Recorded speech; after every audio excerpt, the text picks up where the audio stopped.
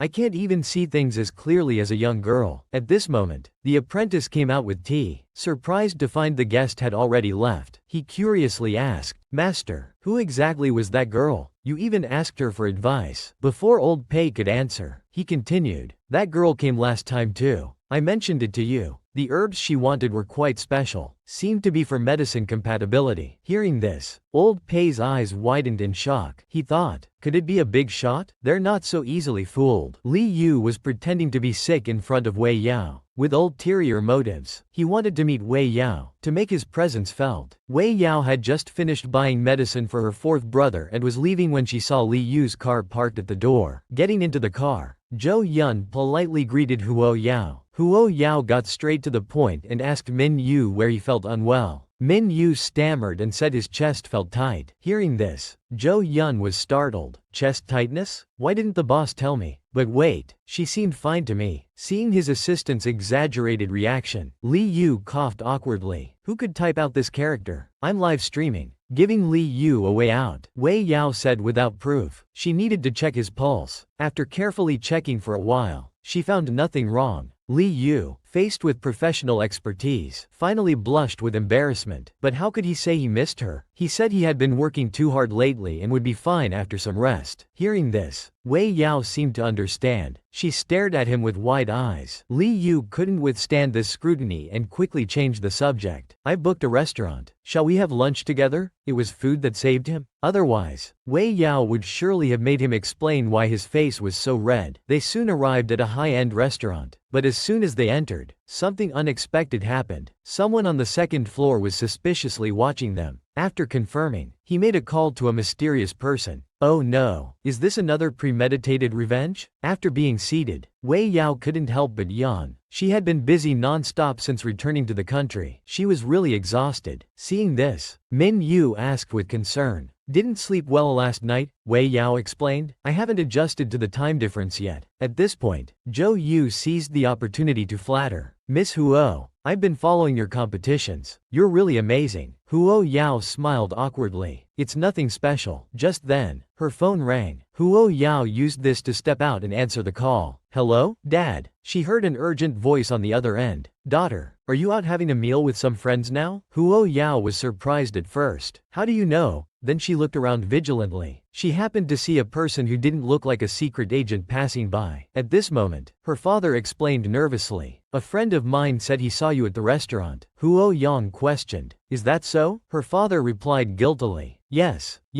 Oh, it's getting late. I won't disturb your meal with friends. Hee. This old rascal was up to no good. This was clearly their own family's restaurant. The informant was actually the restaurant manager. Boss, the young miss is having a meal with a handsome young man at our place. Yet he pretended not to know. It wasn't an innocent probe. Huo Yao understood very well. This old man was stubborn. He clearly cared a great deal. She had to explain clearly to him. Otherwise, the old man might do something unpredictable. So she voluntarily disclosed. The friend I'm having lunch with is my tutor. Hearing this, her father became even more anxious. A high school girl secretly meeting her boyfriend, coincidentally coming to their family restaurant, and he was completely unaware. Not long after sitting down, Dad called, tentatively inquiring. Huo Yao knew her father was a suspicious person, so she lied that she was having a meal with her tutor. But when her father heard this, he was truly panicked. As someone who's been through it, he understood very well. This tutor his daughter mentioned, the casually gifted tea was top-grade Da Hong Pao. The car that drove him home had a premium 5-digit license plate. What kind of teacher could have such status? Whoever can type this out will immediately have such a good partner. If you can't, come find me to keep you company. The more her father thought about it, the more worried he became. He couldn't let his daughter be taken advantage of, so he decided to meet this young master. Daughter, this teacher has been so helpful to you, and even gave me 2 boxes of premium tea. I'd like to treat him to a meal. Could you arrange it? We should properly thank him. When Wei Yao heard this, she instantly felt something was very wrong. She directly refused, saying, no need, he's busy, and immediately hung up the phone. She thought to herself, you must be joking. Treating him to a meal means spending money, right? He's not really my tutor. Oh my, where was Wei Yao's mind going? Hanging up the phone so abruptly, just afraid of spending money on a meal. Huo Yao, who had just returned to the private room, received a text from her father. Who would have thought her father would be so persistent, insisting on treating the tutor to a meal? We can't let the teacher think we're impolite. Since the old man had said so, Huo Yao, to maintain the Huo family's manners, had to follow through. So she awkwardly smiled at Minyu and said, my father wants to treat you to a meal to thank you for the tea. If you don't have time, I can decline on your behalf. Huo Yao spoke so tactfully that a normal person would politely decline. But to her surprise, Li Yu directly said, I have time tomorrow. When Wei Yao heard this, she almost spat out her tea. Is he really this straightforward? Not even a hint of polite refusal? So she blankly said, I don't have time. I have to accompany my brother to record a show tomorrow. The atmosphere instantly became awkward. Seeing that the conversation was about to die, Wei Yao quickly added, if you're free, you can also casually watch. It's a countryside live show. Seems to be in a live broadcast format. Zhou Yun, being more perceptive, quickly said, Miss Huo, you're going to be on a variety show? I'll follow the show's information right away. And so they finished the meal pleasantly. Li Yu then arranged for a driver to take Huo Yao home. Watching Huo Yao gradually disappear, Li Yu's eyes were full of reluctance. On the other side, Zhou Yun, who was waiting to pay the bill, was told that the private room had already been paid for. Zhou Yun repeatedly confirmed if there was a mistake. The waiter was very certain that it had indeed been paid. This left Zhou Yun confused. Could it have been Miss Huo's? But he hadn't left the private room at all. Haha. Even Huo Yao didn't know about this. It was just that the restaurant manager recognized at a glance that this was their young miss. Giving a free meal was just a matter of a glance. The girl's first time participating in a variety show. She was tricked into the entertainment industry by her agent. As a celebrity, her 4th brother strongly opposed it and required his sister to wear a mask throughout today's recording. Wei Yao came to accompany her 4th brother to participate in the variety show. The shrewd agent agreed, but was trying different ways to win over Wei Yao. Sister Wei Yao, with your face, if you join me in the entertainment industry, I guarantee you'll be a huge star. Type, good luck,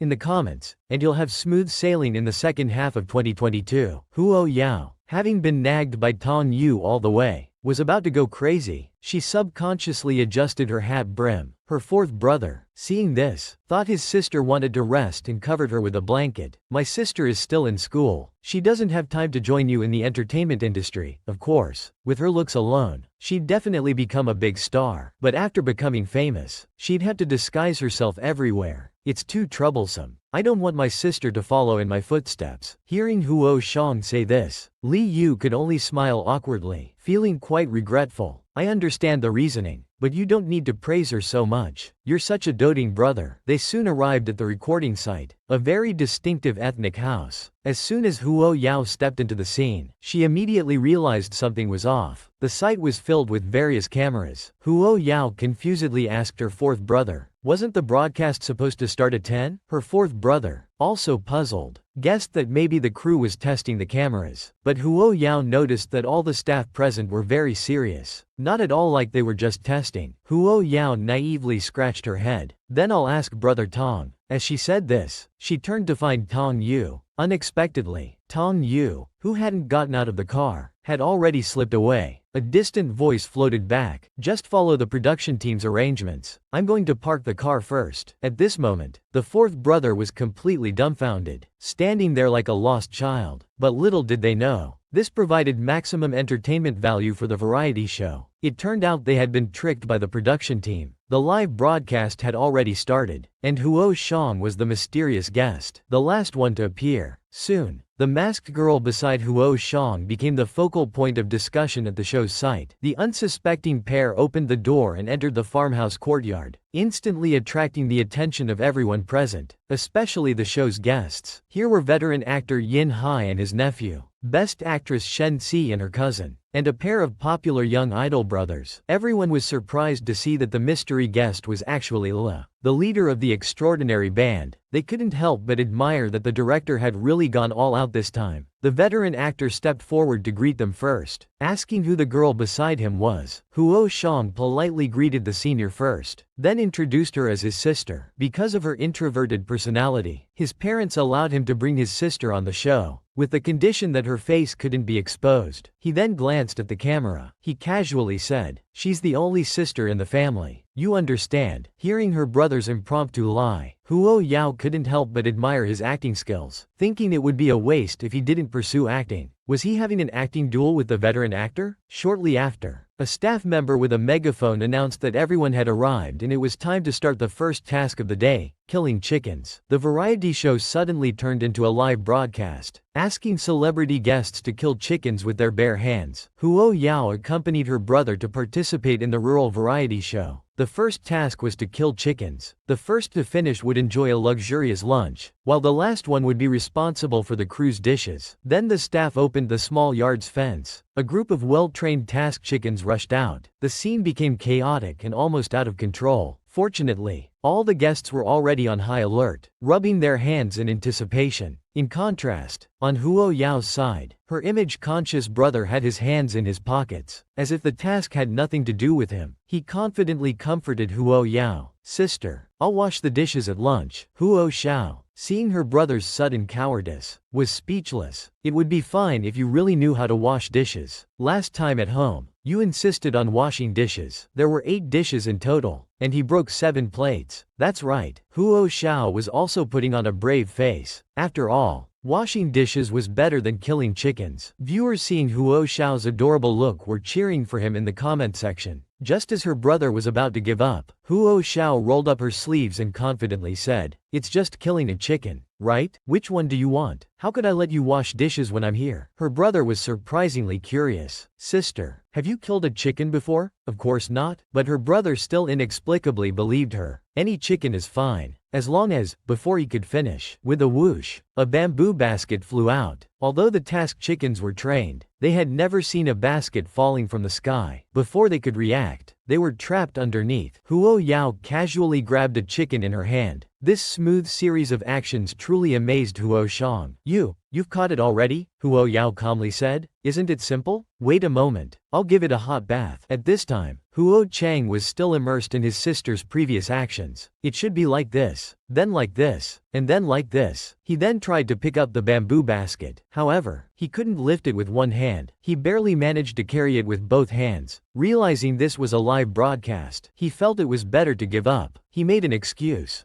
It's my sister's first time killing a chicken. I'd better go check on her. But the audience outside could see that he simply couldn't lift it. Forgive us for laughing impolitely. In the blink of an eye, the previously lively tasked chicken was now obediently undressed. In Huo Yao's hands, it seemed particularly docile, without any sign of struggle. This near-perfect operation left the guests on site dumbfounded. Yin Hu enviously said, I also want a sister like this. The veteran actor calmly replied, Go on. Everything is possible in dreams. At this time, the veteran actor's nephew, Zhang Luodao, said, Time is almost up. Hurry and kill the chicken. The veteran actor turned and rushed over, leaving the actress sisters staring at each other, not knowing what to do. At this moment, the little cousin came up with an idea. She pitifully said, Lucky, can you help me? Huo Shang turned to look at the little cousin. The kind-hearted brother couldn't stand by and do nothing. Although I don't know how to kill a chicken, I can try. The little cousin first secretly glanced at Huo Yao. Seeing no reaction from him, she secretly rejoiced and then pretended to be weak, saying, Thank you, lucky brother. At this time, the live broadcast comment section was divided into two factions. Some blamed Huo Yao for not helping, while others felt she had no obligation to help. Instead, this little cousin, knowing that Lucky's sister killed the chicken, deliberately went to ask the brother for help, obviously with intentions. At this moment, Huo Yao suddenly received a message from her classmate. Jia, watch out for that little cousin. She's very disgusting. Don't let her ride on your brother's popularity. Huo Yao looked up at them and suddenly realized. Huo Yao frowned and thought, trying to steal my cabbage right in front of me? At their first meeting, the green tea girl was already trying to flirt with her brother. The naive brother fell for it immediately. But as a green tea terminator, Huo Yao saw through her tricks at a glance. Trying to steal my cabbage right under my nose, she said as she snatched the knife from her brother's hand. Holding it, she started to gesture. With a sharp gaze and expressionless face, she said, No need to trouble my brother. Let me help you instead. The little green tea girl had never seen such a stance and could only meekly say thank you. To be honest, this rural variety show was indeed quite unique. Asking celebrity guests to kill chickens live was truly challenging. This gave the little green tea girl an opportunity to get close to the brother. The brother who couldn't do anything couldn't possibly handle this task. It was clearly Huo Yao who killed the chicken. This green tea girl is asking brother for help. Isn't this obviously playing games? As usual, type out this word. I'm going to give her a big slap. Suddenly, Huo Yao's expression changed. With a smile, she said, You must hold on tight. As she spoke, she gently shook the knife in her hand. The little green tea girl saw this and instantly felt something was very wrong. Just as she was about to speak up to stop it, there was a swoosh sound, then a flash of blood red before her eyes. Immediately after, a burning sensation spread across her face, mixed with a sense of satisfaction. She was left in a complete mess. As for Huo Yao, she had just finished her knife work, her back turned and paying no attention. Soon, this tasked chicken was completely plucked. After its hot water bath, Huo Yao turned around and looked at the little green tea girl in surprise. With an apologetic face, she said, I'm sorry, it's only my second time killing a chicken. My performance isn't very stable. The little green tea girl was grinding her teeth in anger, but since it was a live variety show, she could only swallow her pride and force a smile. It's okay, I'll go wash up. Huo Yao didn't respond and walked away with a cold look in her eyes. This scene immediately set the live stream on fire. All kinds of comments instantly flooded the screen. Some supported Huo Yao, while others disapproved. Let's take a look at the biggest supporters off stage. They were none other than Zhou Yun and Yang Mi. Seeing people criticizing Huo Yao,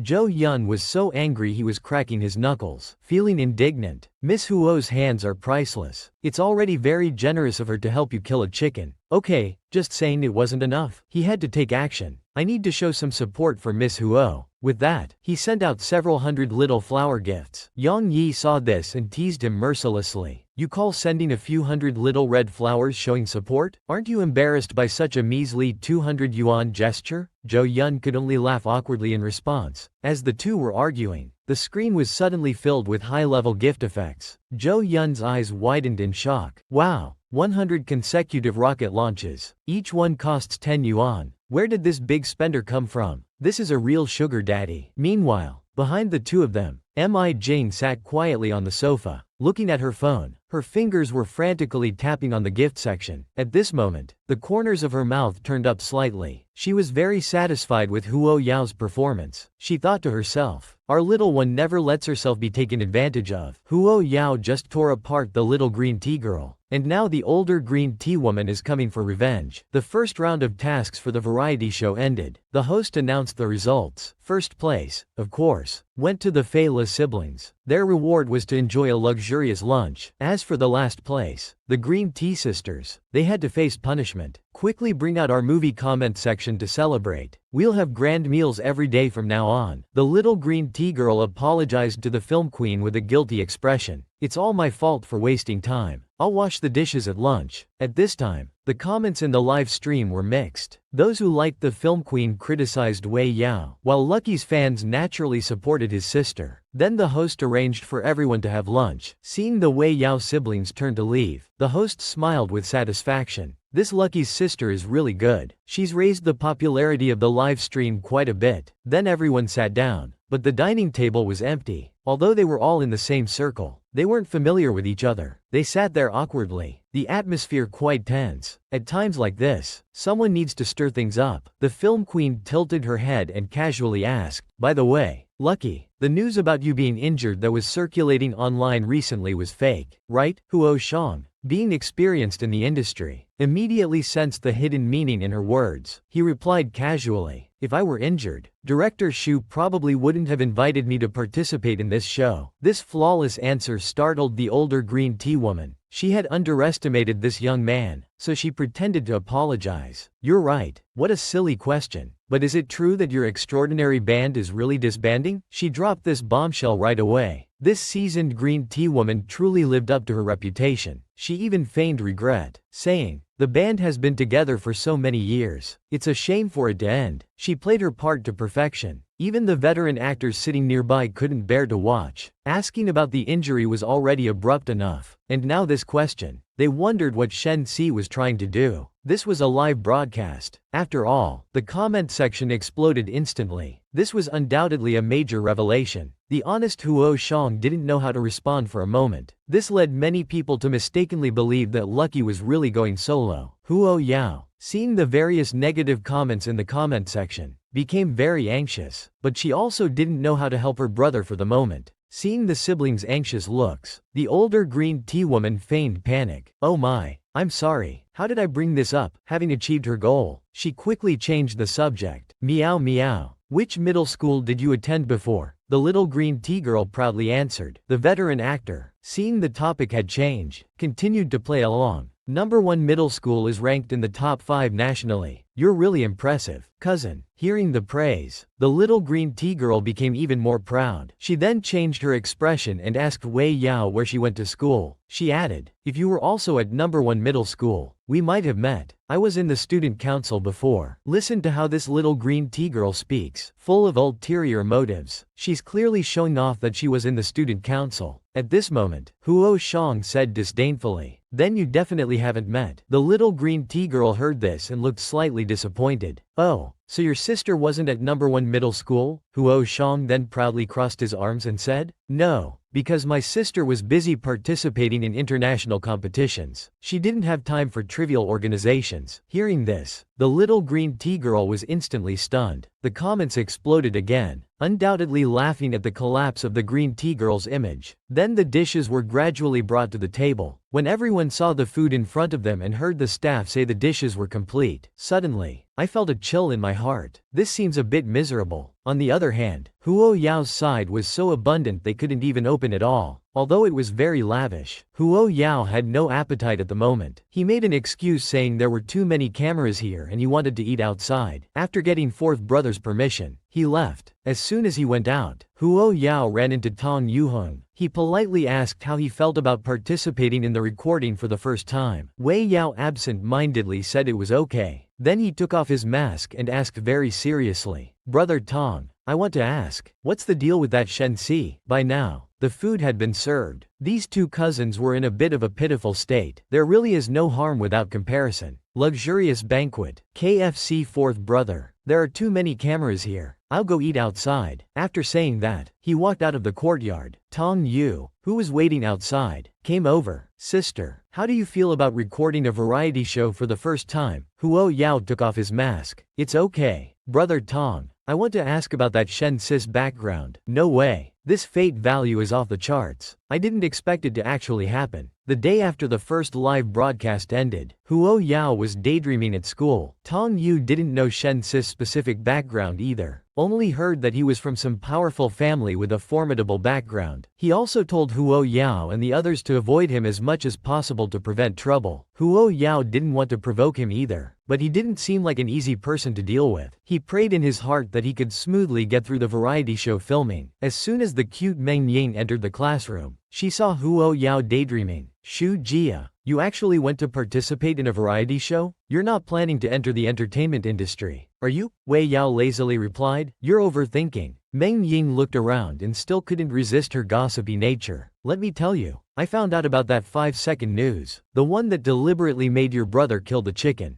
That was indeed a student from our school. That girl is so disgusting. She joined the student union just to steal her best friend's boyfriend, and right in front of her face. As a result, she was expelled from the student union after just 2 days, and she still dares to show off about it. It's really funny. If she knew about your situation in prison, she'd probably want to swallow back every word she said." Huo Yao made a shushing gesture. "One should keep a low profile. By the way, how's your dad doing now?" Meng Ying's face showed gratitude. "Thanks to the medicine you gave, he recovered very quickly. He was discharged from the hospital a couple of days ago. My mom has been wanting to treat you to dinner. Come to my house tonight." Huo Yao shook his head. "I'm afraid I can't tonight. My family is moving today." "Oh, so suddenly?" Even Huo Yao himself felt it was sudden. Huo Yao couldn't help but ask, "Why are we moving so suddenly?" His birth mother's explanation was that the old house was too old, and with many family members. They had bought a big house a while ago. It had just been renovated recently. "You mean it's a detached villa? I'm envious." Huo Yao looked at the somewhat familiar neighborhood. "Our new home is in this neighborhood." "Yes, we bought it several years ago but never lived in it." Huo Yao looked at the spacious villa and couldn't help but comfort himself. Last time the old man bought a luxury car. This time a luxurious villa. It's normal, right? As soon as the front door opened, the luxurious decoration was evident everywhere. It really had the smell of money. It's truly like having a gold mine at home. Huo's mom handed Huo Yao the keys and access card. "Your room is the largest one on the second floor. Go take a look yourself. I'll start unpacking things." As the door opened, a sea of pink greeted him. Goodness, from little princess to big princess. He couldn't help but rub his forehead, feeling that mom always had some unrealistic fantasies about her. It was just too pink. Opening the balcony, thankfully there was still a last piece of sanctuary to get some fresh air. Huo Yao turned his head and looked. "No way. What a coincidence. Isn't that downstairs next door?" The doorbell rang. Huo's dad said helplessly, "Why are you here again?"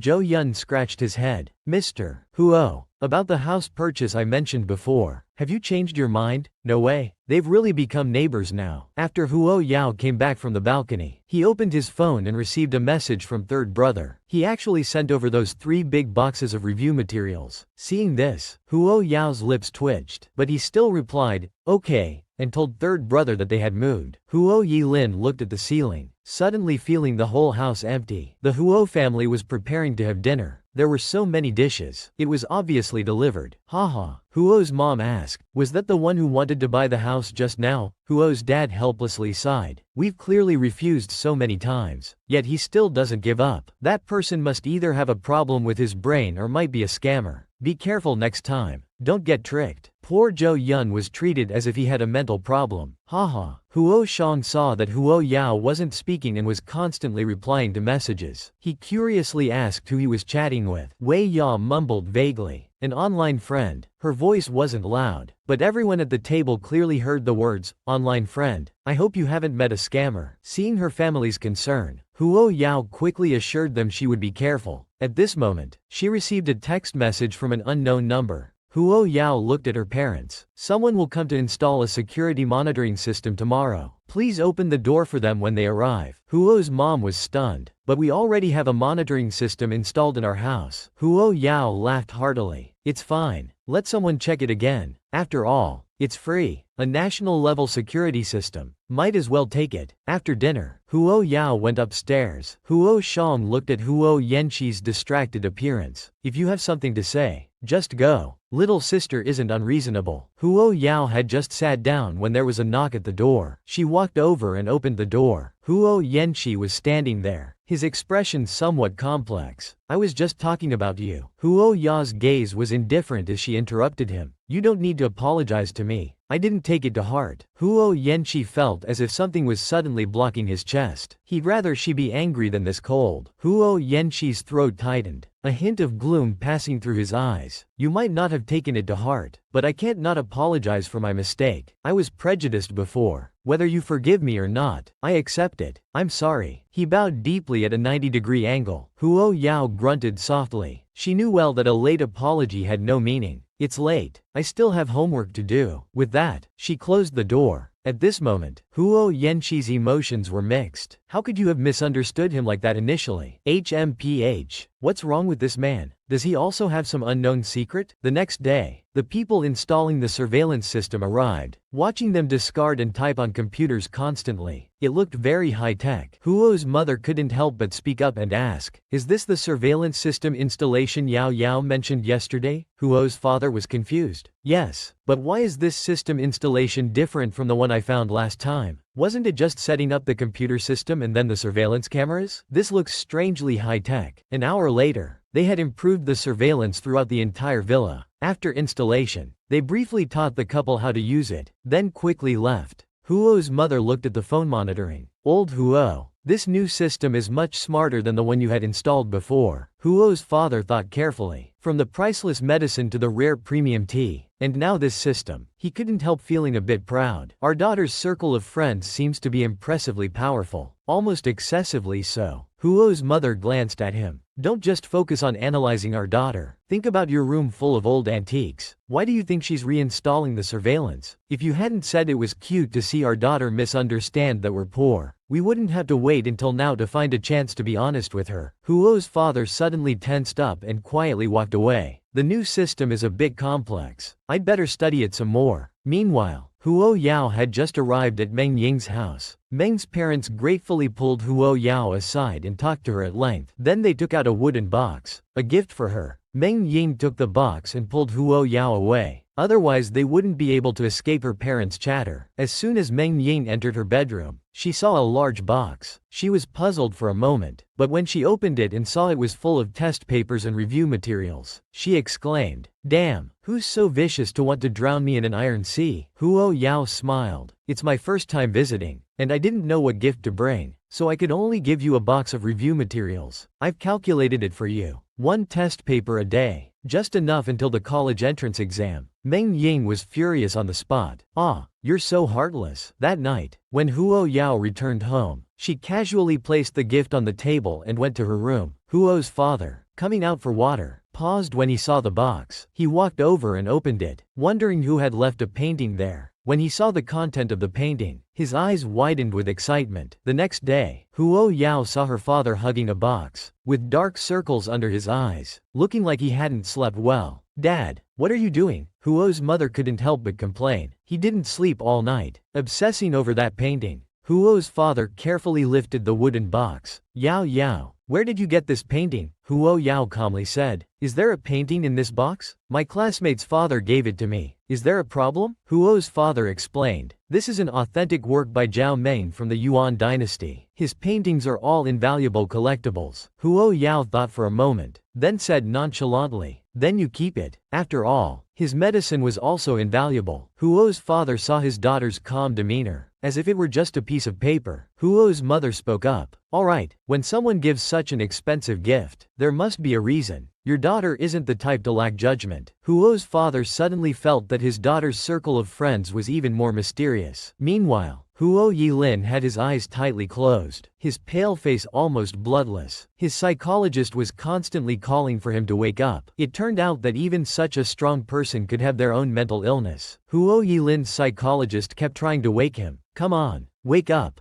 Don't keep falling into nightmares. You need to overcome this. Seeing that he still hadn't awakened and was sinking deeper, the psychologist had no choice but to take a medical flashlight and shine the strong light on his eyelids. In an instant, the previously shaking person suddenly opened his eyes. He pushed the psychologist away and stumbled into the bathroom. He turned on the faucet and splashed cold water on his face. It took a long time before he seemed to come back to life. Guo Yilin opened the door. You can leave. The psychologist sighed. You can't resist it. The fear inside you will only make you weaker. How long has it been since you've had a good night's sleep? If this continues, your body will be worn down. Huo Yilin didn't say anything. The psychologist didn't say anything more either, then left. At this moment, her phone buzzed. It was a WeChat message from her sister. Huo Yilin paused. She had been in the lab for the past 2 days and hadn't had time to pick up the package. She turned and went to the storage locker outside. She got the package and sent a message to her sister. Huo Yilin opened the box. Smelling the fragrance, she felt it was different from before. Although it might not be effective, she decided to try it anyway. She lit the incense and put it in the candle holder. She took a deep breath and slowly lay down on the bed. Huo Yilin, who had no hope of falling asleep peacefully, gradually felt her eyelids grow heavy. She fell asleep without realizing it. The next morning's sunlight woke her up. She sat up abruptly. I fell asleep. Huo Yao had just finished class when she received a text from her third brother. Reading the message, it was clear that her third brother had already used the incense. After thinking for a moment, she replied, "A troubled mind needs more than medicine. You're a medical student yourself. My incense, no matter how good, can't last a lifetime." Before Huo Yao could leave the classroom, a classmate told her that the homeroom teacher was looking for her. Huo's father was waiting at the door. Huo Yao finished class. Looking at his watch, he wondered, she should be out by now. Lu Sha saw Huo Jingyan not far away. Since returning to the Lu family, they had never called her again. Do I mean nothing to them as their former daughter? She thought. She was hoping they would at least greet her. Just then, Huir came out of the door. Huo's father completely ignored Lu Sha. Yao Yao, Dad's here. Watching the two chatting happily, Lu Sha felt very uncomfortable. Her birth parents only cared about benefits, and her adoptive parents had forgotten about her. As an adopted daughter, aren't I also extremely cold-blooded? She thought. This is really awkward. You could carve out a 3-bedroom apartment from this awkwardness. In the car, Huo Yu was playing with his phone when he suddenly received a message from Old Pei. Seeing the content of the message, he suddenly thought, are old people this difficult to deal with nowadays? It turned out that Old Pei wanted to know how Huo Yao's treatment was so effective. He had just typed out, "Old man, go to sleep," but before sending it, he saw Old Pei say, "Future medicine purchases will be 70% off." Frightened, he quickly deleted what he had just typed and replied, "Okay, I'll definitely help Wei Yuqing." Old Pei, who was still preparing his big move, was surprised.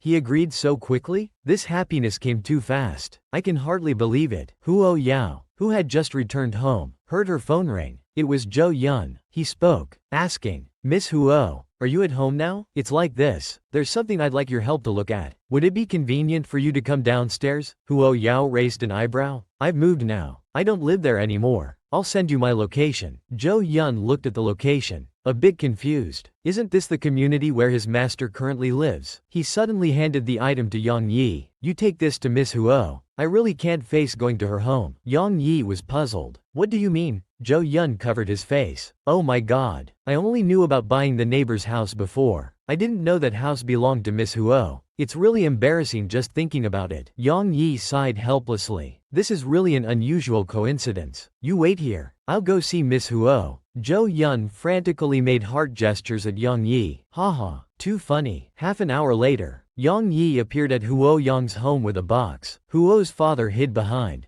gossiping about who this person might be. Yang Yi cleared his throat. "Zhou Yun suddenly had some urgent business and asked me to bring this for you to look at." Huo Yao reached out to take it. She opened it, looked at it briefly, then closed it. "What is this?" Just as Yang Yi was about to say something, he received a text message inviting Huo Yao to sit next door for a while. Huo Yao thought for a moment and said to the little old man behind her, "Dad, I have something to do next door." Yang Yi told Huo Yao to go first while he parked the car. Huo's father looked at Yang Yi, belatedly realizing something was off. We've only moved in for 2 days. How does my daughter already know the neighbors? Weren't those people always after our house? It can't be. They couldn't convince me. So they're trying to get to Yao Yao? No wonder their attitude is so respectful. How insidious. Using sugar-coated bullets. Haha. Huo's father. Your imagination is running wild. When Huo Yao entered, Minyu was having a serious phone conversation. When he saw Huo Yao, his face broke into a smile. You're here. Huo Yao suddenly approached Minyu. She stared at him. Minyu, blushing under her gaze, said,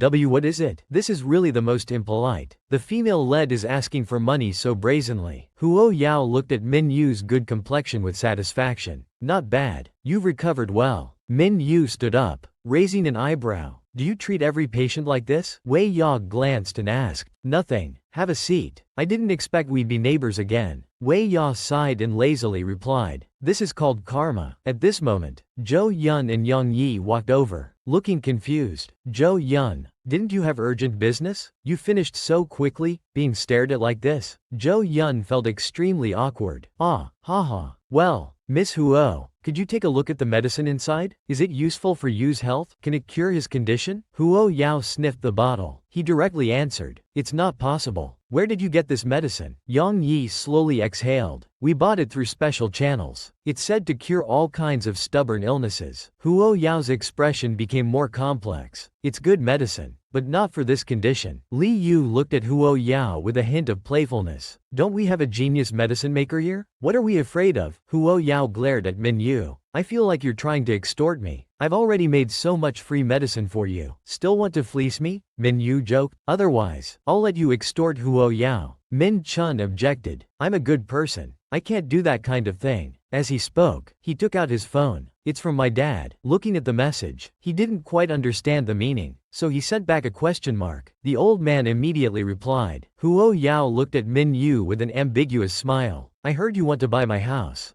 It's quite sudden. Ha ha ha. That's hilarious. Zhou Yun covered her face. Well, I can explain. So he explained the whole process of the matter. Huo Yao sighed. No need to do such fancy things. If you want to repay me in the future, just transfer money directly. Wait a moment. I'll send you my bank card when I get back. We're all familiar with each other. No need to be polite. Ha ha ha. I can see you're really not being polite. Knowing there was nothing else, Huo Yao went home to eat first. The next day, Huo Yao and Minyu went to Grandpa Pei's house. Grandpa Pei looked distressed. Little Huo, you're really not polite. The list you made is all rare medicinal materials, and you need so much at once. If the old man didn't have some savings, it wouldn't be enough for you to squander. Huo Yao smiled. You promised a discounted price. Old man, you can't go back on your word. Old Pei acted proud. Alright, the medicine is all prepared. Let's go to the pharmacy. Old Pei watched Huo Yao go to the pharmacy, then called over his second son. With a serious face, he said, listen, you need to learn carefully from little Huo later. How much you can learn depends on your ability. Damn, this man is going to catch someone in the act. Old Pei said very seriously to Pei Feng. Little Huo's medicine-making skills are far better than your big brother's. It's a rare opportunity. You better pay attention and watch carefully. Pei Feng looked at Huo Yao, thinking, letting me learn from this little girl must be a joke. I think he's really becoming senile.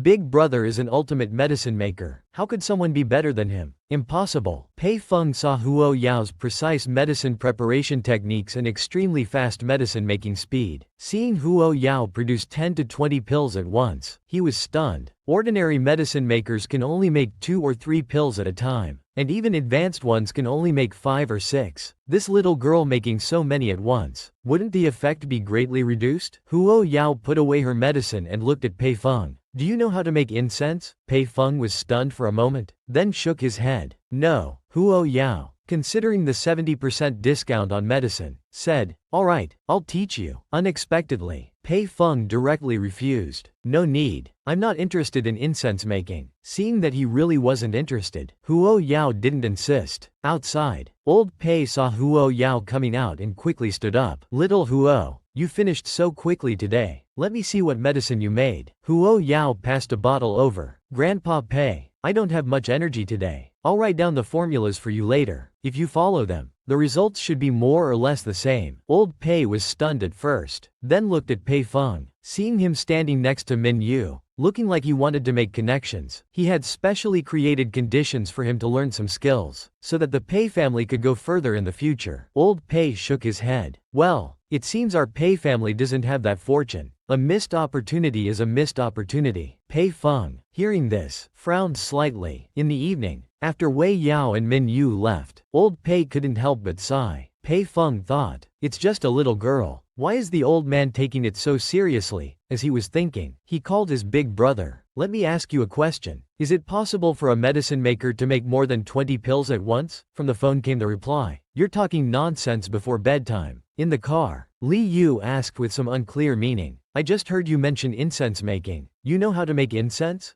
Huo Yao said with some guilt. Incense? How would I know that? I just know how to prepare some medicine. Because she had clearly said before that she didn't know incense making, and even sent him a Taobao shop link. Huo Yao didn't want to continue this topic. Oh, I'm suddenly so sleepy. I'll take a nap. Wake me up when we get home. Minyu chuckled softly. Little liar with a mouth full of lies. Soon they arrived outside the villa. Zhou Yun had just come out. Minyu raised his hand in a gesture of promotion, without waking up the sleeping Huo Yao. The sister-doting second brother had been calling his sister repeatedly with no answer. He was thinking about setting a curfew for his sister. It was already 10 o'clock and she still hadn't come home. Turning around, he saw a car parked at the door that hadn't left. While wondering whose it was, a girl got out of the car. The second brother's eyes widened. Oh my god, sister. Huo Tingray, holding his phone, rushed towards Huo's father, who asked in confusion, second son, where are you going? Huo Tingray, fuming, didn't even turn his head as he replied, to catch someone in the act. Huo Yao had just entered when she bumped into her angry second brother. She asked in confusion, second brother, you're going out so late? Huo Tingray looked behind her. Where's the car? Where's that bastard? Damn, he got slapped in the face. Huo Yao looked puzzled. What car? What a scumbag. Huo Tingray was still fuming, absolutely livid. I just saw you coming back in a car. There was another man in it. That car stopped at the door for 10 minutes. What were you doing in there? Huo Yao suddenly asked seriously. Second brother, have you been staying up late again recently? Yes. How did you know? Look, you're so tired you're hallucinating. I'll give you some acupuncture later. Huo Tingray was stunned. What the hell? Wasn't I here to catch a cheater? How did I suddenly end up getting needled? January came, and the second session of Rural Life began on the weekend. This time, they were digging lotus roots. Huo Shang, following his sister, was easily winning. The two who finished their tasks early sat on small stools watching Huo Shang. He never imagined digging lotus roots would be so tiring. Lin Hai almost spat blood hearing this. You have your all-capable sister helping you. You're just coasting to victory. What right do you have to say such things? That's too much. You won't have any friends like this. Haha. These two siblings were really funny. Even through the screen, you could feel Uncle Yin's resentment. Soon the task ended. This time, the punishment for last place was cooking. The losing team was Shen Sis group. This left the two who had never cooked before bewildered. The enthusiastic Yin Hai smiled and offered to help, saying that although he couldn't make a feast, at least they wouldn't get food poisoning. Haha. Huo Yao didn't go to the kitchen to help. He sat on a stool and started solving problems. The host walked over puzzled and asked, Sister, are you doing homework? The cameraman's lens zoomed in accordingly. The host looked for a while, completely confused. Are high school problems this complicated now? I don't understand any of it. At this point, the live stream chat started to boil over again. Some thought it was a publicity stunt, while others who saw the problems doubted if they had attended a real high school. Huo Yao finished the problem and took out her phone to take a picture. She sent it to that physics professor at Tsinghua University. Otherwise he would come looking for her every few days. Shen Si, who had finished cooking, came out and saw the host surrounding Huo Yao. What's everyone looking at? The host said with amazement. The young really are surpassing the old. Sister can even solve college freshman physics problems. Impressive. Shen Si feigned surprise. Is that so? What a coincidence. My cousin is actually a freshman physics major. Meow meow. I remember your physics grades were quite good. Why don't you come help sister look at the problem? Huo Yao stopped her motion of throwing the paper. Are you sure you want to look at the problem I solved? Shen Si thought she was trying to cover something up. Let's all learn from each other, shall we? Huo Yao gave them a chance they didn't cherish. Alright then, sit down in 5 seconds. Without even looking at the problem, she said, although my physics isn't great. Looking at a high school problem shouldn't be. She hadn't finished saying, a problem, when she stopped. Viewers in the live stream who saw this situation started flooding the chat with comments. Shen Si noticed his cousin's strange expression and couldn't help but ask, what's wrong? Meow meow? Wu Meow came back to her senses. This isn't a high school problem. This is a freshman physics research question. I'm ashamed to say I can't solve this level of difficulty either. I don't know how sister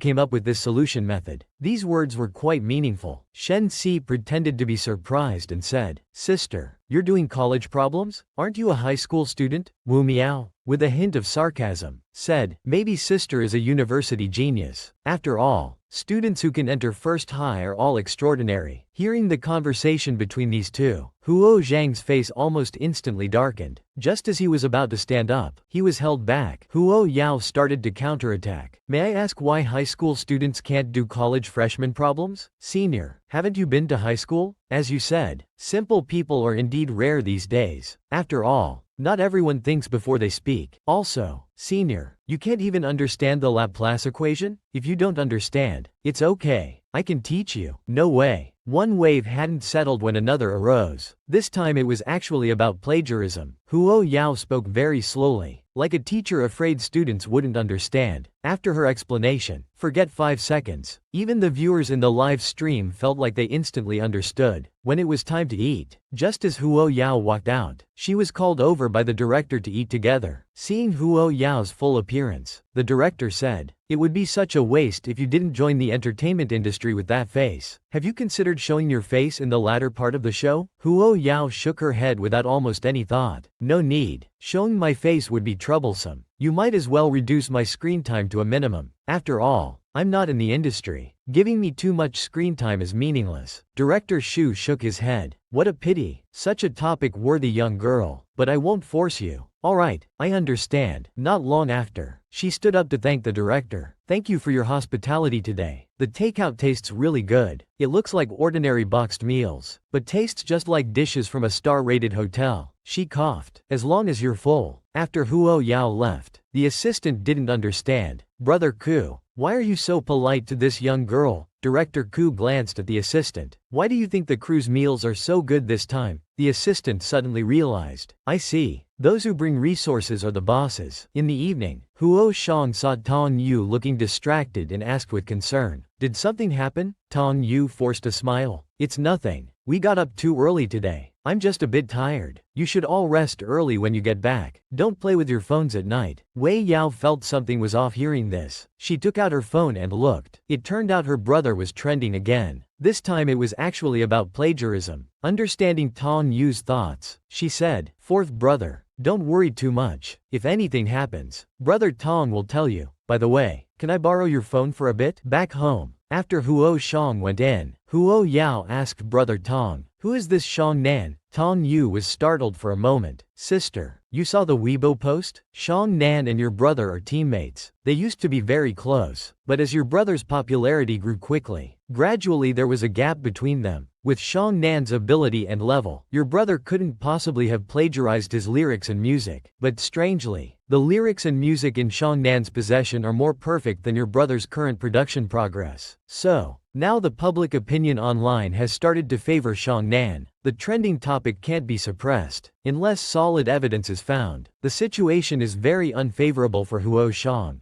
Huo Yao returned home, sat in front of the computer, turned it on, and typed rapidly on the keyboard, creating a small program. He sent it to Shang Nan's phone and computer. After sending it successfully, Huo Yao felt that this matter was strange in every aspect, so he could only start with the person involved. Who could have thought that the mastermind behind this was actually this woman? Where did she get the audio from? The one who opened the door wasn't Shang Nan, but his assistant. Seeing the other person, Lucky was somewhat surprised. Why are you here? Nan isn't here right now, but Nan told me that if you came looking for him about the Weibo incident, you just need to sincerely apologize. After all, we're all friends. Or wanted to laugh coldly. He stole my song, turned the tables on me on Weibo, and still wants me to apologize? Where does this confidence come from? He said as he pushed the door open and walked in. You're indeed here. Where did you get your audio from? Shang Nan insisted that he created the audio himself. Huo Shang said deeply. There's no one else here. You don't need to act with me. Whether you can create such a song, we both know the truth. Shang Nan snorted. So only you're allowed to create, and others can't? I hate Huo Zhang's attitude the most, thinking no one can compare to him. I clearly have talent too. Why should I always be one step behind him? Huo Shang sarcastically curled his lip. I don't care if you can create or not. I'm just asking you, how did you get this song? Shang Nan's attitude was very firm. This is my original creation. You stole my inspiration and ideas. Huo Shang quietly looked at him and didn't say anything more. He turned and left. Shang Nan watched Huo Zhang's back. He actually left without saying anything. This wasn't like his style. Thinking about it and worried something might go wrong, he took out his phone and made a call. Huo Shang came to me. I'm also very curious. Where did your song actually come from? The person on the other end calmly said. Where it came from, you don't need to know. The finished product is in your hands. Even if he wants to defend himself, he can't find any evidence. Trust me, there won't be any problems. Shang Nan said coldly. I hope what you're saying is true. Otherwise, you won't escape responsibility either. I don't need you to remind me of that. Don't call unnecessarily in the future. Lu Sha hung up the phone, thinking about Huo Shang facing all kinds of doubts. She couldn't help but smile. You looked down on me, didn't you? You refused to acknowledge me as your sister, didn't you? Now let's see how you turn things around when you're harmed by your own created song. Just as she was about to turn around, Lu Zenning appeared. Who were you just calling? Are you plotting something evil again? You really are my dear sister. Great. Wei Ya listened to the audio in the car, which was the conversation with Shang Nan just recorded. If it weren't for fourth brother showing up this time, she wouldn't have heard such an interesting conversation. What's the situation? Can't afford to eat now? Even need a discount to have a meal? Huo Shang looked at the elegant decor, curious about how his sister found such a place. And it's an herbal cuisine restaurant. Huo Yao looked at Yi Lao's text message and briefly said, a friend brought me here. This place basically only serves regular customers. The food tastes quite good. Eat something nice, then have a good sleep tonight. Maybe you'll wake up to a surprise tomorrow. Huo Shang pouted. I'm your brother, not a 3-year-old child. Why are you comforting me like a kid? The waiter came with the menu for Huo Yao to order. After seeing the prices, Huo Yao's expression became strange. She asked, with this discount card, how much discount can we get? She took out the card Yi Lao had given her last time, feeling very grateful for it in her heart. Otherwise, her wallet wouldn't survive today. The waiter quickly explained, this isn't a discount card. With this card, you don't need to pay at any of our herbal cuisine restaurants. Hearing the word, free, Huo Yao's eyes widened. Beside her, when Huo Shang heard his sister ask about the discount, he thought, haven't mom and dad given her any money? He took out a card and handed it to his sister. Use this card as you like. If you need money, just tell fourth brother. Don't be so frugal. Huo Yao sighed. I really don't need it. Seeing his sister not accepting it, Huo Shang felt emotional. In this situation, if it were Zhuang Lu Sha, she would have happily accepted it long ago. Never mind, his sister is too well behaved. He'll buy her things in the future. Huo Yao looked at her fourth brother's expression, feeling that fourth princess was imagining something strange again. Outside, the manager watching the situation inside really couldn't understand why Yi Lao would give his business card to Huo Yao. Look at her inexperienced appearance. Just as he turned to leave, he saw the young master of the Yi family looking annoyed. Seeing him carrying soup, he was puzzled. Yi Lianfan said it was to bring the dish in and ask for the customer's opinions for future improvement. Hearing this, the manager frowned. This dish was sent to the Huo Yao private room. Considering his evaluation of Yi Lao last time, he feared he might say something tactless and hurtful. He tried to stop him. Yi Lianfan, let's cook first. Yi Lianfan walked past him. It's fine. It'll be quick. Just as he entered the private room and saw Huo Yao, Yi Lianfan was surprised. Classmate Huo, what a coincidence. Huo Yao was also quite surprised to see Yi Lianfan. Then she seemed to remember something. You must be Yi Lao's grandson, right? Yi Lianfan was taken aback. You know my grandfather? She nodded. This guy is not only a top student, but he also cooks so well. He really can handle both elegant and mundane affairs. Huo Yao nodded. I've met him a couple of times. The ignored Huo Shang had been staring at them, his handsome face wearing a cold expression. Yao, is this your classmate? Yes. Same grade but different class. Huo Yao replied briefly. Huo Shang listened and narrowed his eyes, staring with hostility. He frowned, thinking, they're not even classmates. Yet this guy acts so familiar with my sister. He must have bad intentions. Yi Lianfan sensed the unfriendly gaze and composed himself, saying, I made this soup. Try it and let me know if there's anything that needs improvement. Huo Yao had ordered a simple nourishing soup, which was basically fine. After Yi Lianfan left, Huo Shang muttered, this guy is quite arrogant. So what if he can make a couple of medicinal dishes? Huo Yao glanced at him and said, he's the top student in our grade. Don't you think that's worth being proud of? Why were you deliberately picking on him earlier? You seemed a bit insecure. No, I wasn't. Yi Lianfan returned to the kitchen and remained silent. The manager couldn't help but ask, did that young lady say something unpleasant? Please don't take it to heart. Last time, she even criticized your grandfather's newly developed medicinal cuisine as not perfect enough. It's absurd. Yi Lianfan asked in shock. You're saying she even critiqued grandfather's dishes? The manager nodded. Yes, and old Yi was very pleased. He even gave her his business card. I really can't understand it. Yi Lianfan felt a bit discouraged. He had thought that although he was behind in academics, he wouldn't be completely outclassed in other areas. But now, it seemed he had a rival in medicine as well. At night, at Chengyu Culture, Shang Nan saw his manager suddenly come in and was surprised. Brother Yuan, why are you here so late? Jin Suyuan's face looked very grim. Check Weibo right now. I thought he was just a bit arrogant, but I didn't expect him to be so stupid. He's been caught red-handed. Shang Nan felt a sense of foreboding. Did something happen? The hot search had a big headline. Here's the truth you've been waiting for. Inside was the complete recorded phone conversation between Shang Nan and Lu Sha. The phone fell to the ground with a clatter. Jin Suyuan was furious. How could you be so stupid? You're ruining your own future with your own hands. Shang Nan's face turned pale. He grabbed Jin Suyuan's arm. Brother Yuan, help me. I know I was wrong. Are you happy now? You've destroyed yourself. Still feeling smug? Seeing Shang Nan's desperate look, Jin Suyuan sighed. I told you before, the position of Fifanban's leader would eventually be yours, but you were too impatient. Make a public apology on Weibo. Remember to emphasize that you were also misled, that you're a victim too. Push all the blame onto Lu Sha. Shang Nan realized Jin Suyuan hadn't given up on him. He immediately pulled himself together. I know what to do. Since Lu Sha dared to harm me, I won't let him off easy either. Meanwhile, Lu Sha had just received a call from Tianqi, who angrily said, Sha,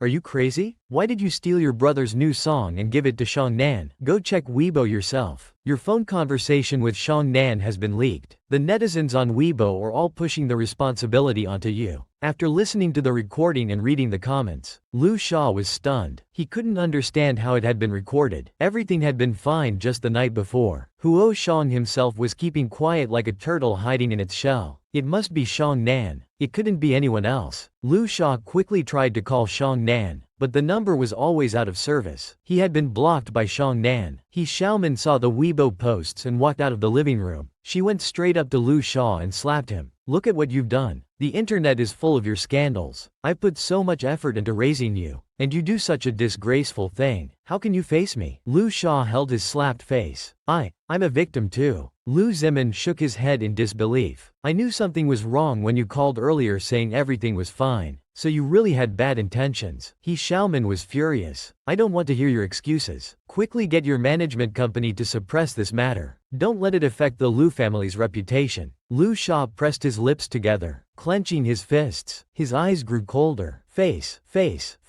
Always about face. Peng Yu called Huo Shang. Very excited. It's so satisfying. I don't know which great person helped us out, but didn't you and your adopted sister already have a falling out? How did she get your song? Huo Shang was silent for a moment. My song wasn't stolen by her. Although I don't like her, I don't want to falsely accuse an innocent person. Peng Yu thought it was to save face for Lu Sha. No way. Go check the hot search on Weibo. In the recording, Lu Sha admitted it herself. Huo Zhang's brow furrowed deeper. I'll take a look. After listening, it really was Lu Sha's voice. She was the one who gave his song to Shang Nan. But the question remained, how did she get an identical finished version before he had even completed it? The more he thought about it, the more terrifying it seemed. Damn, wasn't this family so poor they could only afford a beat-up car? Where did they get a multi-million yuan luxury car from? At school, Meng Yin was commenting on the hot search topic. I used to think that Lu Sha was just being dramatic, but I didn't expect her to be so vicious. After all, they lived together as siblings for so many years, yet she framed him without hesitation.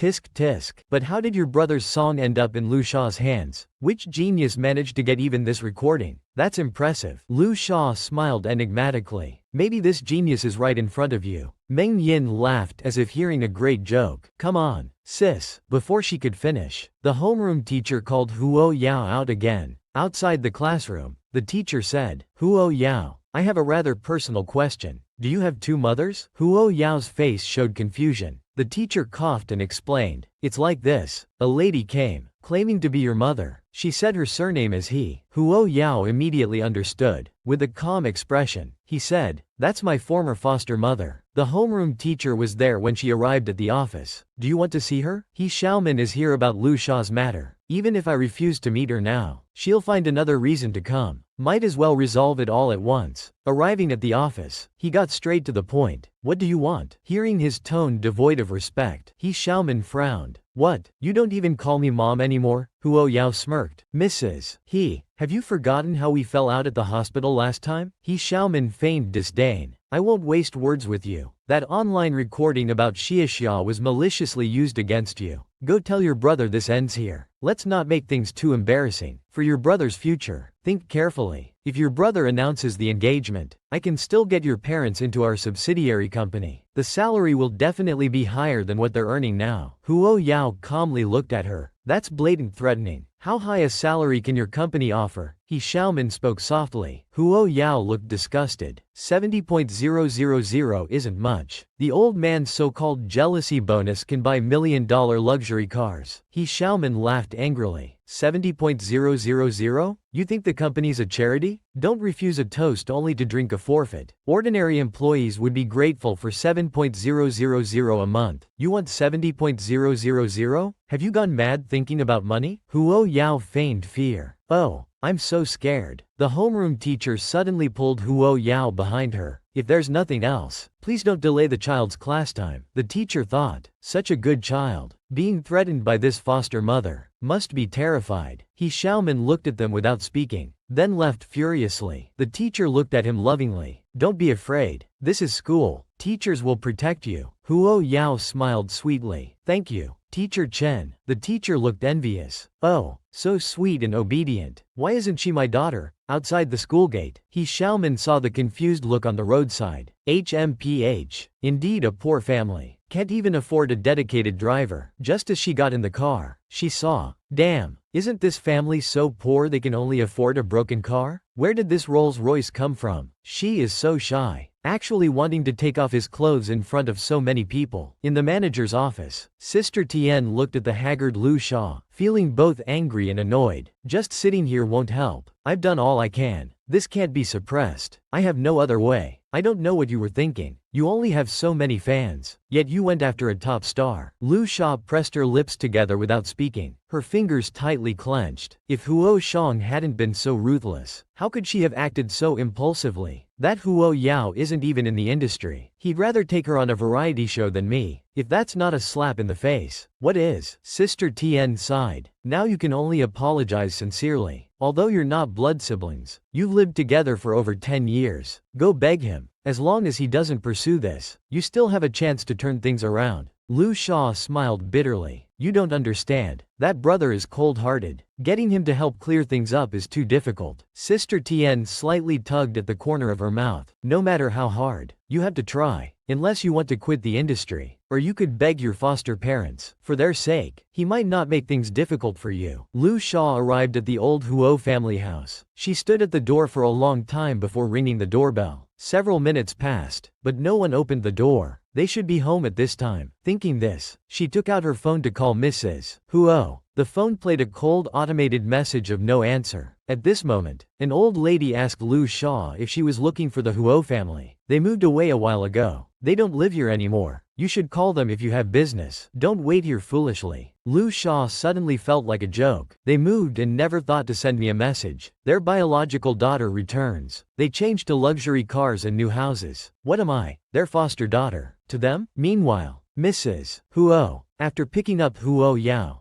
didn't go straight home. She took Huo Yao to meet her old friend. On the way back, she suddenly received a call from Zhou Yun. Minyu's condition isn't good. Huo Yao had just reached the door when he saw Zhou Yun anxiously waiting outside. He told his mother to go back first while he went to the neighbor's house. Mrs. Huo looked at Zhou Yun with some confusion. Isn't that young man still trying to buy our villa every day? When did they become so close? Song Ning took out his phone and saw the missed calls. After a few seconds, he called back. Just as Huo Yao entered, Old Pei looked at him as if seeing hope. Little Huo, you're finally here. Minyu, with a hoarse voice, said softly, sorry for calling you over so late. Huo Yao didn't speak, but reached out to check his pulse. Old Pei spoke. I just checked. The pulse seems to indicate neuralgia. Huo Yao nodded. Correct. Diffuse neuralgia. This is a complication from your previous external injury that's only now manifesting. Then, his slender fingers pressed on several acupoints on his chest. Is the pain more intense in these areas? Old Pei smiled bitterly. Mr. Min, acupuncture would be the best treatment in this situation. But when we tried earlier, it intensified the pain. Now we don't dare try again rashly. Mr. Min has acute symptoms but can't take painkillers. It's really. Huo Yao was silent for a few seconds. Without explaining, he just said, bear with it a little longer. I'll go home to get something. Minyu showed a faint smile. His face was pale, but there was a kind of bewitching beauty. Okay. Huo Yao returned home. He hurried back to his room. He grabbed the needle box and left. Pei Lao looked at the row of needles, somewhat shocked. You're going to use needles on Sister Meng? The number of silver needles seems excessive, doesn't it? There must be over 100. Or nodded. His condition can't be treated with conventional acupuncture techniques. He turned to look at Zhou Yun and said, take off your brother's clothes. He reflexively grabbed his clothes. Damn. Are we allowed to see this? It was truly heart-pounding treatment. Minyu, stripped naked, lay face down on the bed, his face bright red. This is so embarrassing. Huo Yao loosened his shirt buttons, revealing his sexy collarbone. He said, it hurts a bit. Bear with it. It'll be over soon. As the needles went in one by one, Minyu let out sounds that could be misunderstood. After Pei Lao left the room, he came down with a hint of heaviness. Zhou Yun saw Pei Lao and quickly asked, how is it? Pei Lao stroked his long beard and said with emotion, in the future, let little Huo take care of Min's body. There might be hope for a cure. Little Huo's medical skills are probably above mine. That unusual acupuncture technique, even if I saw it, I couldn't imitate it. The younger generation is truly formidable. Zhou Yun and Yang Yi had shock in their eyes. Although they knew Miss Huo was a top-tier alchemist, for her medical skills to surpass even Pei Lao's was unbelievable. She's only 18 years old. It's too scary. Pei Lao knew there was nothing left for him to do and turned to leave. After a few seconds, he instructed, little Huo will consume a lot of energy with tonight's acupuncture. Remember to prepare some ginseng soup for her to replenish. In the room, Minyu, after the acupuncture, looked like he had just finished something. His perfect upper body was nakedly displayed. Huo Xiao looked at Minyu, who was getting dressed. I couldn't tell when you were clothed, but your proportions are quite harmonious. Minyu sensitively noticed his direct gaze. A trace of discomfort flashed across his handsome face, and his hand froze while dressing. Huo Yao said generously, in a doctor's eyes, there's no gender distinction. No need to be embarrassed. But he himself blushed a little. That's it for today. I'll give you another acupuncture session in a few days. You shouldn't experience symptoms like today's again. As for your emergency treatment, I need to research a bit more. If you have any problems, contact me by phone later. Minyu, fully dressed, came over to thank him. You've worked hard tonight, Huo Yao said teasingly. No need for thanks. Remember to pay up. Minyu's face still carried a hint of shy redness. He insisted on seeing Huo Yao off. Yao returned home. At the door, he remembered he had told his family he'd be back soon. He didn't expect it to take 2 hours. He didn't know how his second brother would nag again. He looked up and saw his second brother standing under the streetlight. Huo Yao approached and helplessly called out, second brother. Huo Tingrui's gaze fell on Minyu, who exuded an air of nobility. He unconsciously became polite. Sister, who is this? Huo Yao used her all-purpose excuse. My former tutor. Minyu's lips twitched. Then he automatically ignored Huo Tingrui's nostrils and nodded politely to him. Hello. Huo Tingray immediately stepped forward to shake hands and thank him. Hello, teacher. Thank you for taking care of my sister. but in his heart, he still had doubts. Such a young tutor didn't seem quite right. Self-righteous people often end up in miserable situations. Huo Yao quickly grabbed her second brother's hand. All right, second brother. It's late. We should go home. Let's go. Let's go. Huo Tingray thought more and more that something was off. Sister. That person just now, Huo Yao directly interrupted. Don't ask. Huo Tingray was stunned. He had never seen someone so righteous before. Before they entered the house, they saw a pair of headlights approaching. After Mrs. Huo got out of the car, Huo Tingray directly asked, Mom, did you go see Lu Xiao tonight, Mrs.? Huo's expression wasn't very good. Yes, he had something to ask me. He wanted you to come forward and clarify things for him online.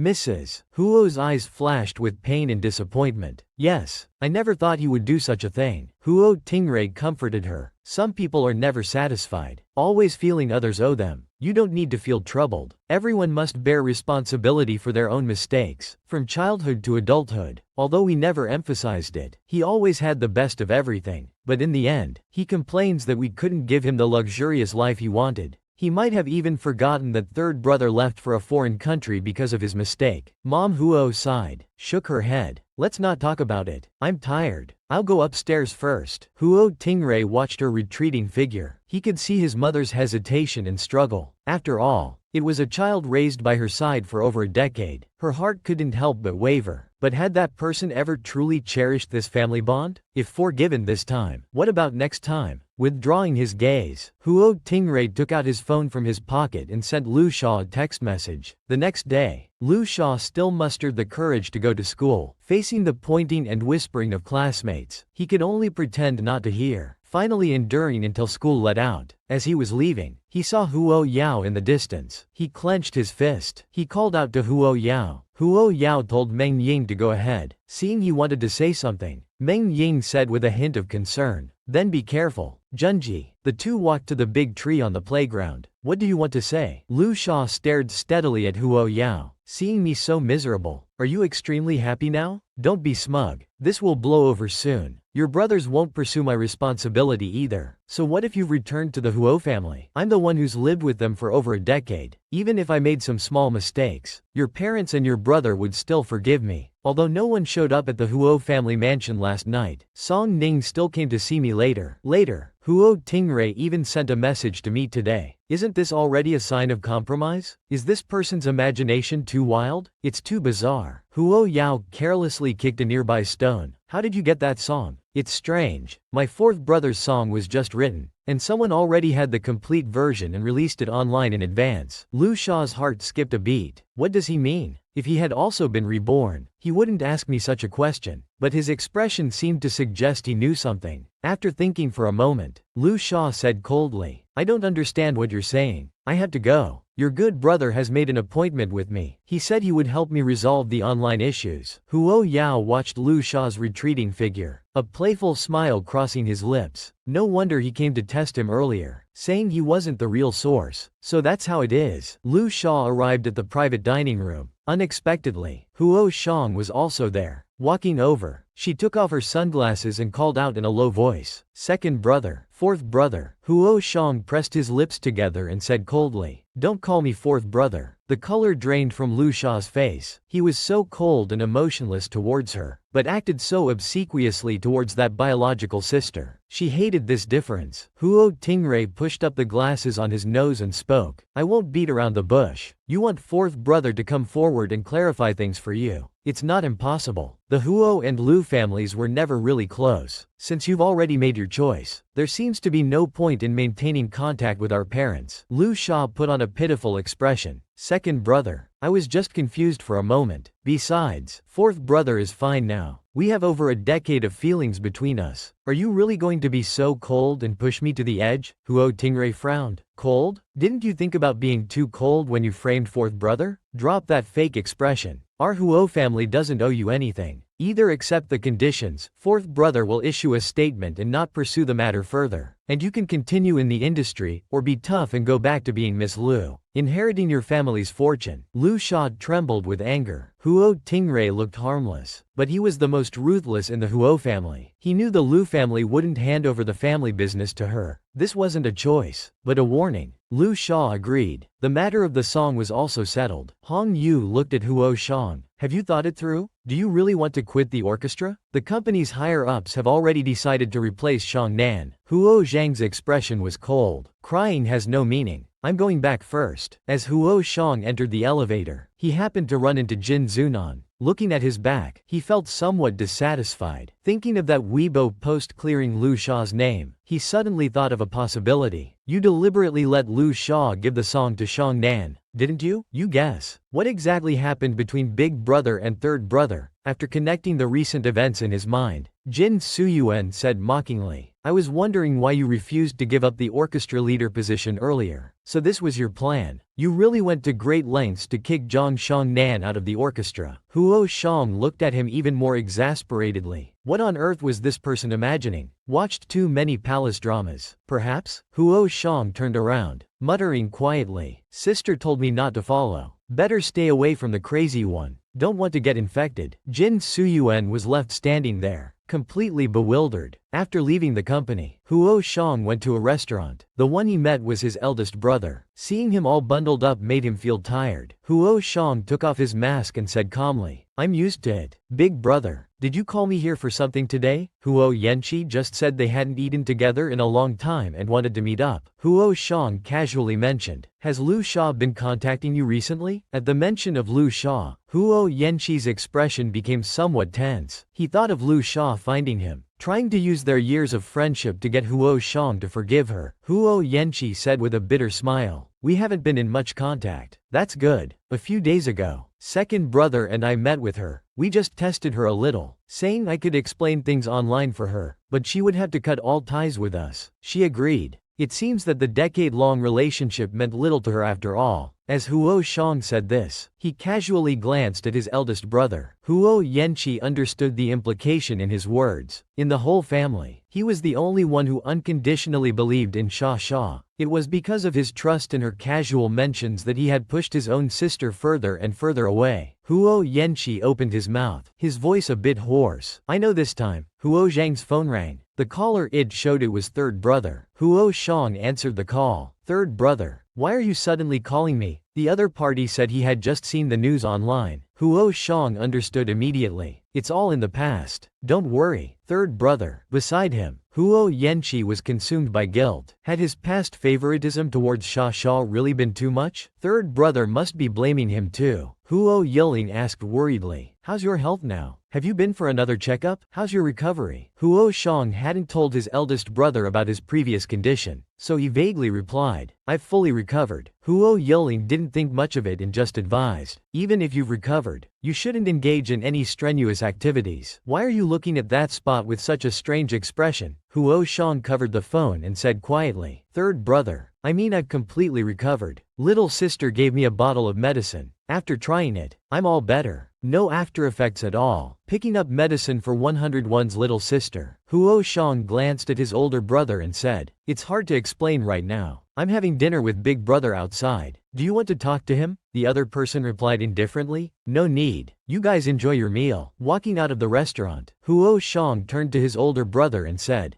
big brother, I'll head back first. Just then, a waiter ran out, saying, sir, you left something inside. Huo Shang looked back and saw an elegantly packaged box. He instinctively looked at his older brother. Huo Yanqi said in a flat tone, you've made a mistake. This isn't our item. Let's go. Fourth brother. The waiter scratched his head in confusion, thinking, but this box only appeared after these customers came. That evening, Huo Yao arrived at Minyu's house. As soon as she sat down, she received a WeChat message from her third brother. Being a research fanatic and knowing about his brother's illness, he couldn't help but message his sister directly to ask what was going on. Minyu came over, and Huo Yao was about to take her pulse. After a few seconds, she withdrew her hand and said, apart from yin deficiency and fire excess, there's no other problem. Zhou Yun, who was nearby, asked, what does yin deficiency and fire excess mean? It sounds kind of, you know. He then described his master's temperament. Noticing Zhou Yun's gaze, Min Yu's face instantly darkened.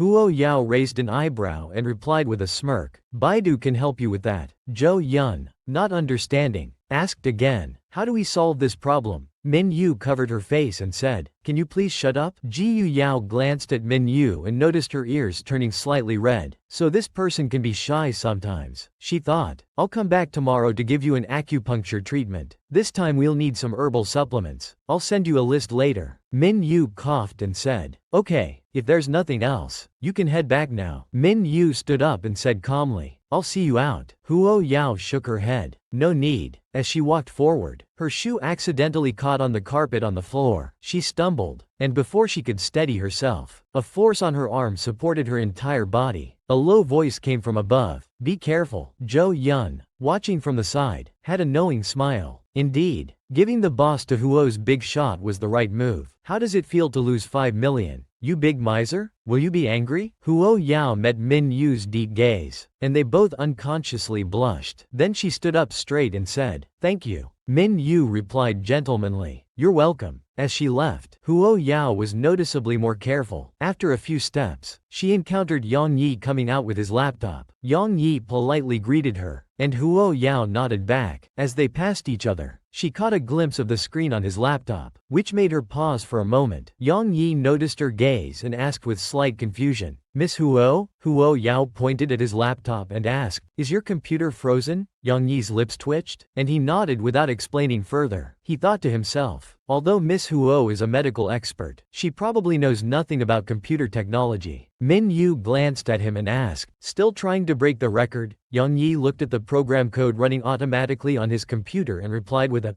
He wondered what kind of program this was, as even a genius couldn't fully crack his program levels. Li Yu leaned against the sofa and said, "If it were that easy for you to crack, you'd already be number 1 on the hacker ranking, not just 7th. Yang Yi silently lowered his head. "Bro, that hurts." Just then, Zhou Yun, who had been looking at his phone, suddenly raised his head and said, "Just got news. The old man is coming." Could it be that he discovered the tea leaves are gone? Upon hearing this, everyone fell silent. Haha. Zhou Yun grabbed Minyu's hand and said seriously, "Uge, I request to be transferred to Africa voluntarily. Can I? The kind that can leave tonight." Yang Yi's lips twitched violently. Indeed ruthless. This guy is the most ruthless. I admire that. Li Yu rubbed his temples, feeling a headache coming on. He said helplessly, "Pay attention, everyone. Notify me immediately when the old man arrives." After returning home, she sat at the computer desk and opened her laptop. She typed continuously on the keyboard. A minute later, the screen was filled with dense data. After adjusting the parameters, she pressed the confirm key. "Trying to break my firewall and levels? Too early." Just as she finished modifying, her phone received a text message from an unknown sender. "I suspect this person is Yang Yi. Haha." Meanwhile, Yang Yi excitedly looked at his computer screen. "After half a month, I can finally break through the first level. I won't be the eternal." Then, instead of the expected level clear prompt, a big red exclamation mark appeared on the screen, instantly freezing the expression on his face. The displayed difficulty level changed from 1 to 1+. Haha. Yang Yi was about to go crazy with frustration. The next day, while waiting for someone, Huo Yao remembered that Meng Ying wanted Lucky's autographed photo. Her cousin's birthday was coming up soon. Tong Yu brought over the signed photo. Huo Yao received the paper bag with both hands, saying, "Thank you, Brother Tong, for making this special trip." Tong Yu smiled and said, "You're welcome." Then, with a hint of regret, he added, "Ah, it's a pity you rejected that sports brand advertisement. Sister, your body proportions are so good." Huo Yao's delicate face showed confusion. "What advertisement? Didn't your brother mention it to you? A sports brand wanted you and your brother to shoot an ad. You didn't have to show your face. Your brother said you weren't interested and found it troublesome, so he turned it down. The ad fee was quite high." Hearing the last part, Huo Yao fell silent for a moment before asking, "How high?" Tong Yu raised his hand and gestured. 5 million for the ad fee. So willful. 5 million. Yao was so shocked she could barely breathe. "Where's my knife? I want to sever blood ties with old 4 Huo. He's really obsessed with money. So depressing. 5 million gone, and got scammed on top of that. What an unlucky day." Huo Yao had only one thought in her mind. Her 5 million couldn't just disappear like this, so she called out to Tong Yu, saying seriously, "Brother Tong, Can we still get the advertisement back? Hong Yu was stunned for a moment, then realized, you want to take this ad? It's possible. But you, Hong Yu hadn't finished speaking when Huo Yao interrupted. He has no say. He's really a spendthrift. Huo Yao was furious. Tong Yu rubbed his nose tip. Then I'll communicate with the brand again later. Seeing hope of getting back the 5 million,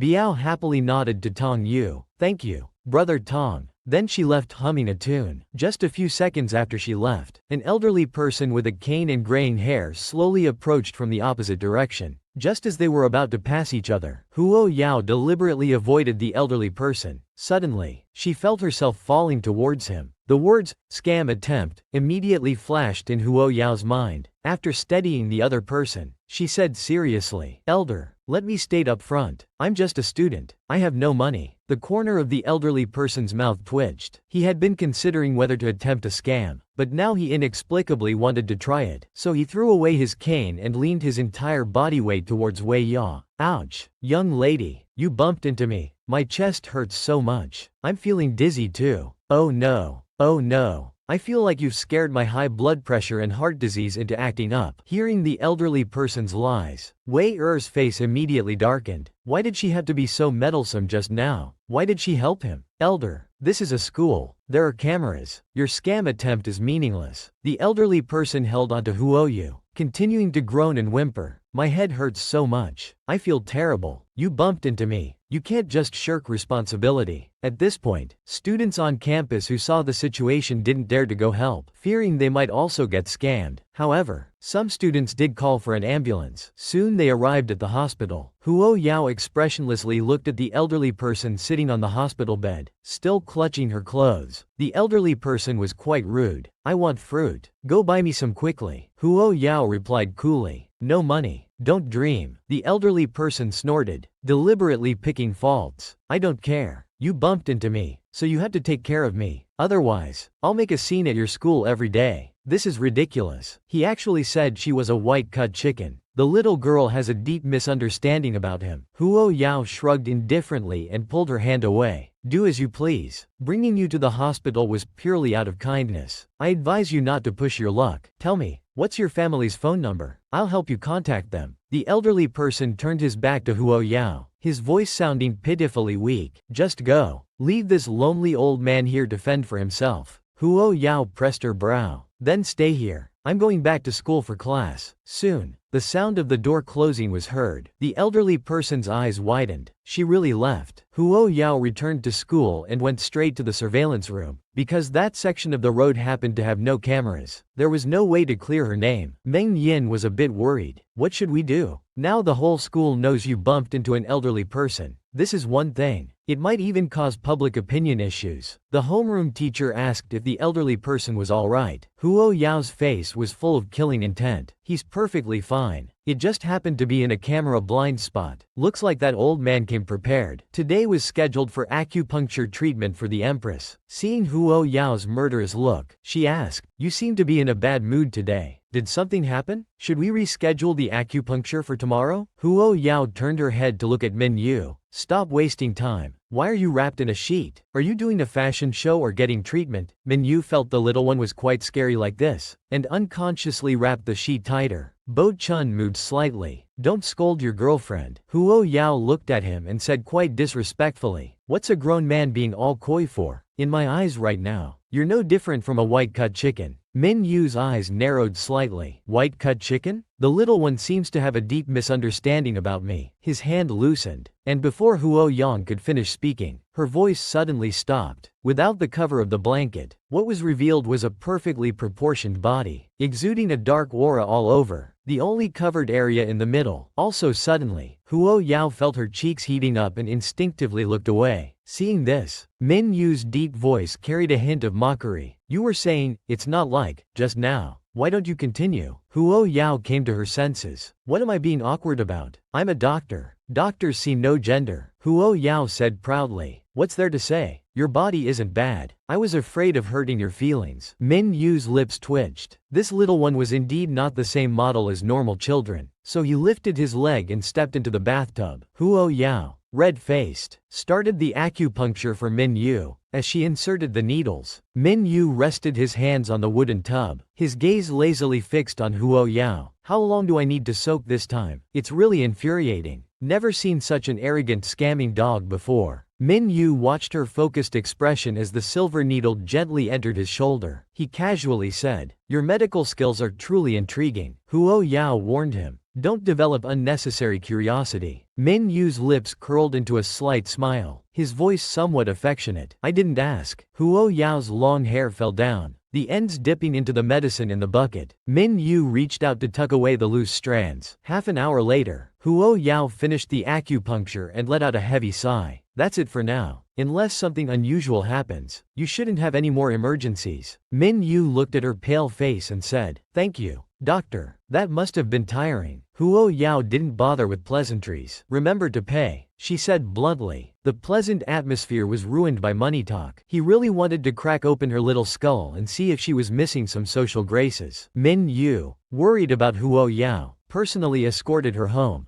Just as they walked down the stairs, his phone vibrated. As soon as he answered, the other party barked, "You heartless girl, you hit me and didn't even come to see me? I'm an old man and haven't eaten all day. Are you trying to starve me to death to avoid responsibility?" Hearing this, Huo Yao's face instantly turned green. She wasn't paying attention and slipped on a step. Before she could react, only one thought flashed through her mind. That scamming old man is causing so much trouble. Minyu, walking in front, sensed something behind him. He swiftly turned around and quickly reached out to catch her. After steadying her, he frowned and said, "Be more careful. Falling here wouldn't be a small matter." Glancing down the stairs, he half-jokingly added, "I see you don't have much strength left. If you want, I could reluctantly carry you down." Huo Yao was still holding her phone. Minyu's words clearly reached the old man on the other end, who suddenly became excited. Huo Yao's lip twitched, and she headed straight downstairs, saying, "No need." Remembering the call was still connected, she impatiently said, "Listen, old man, don't try to act in front of me. If you anger me, I'll hit even an elderly person." Minyu noticed the little one was truly irritable today. "If I really get angry, you'll see. I've never met such an arrogant scammer." Minyu lazily asked Yang Yi, "Where's my grandfather?" Yang Yi's face showed shame as he replied, "The old master left Beijing, but he shook off all his followers. We can't determine his exact whereabouts." Minyu pressed his brow, saying with a headache, "All right, I understand. The old master is always cunning and unpredictable. Keep searching. Just don't let Beijing know he's run away from home." After Huo Yao got home, she put her phone on Do Not Disturb mode. After each acupuncture session, she needed a lot of sleep to recover. The old man, who had been waiting at the hospital for half a day without seeing Huo Yao, took out his phone and called her. It rang for a long time until the automated voice said the call couldn't be connected. The old master then heavily pressed the end call button. The quiet hospital room echoed with grumbling sounds. "Heartless little girl. She really has the nerve to let an old man starve in the hospital. It was just a little scam. This girl is just like that ungrateful brat of mine. Cold-blooded and heartless. HMPH. Want to ditch me? It won't be that easy. I suddenly got a strange grandfather, and he's quite the drama queen." After school, Meng Ying couldn't contain her curiosity and asked, "Didn't you go to the hospital during lunch break? Didn't you see that scamming old man?" Huo Yao was also confused. "When I got there, a couple had picked him up. I guess it was his family." "Oh, I forgot my phone. Can I borrow yours to make a call? I'm worried my family might come to pick me up and not find me." Just then, a horn sounded. It was her second brother coming to pick her up. In the car, Huo Yao asked curiously, "Second brother, why are you picking me up today? Weren't mom and dad discussing this morning about who would come?" Huo Tingray raised an eyebrow. "We have guests at home. Mom and dad couldn't leave. I happened to have business nearby, so I came to pick you up." Huo Yao glanced at him.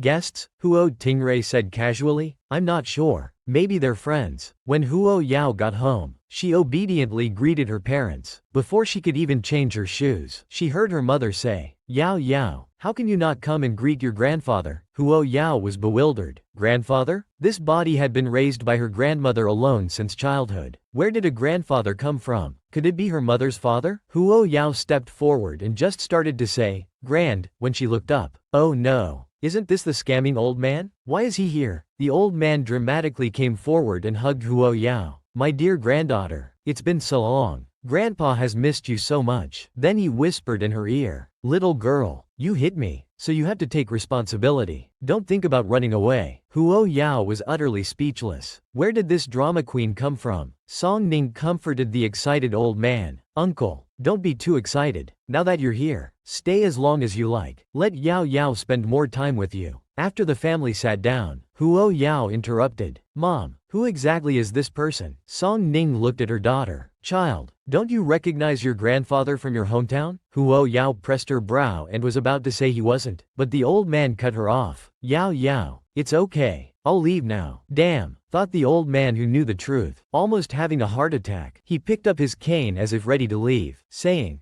Grandpa knows he's just a dirty old man from the countryside. I'll go now. I won't offend your eyes anymore. Song Ning quickly stood up to explain. Uncle, please don't misunderstand. It's not like that. Then she turned to scold Huo Yao. It's not easy for an elderly person to come to the city. You should say less. Huo Yao felt wronged. She hadn't even said 2 words yet. At this moment, Huo Tingray, who had just parked the car, came in. He asked, What are you guys doing? Song Lin, to comfort the old man, asked Huo Tingray to come over and chat with him. He also told Huo's father to make some tea, while he would go cook. Huo Tingray looked confused. Sister, doesn't your grandmother live alone? When did he find a partner? The old man quickly explained. When I was born in my hometown, I lived next door to Huo Yao. He often came to my house as a child. He's like my own granddaughter. Huo Tingray didn't suspect anything and sat down next to the old man, starting to make small talk. Huo Yao helplessly covered her forehead. Great. Another one fooled. Huo Yao went to ask her father how the old man had come to their house. Huo's father, holding the tea leaves, replied, You didn't take your phone to school, right? I happened to hear the phone ring and found out the old man was in the hospital. He was unfamiliar with the place, so your mom and I went to pick him up. Huo Yao explained. You've been tricked. I don't know him. Huo's father said earnestly. He told us a lot about you.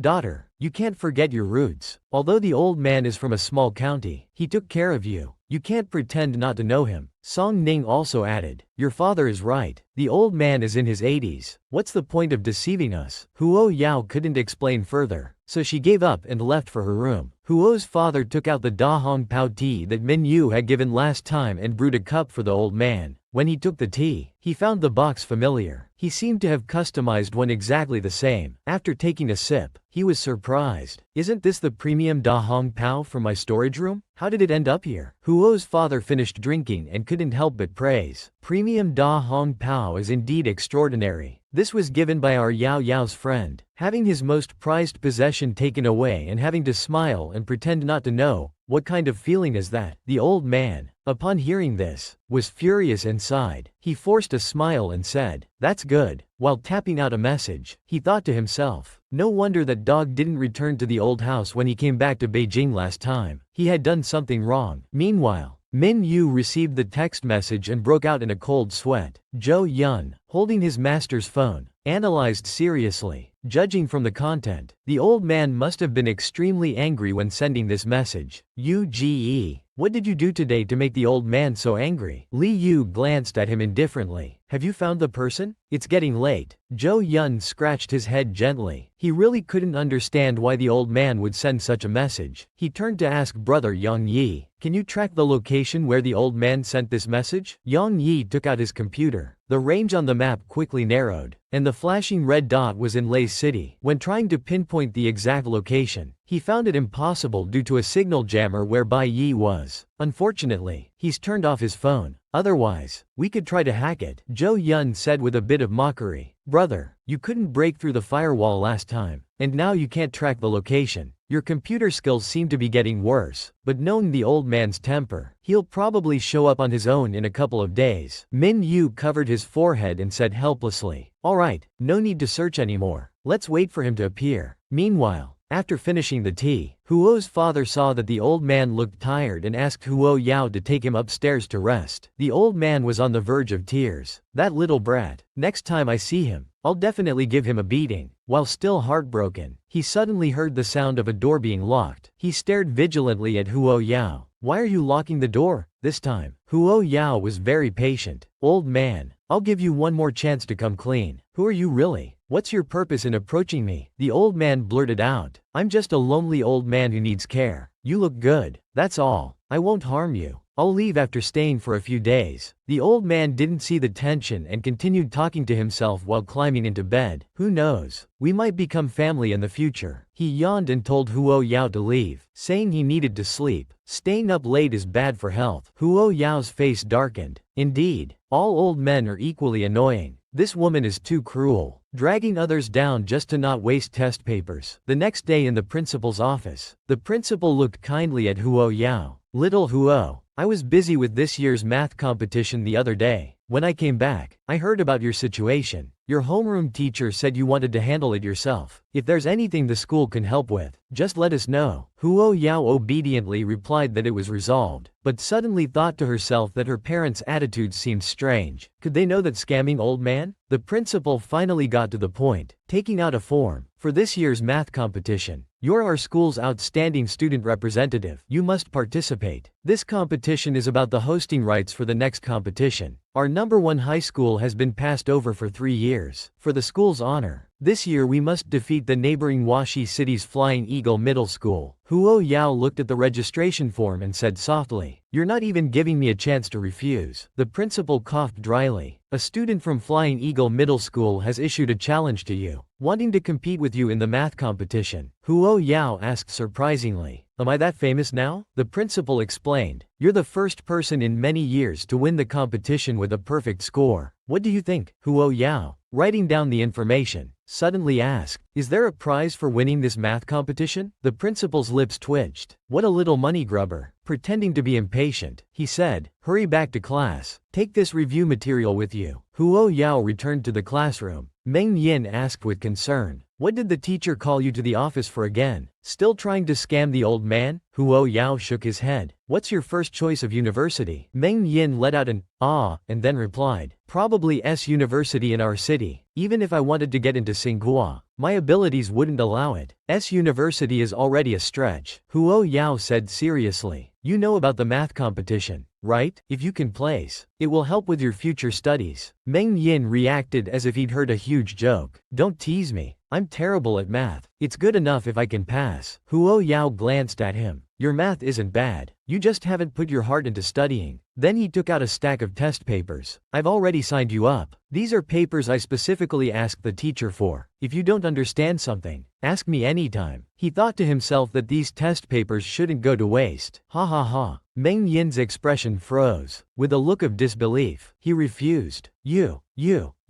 joking, right?" He was about to cry and go find the teacher to cancel the registration. Wei Yao stroked his cheek. "I registered you with the principal." At this moment, Meng Yin was truly on the verge of tears. "Sister Jia, you devil. This woman is too arrogant. I wasn't even this arrogant when I was young." Huo Yao slowly spoke, breaking the silence of this world. "All right, stop pretending to sleep. Get up and eat something." The old man on the bed didn't move, wanting Wei Yao to call him a few more times. At this moment, Wei Yao had somehow walked over. She took his hand to check his pulse. Palpitations, chest tightness, weakness all over. Typical symptoms of not adapting to a new environment. "Old man, where did you come from?" The old man was surprised. "How do you know how to take a pulse?" Huo Yao replied bluntly, "I know a lot of things. Hurry up and eat. Otherwise, I don't mind showing you my best martial arts skills." The old man sat up helplessly. "Is she threatening me? I wasn't even this arrogant when I was young. This little girl is really blind." Next door, Mo inexplicably received such a taunt again. Li Yu thought to himself, "What's wrong with the old man now?" While eating, the old man smelled a fragrance and curiously asked, "What's this scent?" "There's Chinese medicine in it. It's a good spice." Huo Yao snorted coldly. "You have good taste. No need to pretend anymore. If it weren't for my parents acting strangely towards this old man, I wouldn't even want to use my incense for him." The next day, the old man woke up very early. When he woke up, he felt his spirit seemed to have recovered. Huo's father asked with concern about the old man's health. The old man happily said, "Thanks to the incense Yao Yao lit, I feel much better today." Song Ning smiled and said, "That's right. Your body constitution was originally good. That incense is just a little thing she made herself." The old man's expression became a bit strange. "The incense was made by her?" Song Ning looked up at Huo Tingru and just said, "Old, 2:10 p.m. Blind date meeting. You should hurry up and not dawdle." When Huo Tingru heard this, he directly protested. Mom,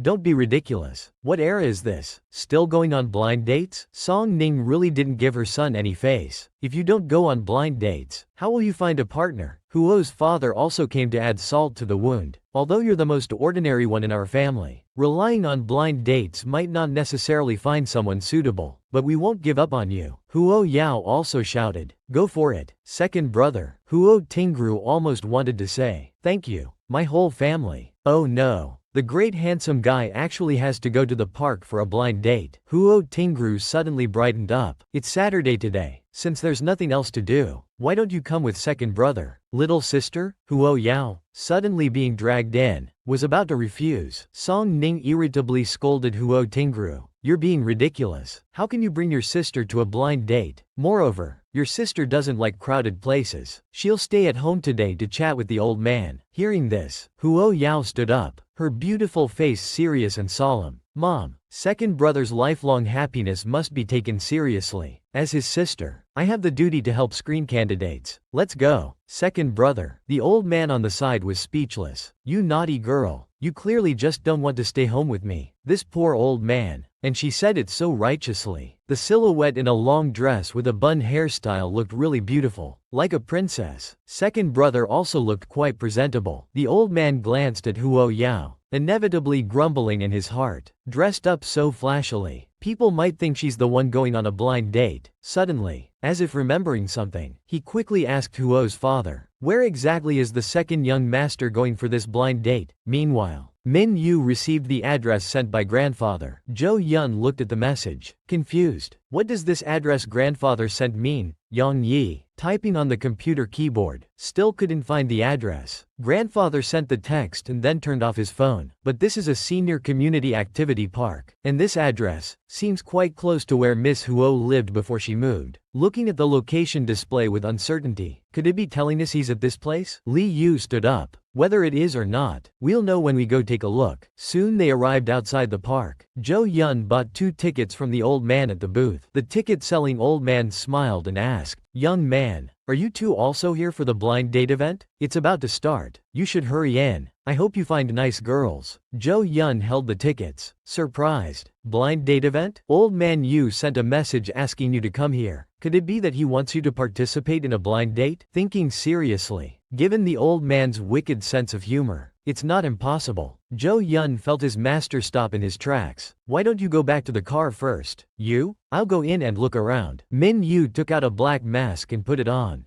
Dan spoke up, saying there's no need to leave. If he doesn't come personally, Zhou Yun probably won't be able to bring grandfather back. What kind of strange operation is this? Did he really call him here for a blind date? I can't figure it out. They didn't walk far. Sure enough, they saw a large group of men and women gathered together. There was a banner next to them. The theme on it was, New Connection Blind Date Meeting. Zhou Yun scanned the area. They were all young men and women. I don't think the old man should be here. This strange operation left Minyu confused. Although the old man is unpredictable, he wouldn't call him here for no reason. Could it be that he really wants him to come for a blind date? Zhou Yun seemed to see something and called out to Minyu. It turned out he saw Huo Yao. He was sitting lazily leaning against the chair back, constantly looking down at his phone. Zhou Yun wondered why he was here. Could he be here for a blind date? As Zhou Yun's words fell, Li Yu half squinted his eyes. His deep pupils showed no real emotion. The two of them came directly to Wei Yao. He regretted at this moment that he hadn't found a more secluded place to sit. People kept thinking he was here for a blind date. He just looked up and was startled for a moment. Minyu, he curiously asked, why are you here? You're not here for a blind date too, are you? Li Yu sensitively caught that shadow in Wei Yao's words. His eyes lowered slightly, then looked back at Wei Yao. Today's outfit and style were completely different from usual. No.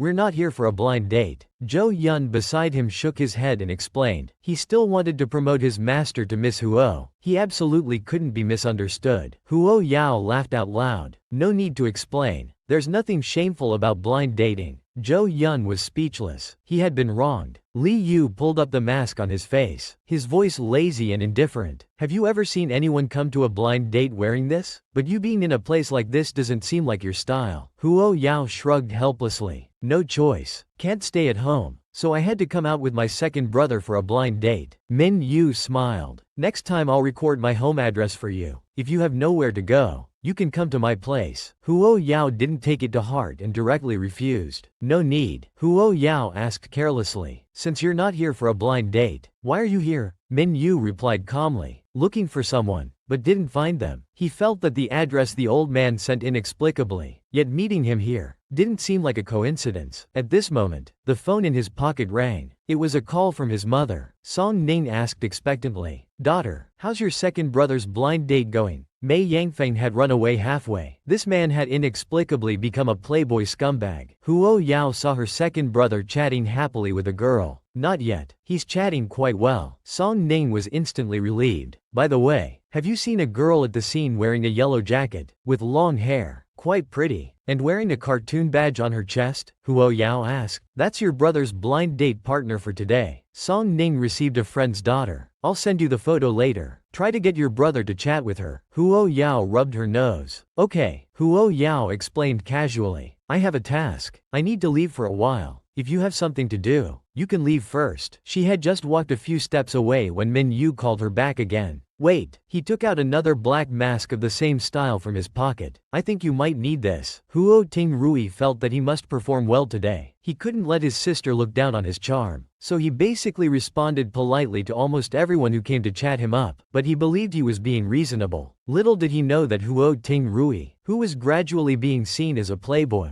was soon called out. Fang Ting looked straight at Huo Tingrui. I say, how much does it cost to rent those high-end clothes for a day? Huo Tingrui's expression froze instantly. This woman must have never seen rich people before. His expression became a bit cold. They're not rented, thank you. Hearing this, Fang Ting said with disdain. Someone who can afford high-end clothes would come to a place like this for a blind date. At least try to make your act more believable. I've seen plenty of playboys casting wide nets, but it's the first time I've seen someone as blatant as you. Blind date meeting. You must be an old hand at this. Huo Tingrui, who was inexplicably attacked, looked confused. Being a gentleman to everyone makes me a playboy scumbag? How are my clothes rented? I see you in your yellow clothes. With such a sharp tongue, I'd be surprised if your blind date doesn't end in failure. HMPH. Where did this lunatic come from? The playboy's sister felt embarrassed hearing this. Quick, run, after Huo Yao put on the mask. Most of that exquisite face was covered. Basically, no one would notice her. She hadn't found her second brother yet, but was almost bumped into by someone. Fang Ting quickly apologized. I'm sorry, I didn't notice someone behind me. Fang Ting saw she was wearing a mask. Only those beautiful almond eyes were exposed. This appearance seemed somewhat familiar. You look very young. Are you being forced by your family to come to a blind date so early? It's a pity to come to a blind date today. These men don't look very good. Huo Yao looked at the girl opposite her. Pretty. Yellow jacket. Cartoon badge. Isn't this the match mom wanted to introduce to second brother? Huo Yao coughed lightly. I think there's one wearing glasses and a suit. Looking gentle and cultured. He seems not bad. Didn't you notice? Fang Ting pointed at Huo Tingrui with disgust. You mean him? You're still too young. See how he welcomes every woman who comes to chat him up. He's definitely a playboy. Huo Yao followed his line of sight and nodded. Fang Ting raised an eyebrow upon hearing this. Right? Such a scumbag. Even if he gave me to you, I wouldn't want him. Soon, Huo Tingray walked towards Huo Yao's direction. Huo Yao turned to Fang Ting and said, I just remembered I have something to do. I'll go first. The sister of a player sounds quite embarrassing. Fang Ting stood there for a while before realizing where he had seen the other person. I knew it looked familiar. Isn't this Lucky's sister? What was I even chatting about with his sister? That garbage scumbag ruined my first meeting with her. Fang Ting walked up to Huo Tingray and let out an angry tisk. Huo Tingray paused his steps. What's wrong with this guy? Half an hour later, at a high-end restaurant, Huo Yao said softly, Second brother, I didn't bring any money. This place looks very expensive. Upon hearing this, Huo Tingrui's lips twitched. The second brother brought manager Tang out. When he saw Huo Yao, his voice unconsciously paused. Welcome. Huo Yao saw the manager and thought, isn't this the uncle who delivered takeout to me a few times before? He's become a manager now. Surprising. Xiao Shu admiringly said, Uncle, you've done well for yourself. The restaurant manager, nervously, it's all thanks to the boss's support. Would you like a private room or the main dining area? One voice said. Private room. Another voice said, main dining area. The manager looked at the two with differing opinions. He stuttered and said, "How about the main dining area? I just remembered the private room hasn't been cleaned yet." Huo Tingray glanced at him. "Huh, what do you mean the private room isn't ready? My dad must have given some instructions. Anyway, since my sister came back, as biological sons are no different from adopted ones. HMPH. This is too pretentious. What does it mean to be so rich you only have money left?" The manager pretended not to notice the second young master's gaze. He walked in front. "Two gentlemen, please follow me." He sighed in relief internally. That was close. I almost called out, "Young miss," as he walked away. Two customers standing at the restaurant's front desk, who didn't have reservations, complained unhappily. "Those two came after us and didn't have reservations either. Why can they go in?" Another girl said. "Yeah, why do they get to choose between the main area and private room? But we can't? Your restaurant staff are too discriminating." The receptionist, wearing a standard smile, said, "If your fathers were also our boss, we would certainly make an exception for you too." Huo Yao looked at Huo Tingray. "Second brother, don't you think the restaurant's service is a bit too good? It feels strange." Huo Tingray took a sip of tea and said, "It's normal. Don't tell me you don't know this restaurant belongs to our family?" Huo Yao's expression instantly froze upon hearing this. "Second brother, what did you say? Say it again. I think I misheard. Whose restaurant is this?" Huo Tingrui's lips twitched. "This restaurant is our Huo family's property." "So our family is super rich?" Huo Tingray coughed and said. "Well, just moderately rich, I guess. I'm not too sure. Probably a bit better than an average listed company." Huo Tingray, looking at his sister's incredulous face, belatedly realized that their parents probably hadn't told her about the family's situation yet. So he took out his phone from his pocket and sent out a WeChat message. The murderous intent transmitted through the screen made Huo Tingrui's back feel chilly. Huo Tingray raised his head to look at his sister across from him, his expression turning serious. "Sister, if I tell you that what I just said was actually bragging, you know, men like to exaggerate a bit sometimes." Huo Yao had a, "Do you think I'm stupid?" look on her face. "I noticed when you were ordering earlier. The prices at this place aren't cheap. It seems our family isn't just ordinarily rich, is it?" Huo Yao didn't expect to run into an acquaintance here. She asked He Xiaoman with confusion. "Why are you here?" He Xiaoman walked over, her tone filled with disdain. "What, has your Huo family become so poor that you have to work as a waitress? The minimum spend at this restaurant is several thousand. I barely managed to get a reservation. I don't believe this stinky girl can afford to eat here. So she must be working as a waitress." Not far away, the restaurant manager waved his hand, instructing some things to the waiter. "How dare they say our young miss is a waitress? That's too much." Huo Yao looked at He Xiaoman with a half smile and suddenly let out a sigh of melancholy. "Yes, our Huo family is truly poor. So poor that we feel like we only have money left." He Xiaoman chuckled. "If you're poor, don't come out pretending. After all, even pretending costs money." Huo Yao nodded with a discriminating look. "Right, what you said makes a lot of sense." Hearing this, He Xiaoman's brows furrowed unconsciously. Why was this adopted daughter's attitude so strange today? This woman is so materialistic. As soon as she knows someone is rich, she immediately wants to curry favor with them. He Xiaoman warned in a low voice. "Remember your place. Don't say you know me when you're here." After saying this, she raised her chin and walked past without a sideways glance. Huo Yao walked towards the restroom, her back looking as arrogant as possible. Huo Yao had just taken a few steps forward when she heard a bang behind her, the sound of something heavy falling to the ground, followed by a rather miserable cry. The restaurant manager stood behind her with a smile on his face, his tall figure blocking all view. "Miss, do you have any instructions?" Huo Yao rubbed her nose, looked at him for 2 seconds. Then, "No." The restaurant manager maintained his smile. He pretended not to hear the cursing coming from behind him. He Xiaoman hadn't expected such bad luck today. Coming to use the restroom and slipping, she patted the dust off herself. Today she had finally managed to borrow a card for this restaurant's booth and had contacted several wealthy ladies. She couldn't let these small matters delay her. Just as they walked past, a wealthy lady looked at He Xiaoman and frowned, asking Lu Tai, "Didn't you say you had a membership?" The restaurant manager said. "We didn't successfully make a reservation. We had to ask you to leave." He Xiaoman frowned and said, "How is that possible? I still have the text message confirming the reservation. And when we just came in, your waiters checked everything before bringing us in." After saying this, He Xiaoman took out her phone and showed the reservation message. The restaurant manager glanced at it and said calmly, "I'm sorry, but this message is expired. Moreover, Your membership number doesn't meet our restaurant standards. It has already been cancelled. He Xiaomin felt her head buzzing. What do you mean my membership number doesn't meet the standards? On what grounds was it cancelled? The manager thought to himself. Because of your attitude towards our young miss earlier. The restaurant manager didn't explain further and just said, please find another place to dine. He Xiaomin was shaking with anger. These two had even stronger backgrounds than Lu Jia. It was hard enough to arrange this dinner, and being kicked out like this was too humiliating. He Xiaomin pointed at the manager and questioned, is this how your restaurant treats customers? Do you want me to file a complaint right now? The restaurant manager put on an official smile, causing He Xiaomin's face to turn ashen. Do you know who? Halfway through her sentence, she suddenly saw Huo Ying sitting by the window. She was suddenly speechless. Wait, isn't that brat supposed to be a waitress? Why is she sitting there? Across from her was the Huo family's second son, who was a lawyer. He Xiaomin suddenly let out a mocking laugh, pointing towards the adopted daughter's direction, and said, your restaurant is really amusing. You'd rather serve those who have no money and just pretend, while kicking out real paying customers. How interesting. The restaurant manager looked in the direction He Xiaomin was pointing for just 2 seconds before turning back. He shook his head and said impatiently, I think our restaurant won't be serving you in the future either. Please leave quickly. The young miss might be finishing her meal soon. She still needs to go over and serve the after-meal fruits. The manager thought as he turned to leave. He Xiaomin,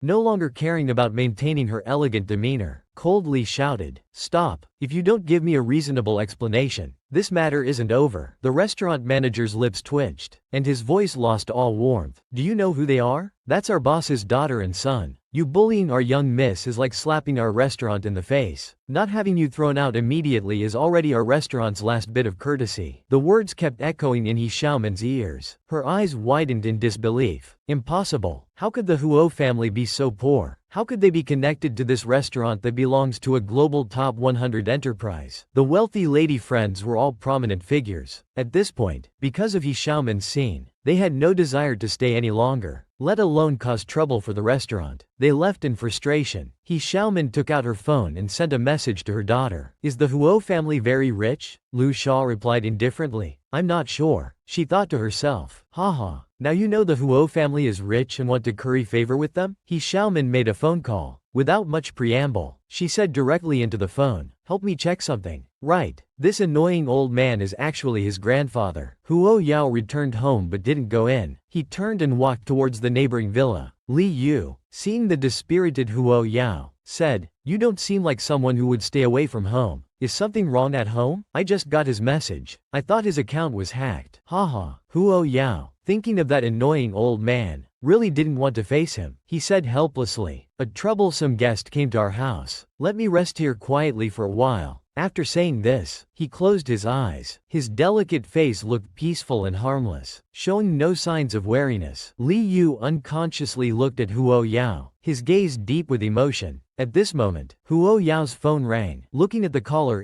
he paused for 2 seconds before answering. Hello, old man. Li Yu, who had just come down with a blanket, was startled when he heard him call out, old man. The call didn't last long. He quickly hung up after exchanging a few words with the old man. Li Yu saw the call log and thought the phone number looked familiar. He casually put the blanket aside and asked, someone looking for you? Huo Yao grunted in response, got up from the sofa, stretched his arms, and said, I'm heading back home now. Li Yu didn't try to keep him any longer. At this moment, the old man's phone buzzed. 2 text messages came from his rascal grandson. The old man grimaced. I let my guard down, forgot to turn off the phone. Just as Huo Yao returned home, he heard the old man say, Little Huo, I won't be staying for chess today. My grandson is calling me home. Huo's father looked at the old man in surprise. Your grandson's business is finished? The old man coughed dryly and nodded. Huo Yao, hearing this, stared at the old man and thought, HMPH. Earlier he said he was a lonely old man from the countryside. Now he's talking about grandsons and being from the capital. The old man didn't notice Huo Yao's gaze. He slowly leaned on his cane and said, I've been troubling you these past 2 days. When I return to the capital, come visit me. Old man looked at Huo Yao, his mind turning. Little Huo, You don't need to see me off. Let Yao Yao do it. I've grown quite fond of this child, Huo's father said in an irresistible tone. The old man is leaving. Yao Yao, see him off. Huo Yao glanced at the old man and reluctantly said, "Oh," in agreement. The two walked out one after another. However, after taking a few steps, the old man stopped. By the way, do you still have that box from before? Jiyu Yao stared at the old man expressionlessly. How about it? You old man who tricks people for food and drinks. Now you want my fragrance too? The old man's face immediately showed a pitiful and wronged expression. Ah, I'm getting old, and my sleep quality at night isn't very good anymore. Jiyu Yao looked up and saw Minyu standing at the door in the distance, his whole being exuding an air of nobility and coolness. Why is he standing at my doorstep? The poor fourth princess has been woken up again. It's not easy to make money these days. Huo Yao narrowed her eyes and turned to ask, "Old man, don't tell me he's your grandson." The old man nodded with a smile. "Yes, he's my grandson. How about it? Isn't my grandson very handsome? Do you feel your heart fluttering?" At this moment, Huo Yao truly felt like 100,000 grass mud horses were galloping through her mind. Li Yu raised his head, his gaze falling on Wei Ya's expressionless face, and he slightly straightened up. Then he turned to look at his grandfather and said with a half smile, "Running away from home? You're getting better at playing games now." The old man coughed, revealing a hint of guilt in his eyes. "You brat, stop talking so much. Let's go." Li Yu looked at Huo Yao and sighed lightly. "I just found out my grandfather was at your place. He didn't cause you any trouble, did he?" Huo Yao thought of the scam incident with the old man a few days ago, and her voice turned cold. Of course there was trouble. Hospital fees, mental distress caused by being falsely accused, and expenses from freeloading at my home. How do you want to handle this? Minyu, upon hearing this, said in disbelief. Hospital? Scam? Minyu, who had already figured out someone's tactics, took out his phone, opened WeChat, and transferred 99.999. Huo Yao's expression immediately improved. "Oh, helping the elderly is what we should do. Haha, she really has fallen for money." Zhou Yun looked at the old man curiously and asked, "Where exactly have you been staying these past few days? Brother Yang, I couldn't locate you several times when I tried to track your position." The old man half closed his eyes. "I'm afraid telling you might be too much of a shock." Min Yu glanced at the old man and said calmly, "He was at the little girl's place next door." Yang Yi fell silent upon hearing this. It wasn't surprising that the old man stayed next door, but how could the neighbor's place block my tracking signal? Could they have installed a jammer? For an ordinary household to have a jammer that even I can't crack, something doesn't seem right. Meanwhile, Huo family's fourth child returned. Hong Yu took out a contract and said, "Sister, this is the contract for that sports brand advertisement. I've already checked the content once. There's no problem. You can just sign it directly." Huo Yao quickly flipped through the contract, then turned directly to the last page. She picked up the pen and signed her name without any hesitation. Huo Shang, standing nearby, saw this and said with a somewhat complex expression, "Sister, don't you want to consider it a bit more?" Wei Yao glanced at him and said seriously, "What's there to consider? It's 5 million for one advertisement. Don't you know how hard it is to make money these days?" Huo Shao, who was inexplicably lectured, poor baby, bit his lips slightly and took the document from Huo Yao's hand. "Then this matter is settled. I'll notify you when the shooting time is arranged. I'm leaving now. I'll come to pick you up tomorrow morning for the next recording of Rural Life." Huo Shang felt that his sister seemed to have some misunderstanding about the family's financial situation, but thinking about it, he sat up straight. He said very seriously, "Sister, actually our family is quite wealthy." His second brother's contradictory words earlier made him feel strange. Now was a good chance to get some information from the fourth princess. Huo Yao's face showed a confused expression. "Don't we still owe money? What the hell? Have you ever seen someone complain about having too much money at home? Where did the poverty script go?" The second brother was working overtime miserably. As long as he didn't go home,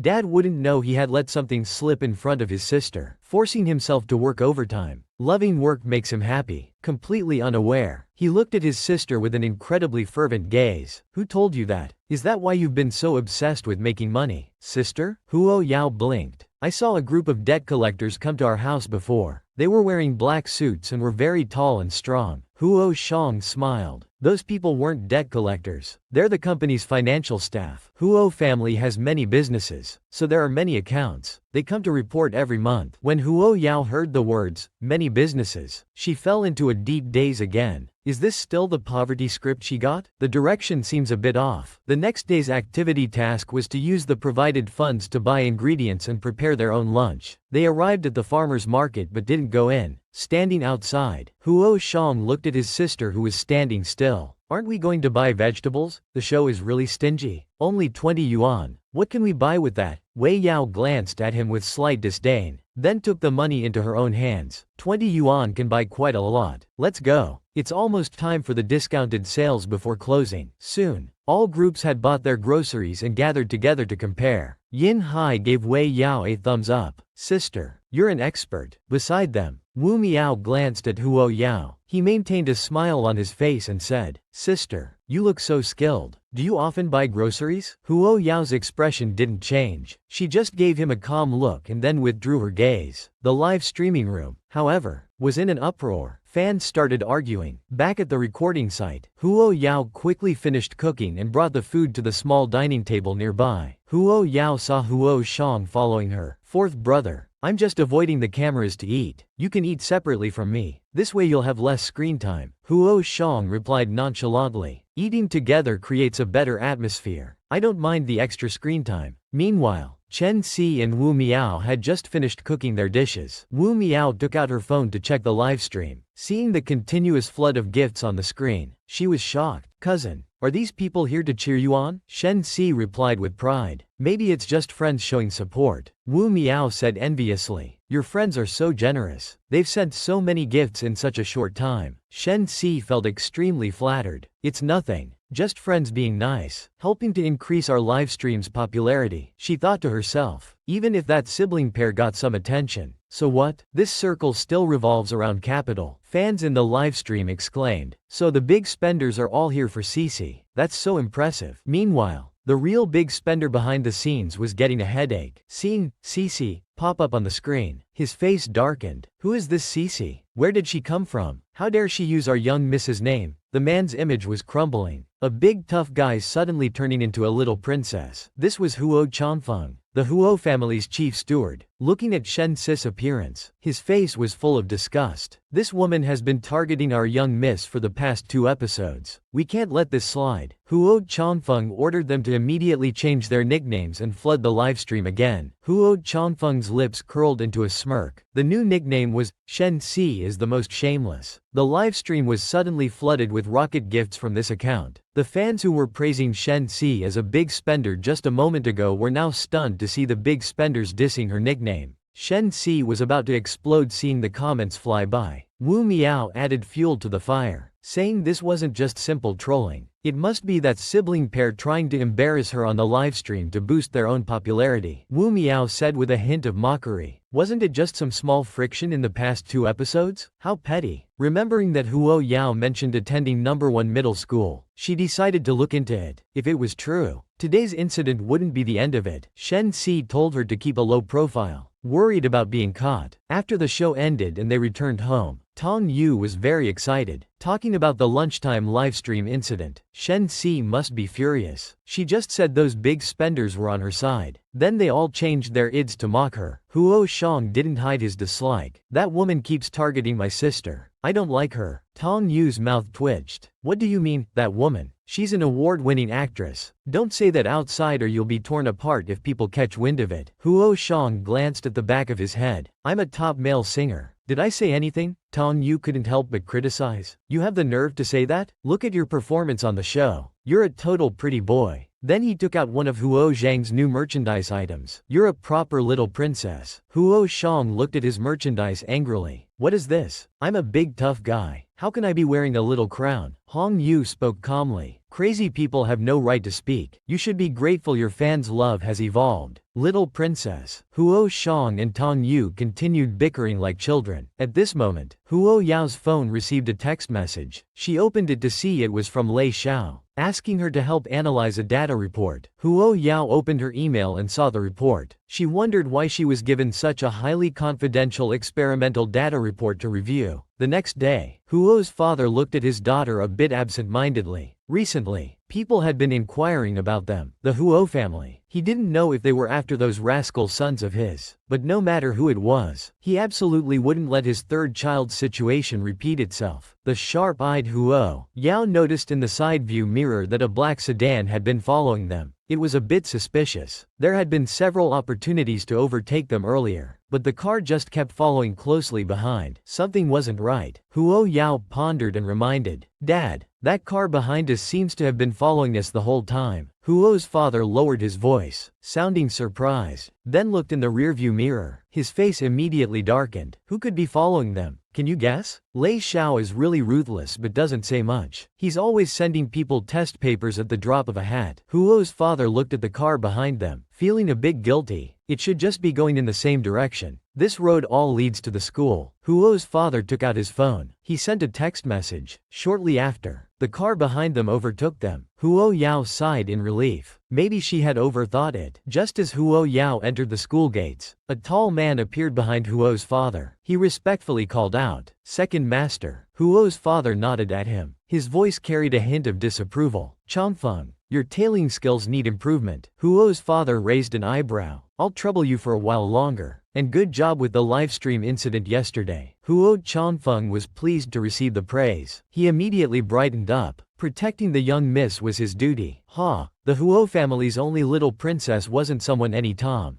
Dick, or Harry could bully. Meanwhile, Huo Yao entered the classroom and took out a workbook from her desk. She started writing. Suddenly, she noticed someone approaching from the front. She looked up, confused. "What's the matter? Do you need something?" Yi Lianfan handed over the test paper in his hand. "I heard you received a challenge letter from Feiying Middle School. I specially asked my cousin to find it. It's a math competition paper from famous teachers. I don't need it. Thanks, but no thanks." He refused with a straight face. Why does everyone like to give him test papers? He doesn't like it. Yi Lianfan put the test paper on his desk. Wu Xu said unhurriedly, "Do you remember that Cheng Jia?" Wei Yao thought for a moment. There was no memory of such a person in his mind. He then shook his head. Yi Lianfan's lips twitched. In the last national knowledge competition, he always ranked third. Later, I heard there was an accident, and he didn't participate in the national competition. He's a famous competition fanatic at Feiying Middle School. He's participated in countless competitions, especially in mathematics. This time he dares to openly challenge you. He must be well prepared. Don't underestimate him. Wei Yao suddenly thought of something. You're also participating in the math competition, right? Yi Lianfan nodded in confusion. What's wrong? Huo Yao slapped the table. Very well. To thank classmate Yi for your concern, I've decided to give you something. Wishing you good luck in the competition. Meng Yang, who was listening to their conversation, suddenly turned her head oddly and looked at her deskmate. Sister Shu, that expression. You're not thinking of giving Yi Lianfan that, are you? Thinking that someone else would share the burden. She held back from saying anything. She went forward and gave Yi Lianfan some encouragement. Good luck. Yi Lianfan remembered the main thing. He took out a gold-stamped invitation card from his pocket. Tomorrow is his grandfather's birthday, and he wanted to invite Huo Yao for dinner. Huo Yao took the invitation card and looked at it. Okay, I got it. I need to go home and tell my parents. After Yi Lianfan left, Meng Ying asked curiously, "Sis, are you that close with him? You're even meeting his family." Huo Yao showed a devilish smile. "It seems you need more test papers. This one's for you too." When Yi Lianfan got home, he asked if any package had arrived. His father said yes. It was put in the storage room. Yi Lianfan looked at the big box, wondering what was sent. When he opened it, oh my, no wonder his deskmate looked at him so strangely at that time. This is really terrible. It's hilarious. What kind of sparks will fly when a green tea boy meets an iron-willed girl? In the evening, after dinner, Huo Yao was taking a walk in the neighborhood. At this time, her phone rang. Minyu was standing on the balcony on the second floor of the villa, lazily leaning against the railing. Old Yi's birthday is tomorrow. Want to go together? Huo Yao's eyes narrowed slightly. Old Yi had his grandson send her an invitation, and now Minyu was hinting at it. It was hard to refuse both. She sighed a little. Alright, I'll go. Minyu heard the reluctance in the little one's voice. Don't worry, I'll prepare the gift for you. I'll pick you up after school tomorrow. This move earned Huo Yao's sincere praise. Thank you. Boss, you're really kind. Boss. Minyu told her to go home early, saying it's not safe for a young girl to be out. Suddenly, she sensed that someone might be following her. She turned around but saw nothing. Just after getting home, she casually asked, "Dad, you haven't encountered any strange people lately, have you?" Huo's father frowned and asked, "Strange people? No. Why are you suddenly asking this?" Huo Yao said seriously, "I heard that some residents in the neighborhood have been followed by criminals. You and Mom should be careful." Hearing this, Huo's father's face relaxed. "Oh, Dad knows. Fortunately, it's not those people from the company being discovered. It seems I need to arrange more people to protect her." Huo Yao returned to her room. Looking at the draft book on the desk, she buried her head in writing and drawing on the paper. An hour later, she sighed. She sent a WeChat message to Lei Xiao. "Your data isn't very good. If you forcibly cultivate a virus vector element, it might only become a disaster." Lei Xiao received the message and felt discouraged. The data they had researched for so many years still wasn't good enough. Without thinking, he sent a message to Huo Yao asking if there was any solution. Huo Yao thought for a moment and asked if they had created the virus vector. Lei Xiao's eyes were heavy as he quickly replied, "Not yet, but it's close." Huo Yao sent him a picture. It contained simplified steps she had written. "You can refer to this." Lei Xiao, after enlarging the image, immediately knew how to improve. For 3 years, they hadn't been able to successfully experiment with the RO strain. Indeed, a master is a master. So quickly, she pointed out everything he couldn't figure out. Moreover, the master's ability might be even stronger than the academicians in their institute. And she's still just a high school student. Meanwhile, after school, Huo Yao saw the familiar car at the school gate. As soon as she got in, she casually asked, "How's your health recently?" Minyu extended his hand voluntarily. "You can check my pulse and you'll know." Huo Yao glanced at Minyu. "One look at you. Your complexion is rosy. No need to check your pulse." A trace of disappointment flashed in Minyu's eyes. He slowly withdrew his hand and said softly, "It's just that I occasionally have arrhythmia."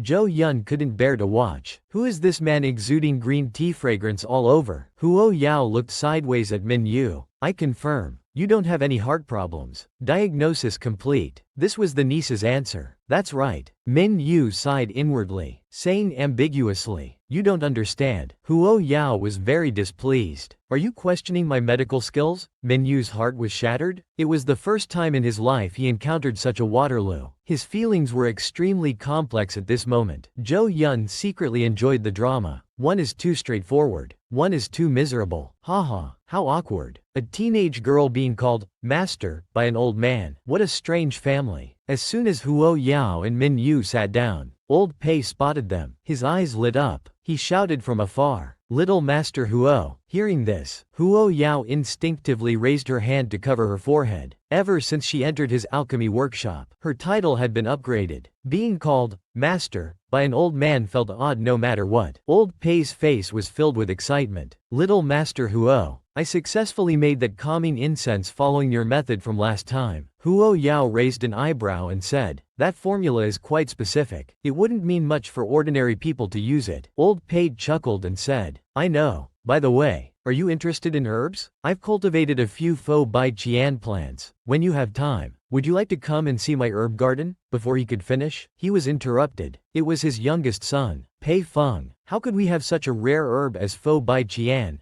Don't say that outside or people will laugh at us." He thought it was absurd to easily reveal such confidential information to an outsider. Old Pei frowned. "You bastard. Who allowed you to interrupt? How did I end up with such a narrow-minded son?" Pei Feng strongly resented his father calling a teenage girl master. It was truly embarrassing. For all they knew, she might not even know what faux bai qian was. Huo Yao's peach blossom eyes were tinged with an ambiguous smile. "Mr. Pei is right. Faux bai qian has extremely high requirements for soil and growing environment. It's quite difficult to cultivate." After hearing this, Pei Feng wanted to laugh. Which precious herb doesn't have high requirements for its growing environment? She's really good at pretending. Adhering to the principle of being polite, Pei Feng smiled and told his father not to boast in front of others. Old Pei shot him a deadly glare. "This fool." He then forcibly suppressed his anger and said, "Get out of here. Don't stand here and be an eyesore." As Old Pei watched him walk away, he sighed softly. "My youngest son is inconsiderate. I apologize for the scene." The birthday celebrant cheerfully waved at Huo Yao. Huo Yao politely went over. Old Pei watched Huo Yao leave and couldn't help but sigh. Old Pei looked at Minyu seriously. It seems your body has recovered quite a bit. Has little Huo been giving you acupuncture recently? Her skills are extraordinary. Her needle technique is truly marvelous. I've never seen such methods before. Minyu raised an eyebrow in surprise. You haven't seen this kind of needle technique either? Can you believe it? The beloved big shot actually got blocked. As soon as Huo Yao opened her phone, she received several messages from Tong Yu. Ad time. If there was a problem with taking a day off, he would personally come. Huo Yao thought that there shouldn't be a problem with Xiao Shui taking a day off, so she directly typed on WeChat. I didn't notice because my phone was on silent. It should be fine tomorrow. Just as she tapped send, in front of the dialog box, a red exclamation mark immediately popped up. Huo Yao held her phone, feeling a bit swollen. Her face showed disbelief. Just because she didn't reply to the message promptly, she got blocked. Classmate Huo Yao had a wronged expression. Tong Yu didn't seem like someone with such a bad temper usually. Unable to bear this grievance, she immediately dialed Tong Yu's number. Her first words were, "Brother Tong, if you have any dissatisfaction with me, you can say it directly." In her heart, she worried about not getting the ad fee yet. Tong Yu was completely bewildered upon hearing this. He had no idea what had happened. Little sister, what are you talking about? Wei Yao explained. I was out earlier and just saw your messages. When I tried to reply, it showed that you had blocked me. Tong Yu was puzzled. He then put the call on speakerphone. That's not right. How could I possibly block you? Huo Xiao, who had just walked out of the music room, heard Tong Yu say, block you. He silently turned around and went back into the music room. It turned out the culprit behind the blocking was Huo Xiao.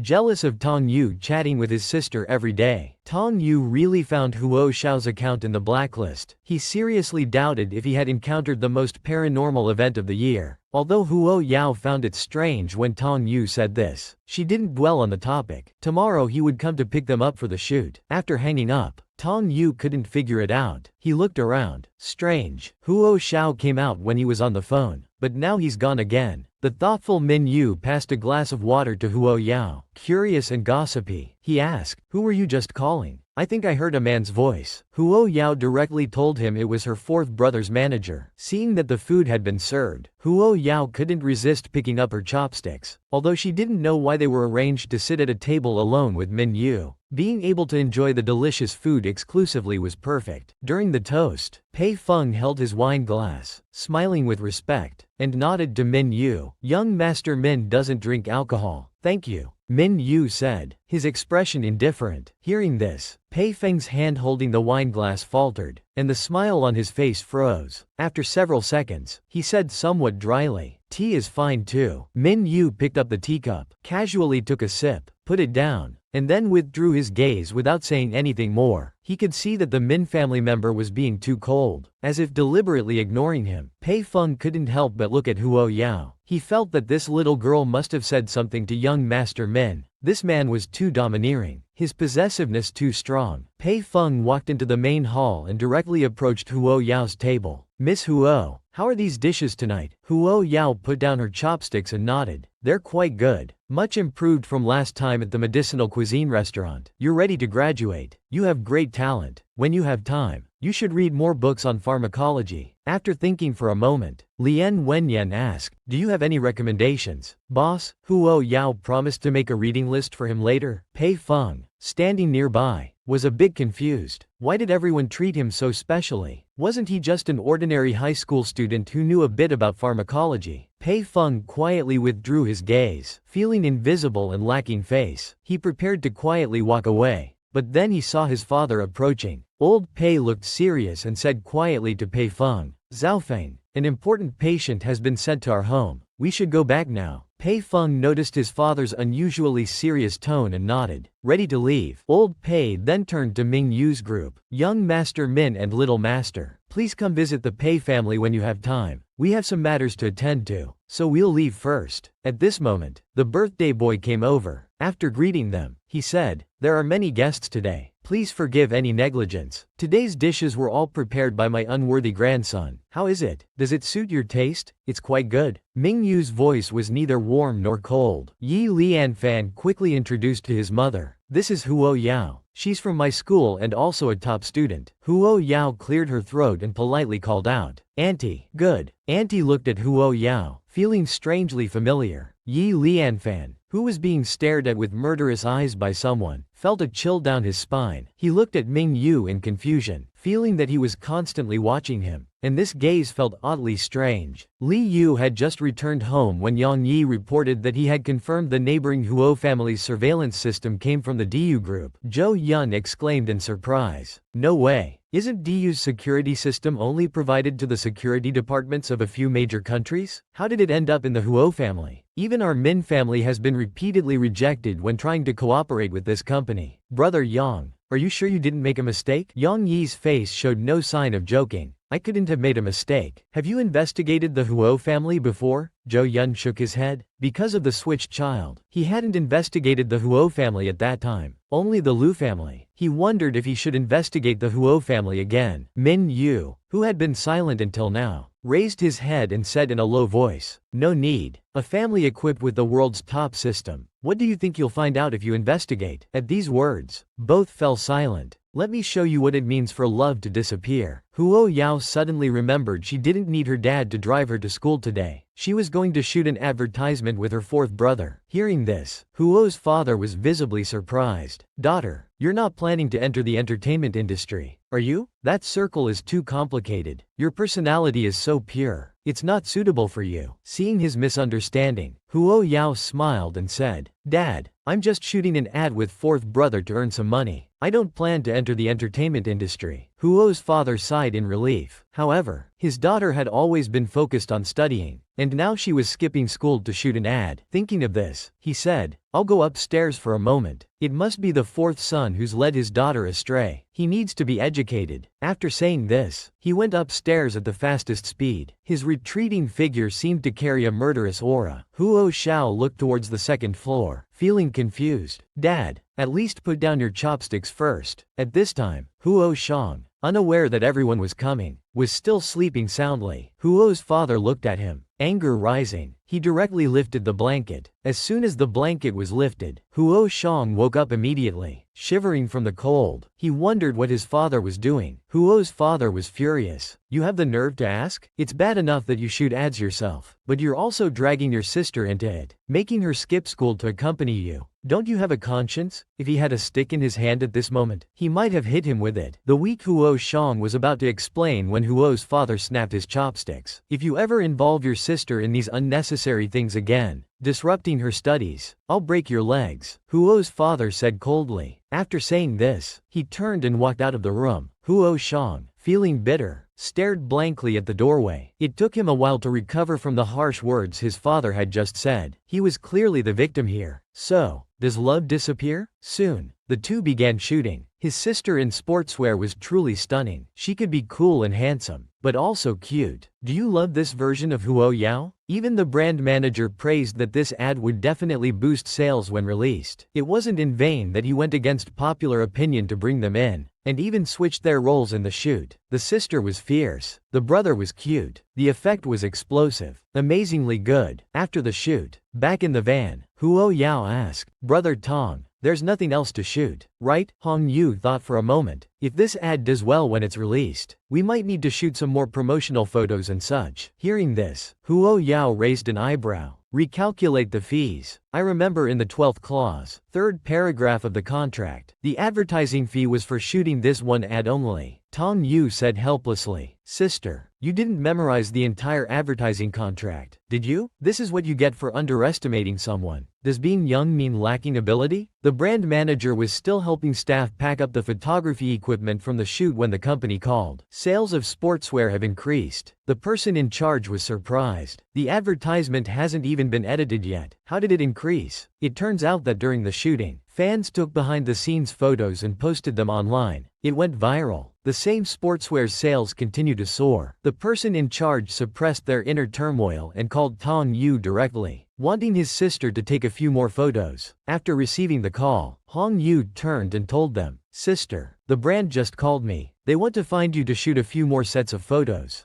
Huo Yao raised her eyebrows in surprise. So quickly? It said that fans took behind-the-scenes photos. The ad hasn't even aired, but sportswear sales have already gone up. At this moment, the phone rang. It was Old Pei. As soon as the call connected, a panicked voice came through. Little Huo, we need your help urgently. It's a matter of life and death. The middle-aged man furrowed his brow, withdrawing his scrutinizing gaze from Huo Yao and looking at Old Pei. Are you sure this person can handle it? What he had heard most from Old Pei today was, this young friend said. It made him ignite hope once again. He just didn't expect it to be a young girl. Old Pei glanced at Huo Yao, afraid he would leave immediately. He said to Lin Shuwen, Secretary Lin, trust me, little Huo's medical skills are definitely above mine. Lin Shuwen hesitated for a few seconds. Let's wait until young Master Pei returns. At this moment, Pei Feng walked in from outside. Following him was Pei Rong, Old Pei's eldest son. Old Pei introduced Huo Yao. This is little Master Huo. She's also an alchemist. Pei Rong greeted Huo Yao with a, hello. This was the young girl the old man revered as an honored guest and wanted her to treat the important patient. Pei Rong came to Secretary Lin. His condition is quite special. Time is of the essence. Let's go check Mr. Fang's pulse first. Old Pei spoke up, asking Huo Yao to take a look as well and explain the patient's condition. Secretary Lin looked at the man leaning against the headboard, still busy with work, and said in a quiet voice, Sir, you should rest more. The man, truly as thin as a skeleton, coughed twice. It's fine. While I still have the energy, I'll handle what I can. Pei Rong knew Fang Chen's identity, the highest executive in S City, about to be transferred to the capital with a bright future ahead. If they could cure him, he pulled a chair nearby and sat by the bed. Let me check your pulse first. Pei Rong's fingers rested on the other's pulse. His originally calm expression gradually became more solemn as the pulse-taking time increased. Pei Rong looked at Fang Chen. Mr. Fang, when did you start feeling this way? Showing off too much isn't a good thing. Watch how my little Master Huo handles this. Fang Chen slowly said. About a week ago. Secretary Lin beside him added. Our sir has been losing weight at a rate of at least 10 pounds a day. We've been to the hospital for full body checkups before. All results showed normal. No problems at all. Then, he took out a hospital diagnostic report and handed it to him. After Pei Rong finished reading the diagnostic report, he said, I'm not talented enough. For now, I haven't detected any problems. Hearing this, Secretary Lin staggered back a step. The greater the hope he had for Pei Rong before, the more disappointed he was now. If even he couldn't find any problems, does that mean Fang Chen can only wait to die from wasting away? Pei Rong took out a pill from a bottle, explaining, this is our association's detoxification medicine. Perhaps Mr. Fang could try it. Old Pei asked curiously. What kind of medicine is this? Pei Rong's face was full of pride. This is a new medicine my master and I researched. Because it's been evaluated as effective against toxins, I have a chance to aim for the Advanced Alchemist title this year. Old Pei praised him. Pei Feng beside him exclaimed, Big brother is going for Advanced Alchemist? Old Pei wasn't too excited, feeling very calm inside. You suspect Mr. Fang shows signs of poisoning? I did a blood test this morning and didn't detect any toxins, so your detoxification pill probably won't have any effect. Now, before we figure out the cause of the illness, any medication could easily cause unnecessary reactions. It's better not to take it yet. Pei Feng spoke up. Some toxins can't be detected. This is a detoxification pill. It's better to try than not. Old Pei's eyes showed obvious disappointment. Have all your years of medical study been in vain? If everyone had this attitude, what would we need doctors for? Pei Rong put the detoxification pill he had taken out back into the bottle. My father is right. Currently, the cause of illness is unclear. We indeed can't rashly administer medication. Pei Rong thought for a moment. How about this? I'll retest the blood. Fang Chen's face remained calm, as if he had long accepted any conclusion. His voice was low and hoarse. No need. Xu Wen, go prepare the car. At this point, forcing it is useless. Old Pei stopped him. Wait a moment. Can we let my young friend here try now? Huo Yao crossed her arms. Has there been a similar case in your family before? You haven't seen someone this capable, right? She can actually cure diseases that others can't. Huo Yao said calmly. Let me put it this way. This disease is hereditary. Someone in your ancestry must have had this disease. If I'm not mistaken, You have intermittent headaches, even mild diarrhea. You also often have dreams at night, waking up drenched in cold sweat, right? Fang Chen was stunned at first. After a few seconds, his pale face was tinged with shock at being read so accurately. Everything you said is correct. Hearing this, Pei Rong's hand paused, looking at them in astonishment. Huo Yao's fingertips rested on Fang Chen's wrist pulse. Half a minute later, although it's a bit late, there's still hope for recovery. Then,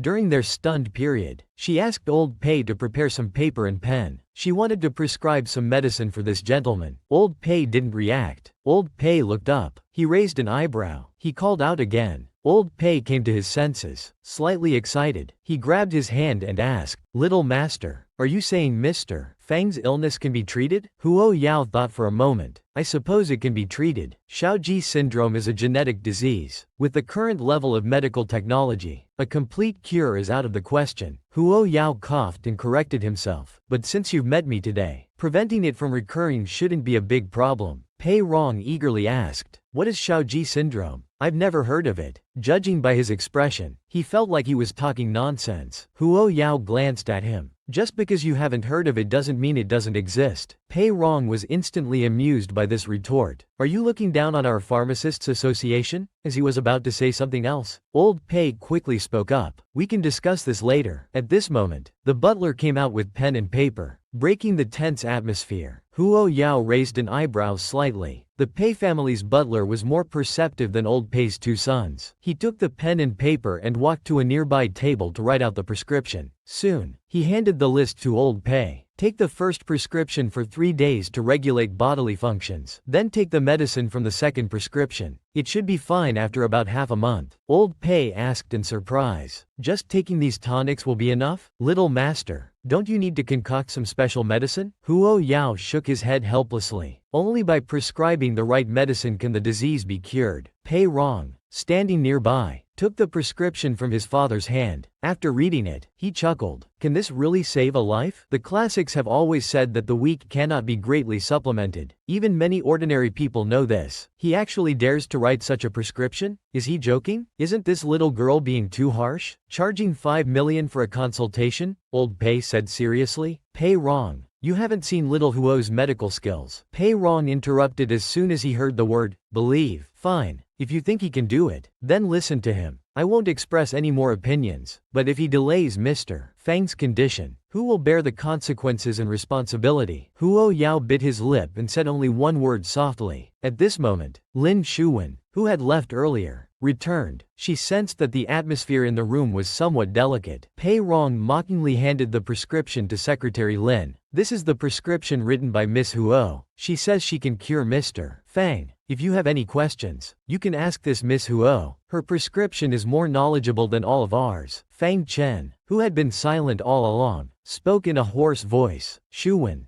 go fill the prescription." As soon as Fang Chen finished speaking, Pei Rong instinctively looked at him, his eyes filled with obvious disbelief. Fang Chen's brow carried a sharp edge that hadn't diminished. "Miss Huo is correct. Our family indeed has a history of similar genetic diseases." He had just received an accurate reply from his family elders. If it weren't someone with real skill, how could they have pointed out the subtle symptoms he had been experiencing recently? Hearing this, Pei Rong's face once again showed a shocked expression. He had thought it was just random talk, but it turned out to be true. Huo Yao looked at the time. "Get him to take the medicine as soon as possible. Don't delay any further. I've left the consultation fee and account number on the table. Remember to transfer the money. If you have any questions, call me. I'm leaving now." Lin Shuwen watched his retreating figure for a while before looking away. When she saw the amount written on the paper in her hand, she was stunned. 5 million in cash? Isn't this little girl being too harsh? Pei Rong was dumbfounded. 5 million in cash? Charging 5 million just for a consultation? That's too much. Even the extremely rare medicine I concoct doesn't sell for that much. Fang Chen's eyes showed no surprise. People with real skills have always charged high fees. Lin Shuwen looked at him with a complex expression.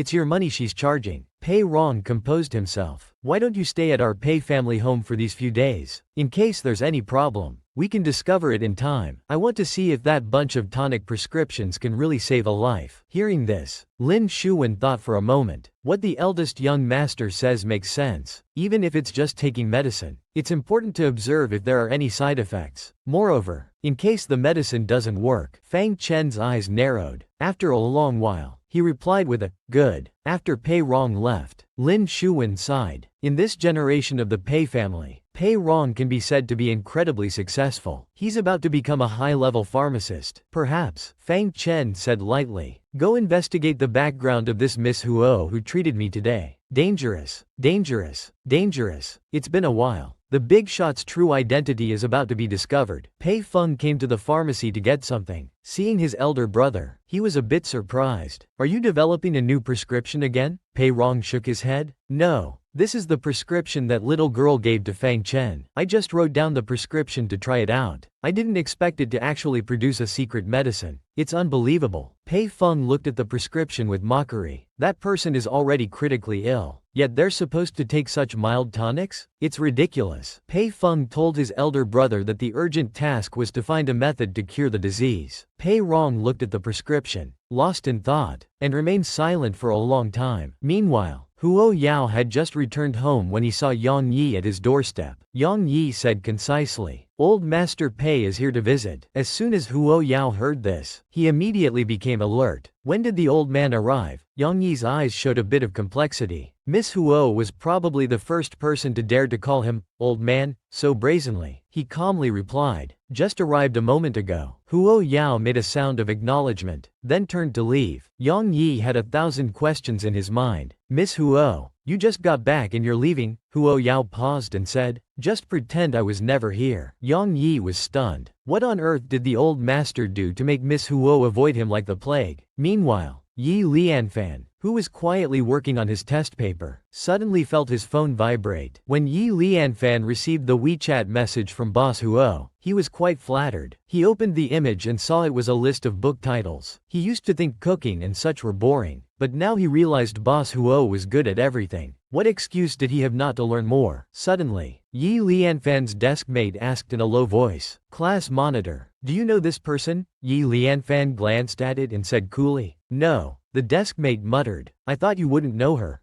As the deskmate was about to put away his phone, Yi Lianfan quickly said, wait. He zoomed in on the picture and asked, where did you get this photo? The deskmate scratched his head and said, someone posted it in the dorm group chat. This girl is trending lately. They say she's from our school and a guest on a variety show. Everyone's trying to figure out who she is. Yi Lianfan glanced at her, dropping his aloof demeanor for once. If you have time for gossip, you'd be better off studying more and doing practice tests. Remembering the box of test papers Huo Yao had given him, he confidently said, I'll bring some test papers tomorrow. The students falling behind need to catch up. We can't drag down the advanced class. Hong Zhou was on the verge of tears. What a devil. With a straight face, Yi Lianfan said, thanks for the compliment. Then he sent a message to Wei Ya, boss, your mask is slipping. When Wei Ya received this message, she was completely baffled. Her mind was full of question marks. Is this guy jealous? You're getting in the way of me chasing my wife. This woman is really stingy. She's over the moon just for getting a free ride. As Huo Yao got in the car, Li Yu calmly asked, weren't you supposed to shoot a commercial today? Why are you at the library again? Huo Yao replied lazily, I had nothing to do this afternoon, so I came to the library to read and find some basic information for my classmate. Hearing this, Li Yu's eyes deepened with thought. He asked casually, is your classmate Ji Yi Lao's grandson? Huo Yao nodded, narrowing her eyes at Li Yu. Something else seemed to be gathering in her gaze. Are you close? Huo Yao replied offhandedly, we're okay. We participated in a competition together before. Zhou Yun in the front seemed to smell a hint of sourness. Yi Lao's grandson is quite good. Good grades and handsome. I bet all the girls at your school like him. Huo Yao leaned back in her seat and replied, probably. I haven't paid attention. Zhou Yun coughed and changed the subject. By the way, Miss Huo, what brand of security cameras did you install at home? I want to get some too. Huo Yao's eyes lit up. Then she calmly replied, "Just think about it. I bought some random brand. Can't remember the name." Hearing this, Jo Yun became nervous and didn't dare to speak. Minyu's lips twitched as he said to Jo Yun, "Shut up, just drive." Minyu casually rested his elbow on the car door frame, tilting his head. His gaze occasionally fell on Huo Yao's face, his eyes filled with shadows. So young, yet with so many secrets. After getting out of the car, Huo Yao kindly reminded Jo Yun, "Next time if you don't know the way, check the navigation or ask us. Don't keep going in circles. What should have been a short trip, you made several detours." Hearing this, Li Yu couldn't help but burst into laughter. Jo Yun felt wronged. If it weren't for trying to shake off the people following them, why would he go in circles? The people tailing them today were skilled. Who knows which family sent them? Li Yu walked into the house and said calmly, "The head of the Huang family has passed away. None of the younger generation can take on the responsibility. There's such a big cake in the basement. Who wouldn't want a piece?" Jo Yun felt it was dangerous and told him not to go to the Huang family's condolence. Entering the living room, they saw the old master. The dishes were already set on the dining table. Li Yu looked at the old master with a serious expression. "Grandpa, I have something to tell you after dinner." Hearing this, the old master's wrinkled face sank. "Are you going to talk about sending me back again?" Minyu's face showed helplessness. "It's really inconvenient for you here." The old master immediately became unhappy. "What's inconvenient? I haven't interfered with you." Minyu seemed to think for half a minute. "Your presence here seriously hinders my efforts to find you a granddaughter-in-law." The old master slammed his hand on the table, glaring angrily. "Explain yourself clearly. How am I hindering you? This woman sells people out pretty quickly. She just sold out her second brother." Haha. Faced with the old master's anger, Minyu's handsome face remained calm. "I thought you'd have some idea." The old master was speechless. "Anyway, I'll personally send you back tomorrow." His voice carried an irresistible force. Seeing this, the old master stopped eating and left the dining room. Yang Yi, who came in with wine, asked confusedly, "What happened now?" Meanwhile, Huo's father received a call. They had lost track of his daughter. These bodyguards were supposed to be top-notch, yet they managed to lose her. While he was still puzzled, Huo Yao came home. Huo's father didn't show his confusion, just casually asked, "Daughter, did you take a taxi back?" Huo Yao didn't think much of it and said directly, "I got a ride from a friend. What are we eating tonight? By the way, where's mom? Fourth brother isn't back yet?" Mentioning his youngest son, Huo's father's face clearly showed disdain. "Old Four probably has other work. Your mom went out for dinner with friends. What do you want to eat? Dad will call a restaurant for delivery." I almost gave it away. Huo Yao raised an eyebrow at her father. "Otherwise, let's order from our family's restaurant. The food is quite good." "Mister," Huo snorted, then instinctively asked which one she meant. As soon as he finished speaking, he realized he had let it slip. He nervously turned his head away. "How did you know our family has a restaurant?" He thought he had hidden it so well and never mentioned it. Huo Ya didn't hesitate to sell out her second brother. "Last time when second brother went on a blind date, we went to a high-end members-only restaurant." When Mr. Huo heard this, his eyes instantly filled with murderous intent.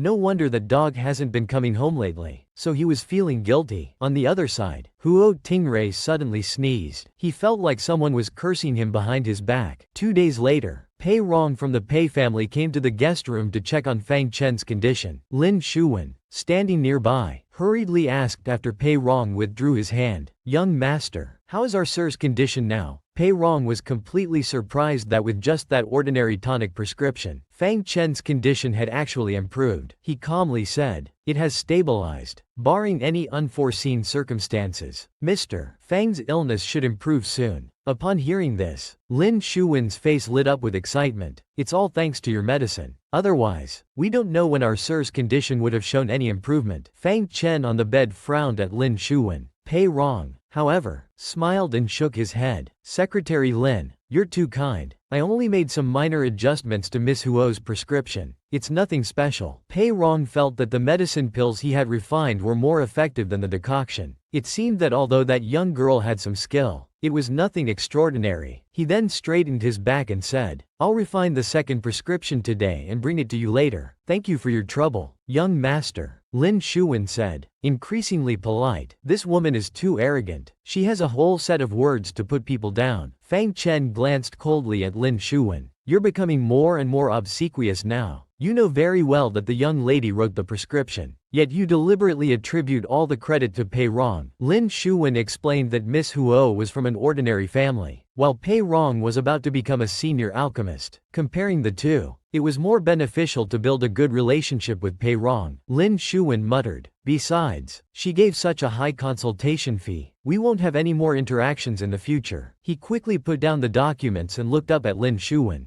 Arranged to send some gifts to the Huo family. After all, it's a life-saving favor. We shouldn't neglect it. Also, tell old Huo that we're leaving today. When Lin Shuwen took the documents, his eyes swept over the name of Lu Hu from the Lu family on the list. He was startled. Miss Huo's adoptive father's Lu group is also on the list for this municipal bidding. Fang Chen said indifferently. Is that so? Then let's give them a thorough evaluation. No need to give special opportunities. If they meet the standards, keep them. Fang Chen had always been impartial. The fact that he said this much was already giving face to Miss Huo. It all depended on whether this Lu group could seize the opportunity. Saturday arrived, and it was time for the math joint exam. After Huo Yao received the test paper, she scanned it quickly and started writing. The invigilator looked at the test questions. This time, the paper was set by Flying Eagle Middle School again. The difficulty level was even higher than last year. He estimated that most students would fail. Just as Huo Yao put down her pen, she heard the invigilator cough above her head. The invigilator coughed again, hands behind his back, slowly pacing away while saying in a serious tone, "There's still an hour left before the exam ends. Those who haven't finished, hurry up. Those who have finished, carefully check your answers." Their eyes met briefly. The teacher's hint was clear. Stay put and don't turn in the paper early to avoid disturbing others. To avoid scaring people, Huo Yao waited until the end of the exam to leave. After the exam, she was drinking milk and waiting for Meng Yan under the banyan tree by the playground downstairs. Bai Lianfan walked over and spoke. "Boss, are you waiting for someone?" Huo Yao looked up and nodded, then took the initiative to ask, "How did you do on the exam today?" Bai Lianfan slowly said, "The first part was okay. For the second part, the 4 proof questions were unfamiliar types. It might be a bit worse than expected. I guess the overall scores won't be too high this time. How about you? How do you feel?" Huo Yao shrugged, her voice light. "I'm afraid to say it, lest I discourage you." Bai Lianfan was instantly petrified. "Thank you. I'm already discouraged." Bai Lianfan had just walked away when Meng Ying came over, looking miserable, a typical sign of not doing well in the exam. Meng Ying hugged Huo Yao and cried, "Woo-woo. The questions in the second part weren't meant for humans to solve. In the first part, half of the questions were what I had practiced, so I thought I could handle everything." Huo Yao patted her head comfortingly. "You've had a hard time. Come on, I'll be generous this time and treat you to a meal." Indeed, there's nothing that can't be solved by a meal. If one meal doesn't work, try 2. After they left, they didn't notice Lu Shang behind them. Half of the questions were practiced before? Hey, I don't believe in such coincidences. This woman really doesn't leave any face for others. Indeed, a boss is a boss. Meng Ying looked at Huo Yao with some surprise. "Jia, why is the manager of this restaurant so polite to you? And if I remember correctly, isn't this restaurant members only?" And with a very high threshold, Huo Yao pursed her lips, revealing a charming smile. "Don't ask. Let's just say my face works wonders." Meng Ying immediately responded. "It's really too shameless." Suddenly, as if remembering something, she said, "Oh, sister, you're famous again. You know." Seeing Huo Yao's confused look, Meng Ying explained, "The commercial you shot before is now being promoted all over the internet, and the sportswear you wore is sold out, because you mentioned Lizong during your previous livestream. Now the whole school is discussing it. Everyone wants to find you out. The chances of your identity being exposed are quite high now." Wei Yu recalled the series of text messages. She had wondered what they meant at the time. Now it's troublesome. 2 hours later, Wei Yu returned home. She saw an extra pair of shoes at the door. Could there be a guest at home? As soon as she entered the living room, she saw Mr. Lin sitting properly on the sofa. Lin Shuwen stood up at this moment, looking at Huo Yao with a slight smile on his lips. "Miss Huo, we meet again." Huo Yao's gaze fell on Lin Shuwen's face. Her tone carried obvious unwelcome. He coughed and pointed to the coffee table. There was a pile of exquisitely packaged gifts. "These are specially sent by our boss to thank you." Before Lin Shuwen could finish, Huo Yao frowned and interrupted. "No need. You've already paid the consultation fee. There's no need to come and thank me in person." Then she she added, if you have anything in the future, you can contact me directly. Lin Shuwen secretly sighed. Fortunately, he didn't say much rashly earlier. It seems Miss Huo is unhappy that he disturbed her family. I'm sorry. This was inconsiderate. Please don't mind. Miss Huo, Song Ning and Huo Jingyan, standing nearby, both had surprise in their eyes. This Mr. Lin clearly has an unusual background, yet his attitude towards Yao Yao is so good. It's too strange. Huo Yao raised her hand to check the time, then said, Mr. Lin, do you have any other business? Her meaning was already very clear. Lin Shuwen paused for 2 seconds. No, I just came to deliver these things, and to ask when Miss Huo would be free for another consultation. Huo Yao replied without thinking. No need to wait for another day. I'm free today. We can go now. Then she briefly explained to her parents that she would be back soon. As soon as Huo Yao left, Huo's father said, our daughter has more and more little secrets. Huo's mother looked worried, concerned about what the Lu family might be planning this time. Huo's father comforted his wife. I've arranged for people to protect her secretly. Nothing will happen. She's professional in treating illnesses and serious about charging fees. She's really a little money grubber. Huo Yao quickly arrived at the entrance of a villa. Looking at the surroundings, the driver had been extremely cautious, taking several detours. The security here was also excessively tight. The identity of that Mr. Fang, Lin Shuwen politely said, thank you for coming, Miss Huo. After Huo Yao entered with a nod, she said, well, at least I'm not coming for nothing. When Lin Shuwen heard this, he was shocked for a moment. Not for nothing? That means she's still going to charge. Huo Yao went in to check Mr. Fang's pulse first. Lin Shuwen beside him was even more nervous than Fang Chen. He hurriedly asked, how is it, Miss Huo? Huo Yao's delicate eyebrows slightly furrowed. The recovery is not bad, but you didn't follow the dosage on my prescription. Lin Shuwen felt a bit guilty. Yes, young Master Pei adjusted your prescription a bit. He changed the decoction to pill form. Is there any problem with that? Huo Yao tilted her head slightly and suddenly asked, do you think only medicine made by alchemists is real medicine and can cure diseases? Huo Yao said calmly, I think you shouldn't have called me here today. You should have gone to find Pei Rong. What's the point of seeking medical treatment if you don't follow the doctor's instructions? Lin Shuwen became a bit anxious upon hearing this. He hurriedly explained, Miss Huo, I also wanted to refine it. I thought the pill form might be more effective than the decoction. Fang Chen had already lowered his sleeve. He looked at Huo Yao. I'm sorry. My secretary just hoped I would recover faster, so he changed the way of taking the medicine. But does this have a big impact? Huo Yao didn't particularly blame Fang Chen. It won't be too significant. It just affects the speed of body recovery. As her words fell, Lin Shuwen beside her looked at her in astonishment. It affects body recovery, and she says it's not significant? Lin Shuwen carefully asked, so what should we do now? Can we go back to using the prescription you gave before? Huo Yao glanced at him annoyedly. Do you think treatment is like eating? You can just change dishes as you like? At this moment, Lin Shuwen felt weak, pitiful, and helpless. He didn't dare to say a word. Huo Yao bit her fingertip on her knee, dot by dot, with a hint of nonchalance. She didn't respond. For a moment, the whole hall was eerily quiet. Finally, Fang Chen broke the silence. Name your price. Indeed, she's a top student, a perfect freak student. She doesn't leave any way out for people. Huo Yao's index finger hadn't touched down. Then she turned her head towards Lin Shuwen. Pen and paper. Huo Yao listed several new medicines. After finishing, she handed the notebook to Lin Shuwen. I'm not interested in your identities. We're just doctor and patient, so don't do anything unnecessary, and don't waste money anymore. Lin Shuwen looked down at the price. Another 7-figure sum. Getting so much money, she would first buy a milk tea to celebrate. Just as she was happily savoring it, an anxious voice of her sister came over. She turned her head to see her second brother nervously hugging her. Dad just said you got into a car and disappeared. I thought something had happened. You scared me to death. Huo Yao was confused. What did he mean by disappearing? And how did Dad know what car she got into? Huo Tingray realized his mistake. Damn, he almost let slip about the bodyguards. Damn, his sister was too sharp. Huo Tingray said, well, Dad couldn't reach you on the phone, So he came to ask me. Huo raised an eyebrow, thoughtfully staring at the guilty second brother. Something wasn't right. Time quickly passed to Friday. The boys in class 1 of senior 3 looked at their phones. Surprised, they exclaimed, "Holy shit, Cheng Jia from Flying Eagle Middle School scored 295 points. They're ranked first. This freak. The test was so difficult, yet he still scored so high." The deskmate curiously asked, "Yi Lianfan, class monitor, how many points did you score this time? Can you beat Cheng Jia?" Yi Lianfan replied somewhat dejectedly, "I only scored 285 points, not as high as him." The deskmate was about to cry. He begged him not to use words like, "only scored," anymore. Give ordinary people a chance to live. Then he sighed. Cheng Jia will probably be the national champion this time. I heard that only the school ranked first in the annual competition has the right to host the next competition. Our school has been bypassed for 3 consecutive years. We're going to lose to Flying Eagle again this year. Hearing his deskmate say this, Yi Lianfan raised an eyebrow and said, "Maybe not necessarily. After all, our school still has someone who scored full marks." What a freak. This woman is really shameless. Knowing that Yang's family is rich, she's preparing to suck up to them again. At night, as soon as He Xiaoman returned home, she inquired about Lu Sha's competition score. Lu Sha casually answered, 263 points, ranked 15th. Hearing this score, He Xiaoman didn't look particularly excited or happy. What about that Huo Yao? How much did she score? Lu Sha had guessed she would ask this question. Her lips twitched slightly. She couldn't hold back anymore. "By the way, you came to pick me up today, but waited until you saw her leave before leaving. Now you're asking about her. What do you want? Did you suddenly realize that your biological daughter is not as good as your former adopted daughter? Do you regret it?" Xiaoman's face darkened slightly, but she didn't say a word. Lu Sha walked straight upstairs, not caring about her birth mother's expression. He Xiaoman looked at her back and said angrily, "Look at this child. She's becoming more and more troublesome now." Lu Fu had just hung up the phone, his face excited. "My friend said that the executive secretary from above thinks highly of our company. We have a very high chance of winning the bid for that old town renovation project." Hearing this, He Xiaoman's eyes lit up with joy. "Really?" Lu Shu nodded. "I don't know how it happened. I've never even met the executive secretary." He Xiaoman thought for a moment. "Why don't we try to find out more about this secretary? If they suddenly favor us, it seems we should show some appreciation." Lu Sha leaned against the dining cabinet, her face momentarily lost in thought. "The bidding is by the secretary? I remember in my previous life, because the executive director was seriously ill, there was a big mess internally in the government. This project was even put on hold." Listening to their conversation, Lu Sha frowned. She knew she shouldn't interfere at this moment, but she couldn't help speaking up. "Dad, Mom, it's not that easy to win a government bid. If you trust me, you should give up early." Lu's father rebuked. "You're just a kid. What do you know? Go to your room and do your homework." He Xiaoman controlled her temper. Sha, we business people believe in good omens. Don't say such things again in the future." Lu Sha turned around without saying another word. Short-sighted. No wonder the Lu family didn't develop far in my previous life. If I weren't in a career slump now and unable to leave independently, I would have long since left this Huo family. Huo Yao walked into the dining room and, seeing only her birth parents sitting at the table, asked, "I just saw second brother's briefcase. Where is he? Oh my goodness. The big brother-in-law and son-in-law have met. Let's see whose aura is stronger." Song Ning picked up a piece of spare rib for her daughter and said calmly, "Him? He went to visit next door. He just left not long ago." "But Yao, why didn't you tell us that the person living next door is your tutor?" As he finished speaking, Dad Huo beside him raised his head, quite shocked. "What? Is it the tutor you mentioned before? Daughter? Such an important matter. And second didn't tell me. I must go next door too." Huo Yao rubbed her brow with her fingertips, a bit helplessly. "Don't make a fuss. He's busy, and he doesn't like being disturbed." Dad Huo looked at his daughter suspiciously. "Is that so?" Song Ning wasn't as excited as her husband. "Since second has already gone to visit, you shouldn't bother. Let's eat dinner quickly." Haha. Doesn't this feel like an interrogation? The atmosphere is a bit unfriendly. Huo Tingray asked tentatively. "I wonder which school Mr. Min is currently teaching at?" Facing Huo Tingray, Li Yu's lips always held a gentle smile. "Currently on vacation," Huo Tingray bluntly said. "So, unemployed?" Beside them,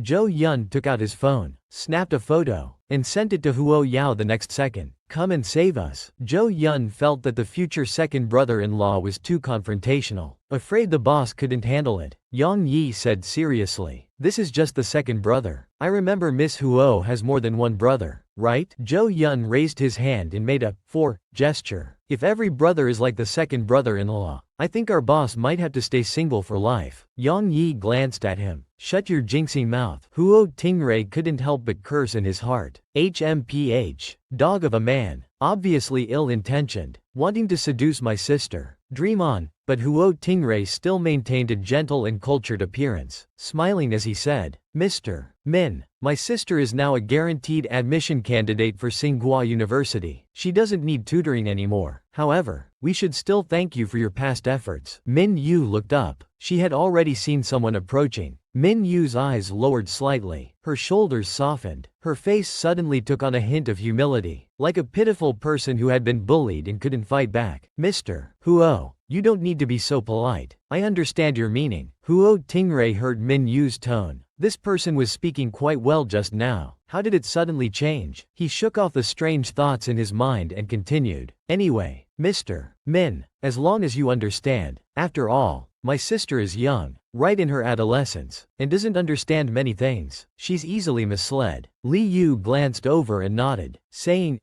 you're right. I'll be mindful of boundaries in the future. Seeing this, Huo Tingray prepared to stand up and say goodbye. Suddenly, a weight pressed on his shoulder. He shuddered and slowly raised his head, meeting Huo Yao's face with its ambiguous smile. Damn, when did my sister get here? What should I do? This sister-doting maniac is really going to make me laugh to death. At this moment, Huo Tingrui's phone rang. It was his father calling. He walked to the side and pressed the answer button. Li Yu handed a book to Huo Yao and casually said, I heard you helped cure one of Dr. Pei's patients recently. He specially arranged a dinner for you. Are you going? There's free food to eat? How could our frugal boss not go? She indeed agreed. Huo Yao raised her head a bit shyly. How did you know I've been reading books on this subject recently? Li Yu's voice was light and clear. You mentioned it last time. Huo Yao said. You're too kind. This series of books is quite hard to find. Thanks. Huo Tingray, who had just finished his call and turned around, saw his sister standing a bit too close to that bastard man. He immediately inserted himself between the two. Sister, it's getting late. Dad's urging us to go home. Seeing him become so gentlemanly again, Huo Tingray could only inwardly sigh at the act. Huo Yao was truly helpless and couldn't help but sigh. My brother and I will head back first. No need to see us out. As soon as they were out the door, Huo Tingray started his mumbling mode. Sister, what book did he give you? If you want it, second brother will buy it for you. Let me tell you, that Min guy is very cunning. Stay away from him. Before he could finish, Huo Yao directly smacked him with a book, covering his mouth. Second brother, talk less. You'll be more handsome. Huo Tingray looked as pitiful as a child. Sister, how could you do this? Back home, Father Huo saw his son standing there in a daze and walked over. Noticing the English book in his hand, he asked, You're reading English books? What kind? Huo Tingray suddenly remembered something, and a warmth appeared in his eyes behind his glasses. This is little sister's book, Clinical Psychology. It's for third brother, isn't it? Father Huo's eyes suddenly became a bit moist. Take a photo of this book and send it to third brother. Let him see how much his sister cares about him. After all these years, it's time to come home. Unexpectedly, this man turned out to be the real-time management master. The next day, the two arrived at Hualin Pavilion. As soon as they reached the entrance, the lobby manager came to receive them.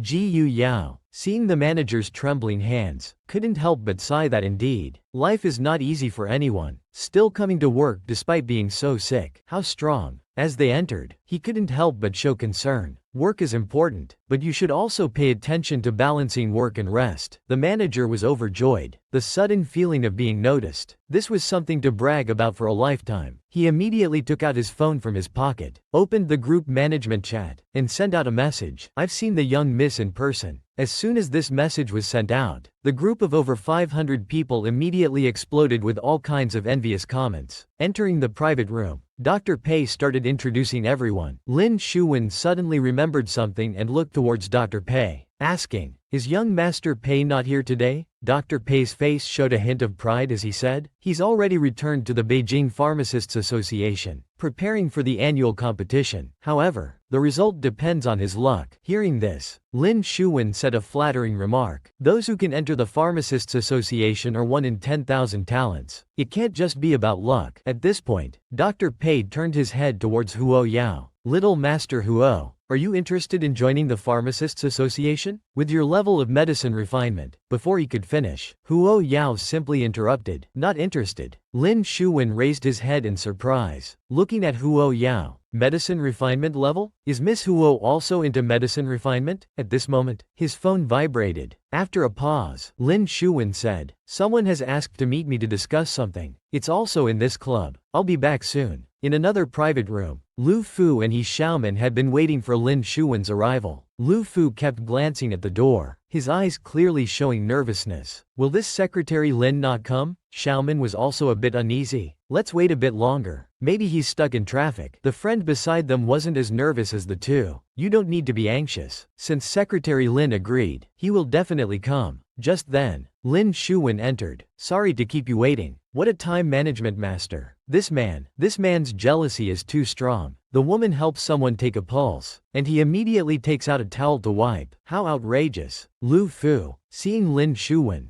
excitedly stepped forward and shook his hand, saying flatteringly, "Secretary Lin, hello. I've long heard of your name. Thank you for coming today." Just as he was about to invite him to sit down and chat over a meal, Lin Shuwen, who hadn't come here to eat, spoke concisely. "Mr. Lu, I have something else to attend to later. If you have anything to discuss, you can speak directly." Lu Fu thought Lin Shuwen was truly busy, so he went straight to the point. "Actually, the reason I invited you here today is mainly about the bidding for the Old Town area." As he spoke, Lu Fu gave a meaningful look to He Xiaoman beside him, signaling him to bring over the project proposal. Lu Fu took the proposal, with a bank card attached to it, and passed it over. Lin Shuwen's face instantly darkened. He could no longer maintain his polite expression. He let out a light snort. "Mr. Lu, do you think I came here just for this card?" Seeing Lin Shuwen's face suddenly become so gloomy, Lu's father suddenly had a bad feeling. He hurriedly explained, "Secretary Lin, I didn't mean that." Lin Shuwen interrupted. "Whatever you meant, everything ends here. Stop doing meaningless things." Seeing this, Liang Jun nearly fainted. He never expected Lu Hongyuan to pull such a risky move. Lu Hongyuan still couldn't grasp the situation. He pulled Liang Jun, asking him to help explain. He originally thought the Lu family must have some connections, but it turned out they really didn't know each other. Liang Jun's lips curled into a strange smile. Hee. Explain? Explain what? Explain that you're not trying to bribe someone? Did you think you could get things done just by offering money? Didn't you investigate the other party's bottom line before bringing out the money? Now you've ruined it for me too. You can forget about the Lu family's bid." After Lin Shuwen returned, his expression was a bit off. Fang Chen turned his head and asked softly, "What's wrong?" Lin Shuwen was still thinking about how disgusted he felt by Huo Yao's adoptive parents. He couldn't hold it in. "I just met with Miss Huo's adoptive parents. It's hard to describe. I doubt if Miss Huo was really raised by them. The difference is too great." Fang Chen didn't ask further, just said calmly, "Let's eat first. We can talk about it later." When they were almost done eating, the waiter brought in a few plates of fruit. Noticing the gaze of the two waiters, Huo Yao looked up at them. From the moment they started serving, he felt this scene was familiar. He couldn't remember where he had seen it before. At this time, Fang Chen came in and pulled out the empty chair next to Huo Yao to sit down. He called out, "Miss Huo." Li Yu's expression showed a moment of enlightenment. Huo Yao thought for a moment and said, "Let me take your pulse." She rolled up her sleeve a bit, revealing her thin wrist with clearly visible veins. She placed it on the table, palm up. Soon she withdrew her fingers and calmly said, "The recovery is good. Take the medicine I prescribed last time for another week. Then you can stop." Huo Yao turned her head to see Minyu handing over a towel. While still wondering what it was for, Minyu spoke with a calm expression, his eyes showing a hint of casualness. "Wipe your hands." Fang Chen, who had witnessed the interaction between the two, thought to himself, "It's just taking a pulse. Why so dramatic?" On the side, Pei Feng, who had been paying attention to Huo Yao and Fang Chen's conversation, felt that she had just taken a pulse and written a prescription without any follow-up care. So why should she take all the credit? Pei Feng suddenly remembered something. He took out a bottle from his pocket and handed it to Fang Chen. "This is the medicine my elder brother specially prepared for Mr. Fang before he left." Hearing Pei Feng's words, Fang Chen's brows furrowed slightly. His illness was diagnosed by Huo Yao, and now this Pei Feng was doing this. It seemed to have some other intention. Fang Chen politely declined. "No need. I have the medicine prescribed by Miss Huo." Hearing this, Pei Feng's face showed disbelief. "Mr. Fang, This is from my elder brother. Old Pei stood up, his face dark with anger. He shouted at Pei Feng. Pei Feng, that's enough. What are you doing? This is too embarrassing. Stealing someone else's work and being caught by the person involved. Old Pei had thought that after the little master's embarrassment last time, he would realize his mistake. Who knew that with the eldest son's return, not only did he not realize the problem, but even the eldest son started to compete with the little master. He had hoped to use this dinner to repair the relationship with the little master. Now, Huo Yao took the medicine, opened the cap, and smelled it. She turned her head slightly to look at Pei Feng with a gentle smile. Medicine made from my prescription? Hearing this, Old Pei slammed the table in disbelief. What? The next second, he walked over and picked up the medicine. He opened the cap and smelled it carefully. The eldest has been in the pharmacy making medicine recently, saying he was researching, so he was actually using little Master Huo's prescription to make medicine, and then presenting it to Mr. Fang as a favor. This is stealing someone else's work to gain face for oneself. How did our Pei family produce these two people without principles or bottom lines in this generation? Old Pei's body swayed, and the medicine bottle slipped from his hand, crashing to the ground. Seeing this, Pei Feng quickly stood up and walked to Old Pei's side. Before he could speak, Old Pei slapped him across the face. Disgraceful. Truly disgraceful. Pei Feng dared not speak again. He had originally just wanted to give the medicine to Fang Chen in front of Huo Yao and be done with it. He hadn't expected Fang Chen to refuse his elder brother's medicine, let alone Huo Yao picking up the medicine to look at it. The situation became very awkward. At this moment, Huo Yao sighed softly, then bent down to pick up the medicine bottle from the ground. The medicine is innocent. Using my prescription to make medicine is one thing, but this ultimate medicine maker's skill level is disappointing, to say the least. Minyu glanced at Huo Yao. Although the young person looked as normal as could be, he still sensed the impatience beneath that face. Minyu casually placed his hand on Huo Yao's shoulder, his voice cool as he said, "Weren't you going to the library?" Huo Yao blinked, then nodded. "Oh, right. Well then, Old Pei, we'll be taking our leave." Old Pei felt he had no face to ask them to stay and only managed to utter a single word. "All right, haha." Suddenly feeling these two are so awkward, Fang Chen didn't linger either, saying, "It's time to go," and gesturing for Lin Shuwen to follow. Old Pei sat in the chair for a long time. Suddenly, he let out a light chuckle. "Pei Feng. Ah, Pei Feng. You really shouldn't have today. Do you know that little Master Huo is an S-class medicine maker?" Old Pei's voice was soft, but it hit Pei Feng's heart heavily. He looked at his father in disbelief.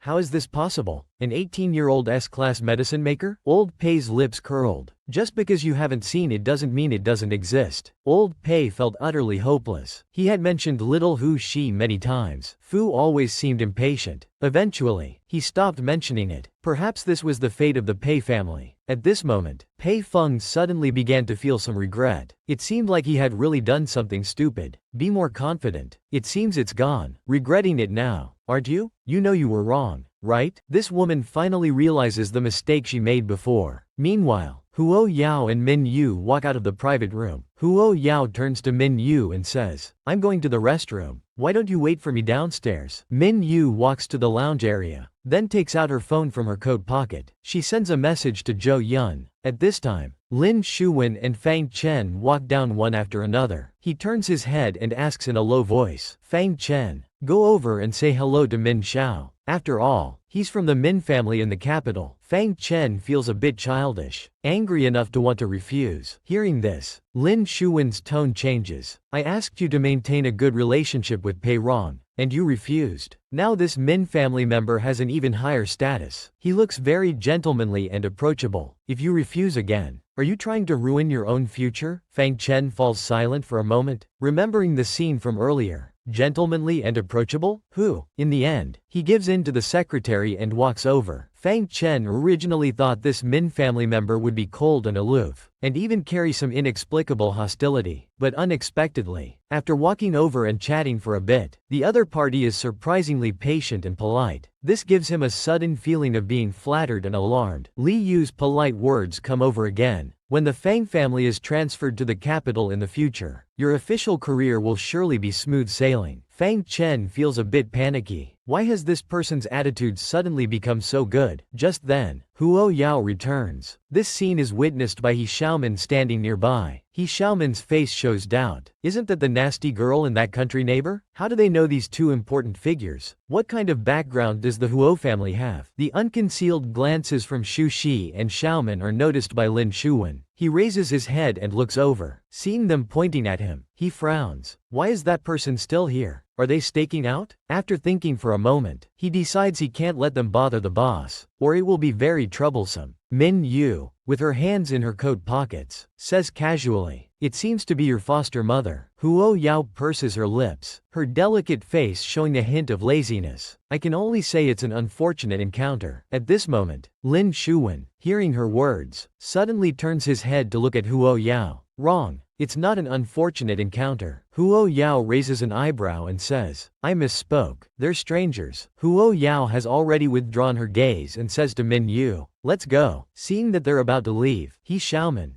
disregarding everything else, chases after them in her high heels. Secretary Lin, wait. Lin Shuwen lets Fang Chen get in the car first. After closing the car door, He Xiaomin takes a deep breath. Secretary Lin, what happened in the private room just now was a misunderstanding. Please don't take it to heart. I just want to ask you one question. You clearly thought highly of our Lu family before. Why did it suddenly change? We heard that you once told others you would focus on examining our Lu family. Hearing this, Lin Shuwen finds it somewhat amusing. Mrs. Lu, you might have misunderstood the phrase, focus on examining, but it doesn't matter if I tell you. Originally, this focused examination was indeed an opportunity for your Lu family. Lin Shuwen shakes his head with a light chuckle. Not continuing further, Lin Shuwen thinks of Wei Ya's attitude earlier, and says indifferently, but this matter was originally just a misunderstanding. It's not important anymore. Misunderstanding? What do you mean? He Xiaomin urgently wants to know all the reasons behind this. Could it be that my foster daughter said something in front of them, causing us to lose this opportunity? That's hilarious. This brother is a shy little princess. It's confirmed that this man is a royal illegitimate child. He's a very fierce wolf. Li Yu and Song Wei Yao went to the library. They came to this man's house. Huang Ying, wearing an innocent look, directly says, "I know Min Xiao is very interested in the Huang family's underground forces, so I won't beat around the bush with you. I can let the Huang family's forces in the underground alliance come under Min Xiao's control. I only have one request. From now on, there will be no more Huang family here." Li Yu raises his eyebrows slightly. No more Huang family? As far as I know, the control of the underground alliance forces seems to be in the hands of your brothers. Huang Ying's lips curl slightly as he says softly, "They're just a bunch of useless people." Zhou Yun, standing nearby, hearing these words, gives him a special look. You really can't judge a book by its cover. Who would have thought that such a gentle and refined-looking person would speak so arrogantly? After they leave, as soon as Zhou Yun gets in the car, she speaks up. This Huang Yin is really something. Raised outside for so many years, and his brothers in the Huang family never discovered him. If it weren't for old Mr. Huang's death, no one would have known of his existence. Yang Yi quickly nods in agreement, and when he invited the master over, none of the Huang family members showed up. They must have been stopped. Li Yu says calmly, "He's a wolf lurking in the shadows." That night at Huo Yao's home, Tong Yu sees Huo Yao take out a check from her bag and hand it to her brother. "This is the money from the last commercial shoot, and you won't be absent for tomorrow's shoot, right? Last week when you weren't there, the live stream's viewing rate dropped a lot."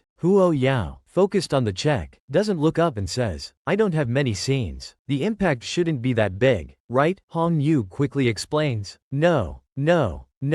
You're underestimating the curiosity of netizens, because you never show your face. Plus your performance in commercials and variety shows. Your popularity is even higher than the little princess." Then he looks at Huo Shang with disdain. "Last week you weren't there because of exams. Your brother's performance was really painful to watch. The little princess Huo, who was killed without doing anything, really thinks this is so unfair." Huo Yao came to his senses and said, "I'm free tomorrow. It won't affect the live stream." Tong Yu felt relieved upon hearing this. After thinking for a moment, he added, "Sister, do you have Weibo? If not, you should register one. Now fans are leaving comments under your brother's Weibo. I think it would be better if you had your own account." Wei Yao thought for a moment and nodded. "Okay." After Tong Yu left, Wei Yao took out her phone and opened Weibo. The little princess gradually moved closer, exuding a 1,000-year-old vinegar smell. She asked, "Sister, When did you become so close with Tong Yu? She was furious inside. Previously, when she asked him to register, he refused. Now, as soon as Tong Yu suggested it, he complied. Huo Yao stretched lazily. After registering the account, Huo Shang quickly asked what his sister's id was. Let's follow each other. This way, sister's first follower will be him. Huo Yao smiled mischievously. You can look at my phone yourself. Then she left, using thirst as an excuse. While Huo Shang was still confused about what kind of operation this was, he looked down at the phone. Oh my, she posted the previous koi photo on Weibo, and even called it,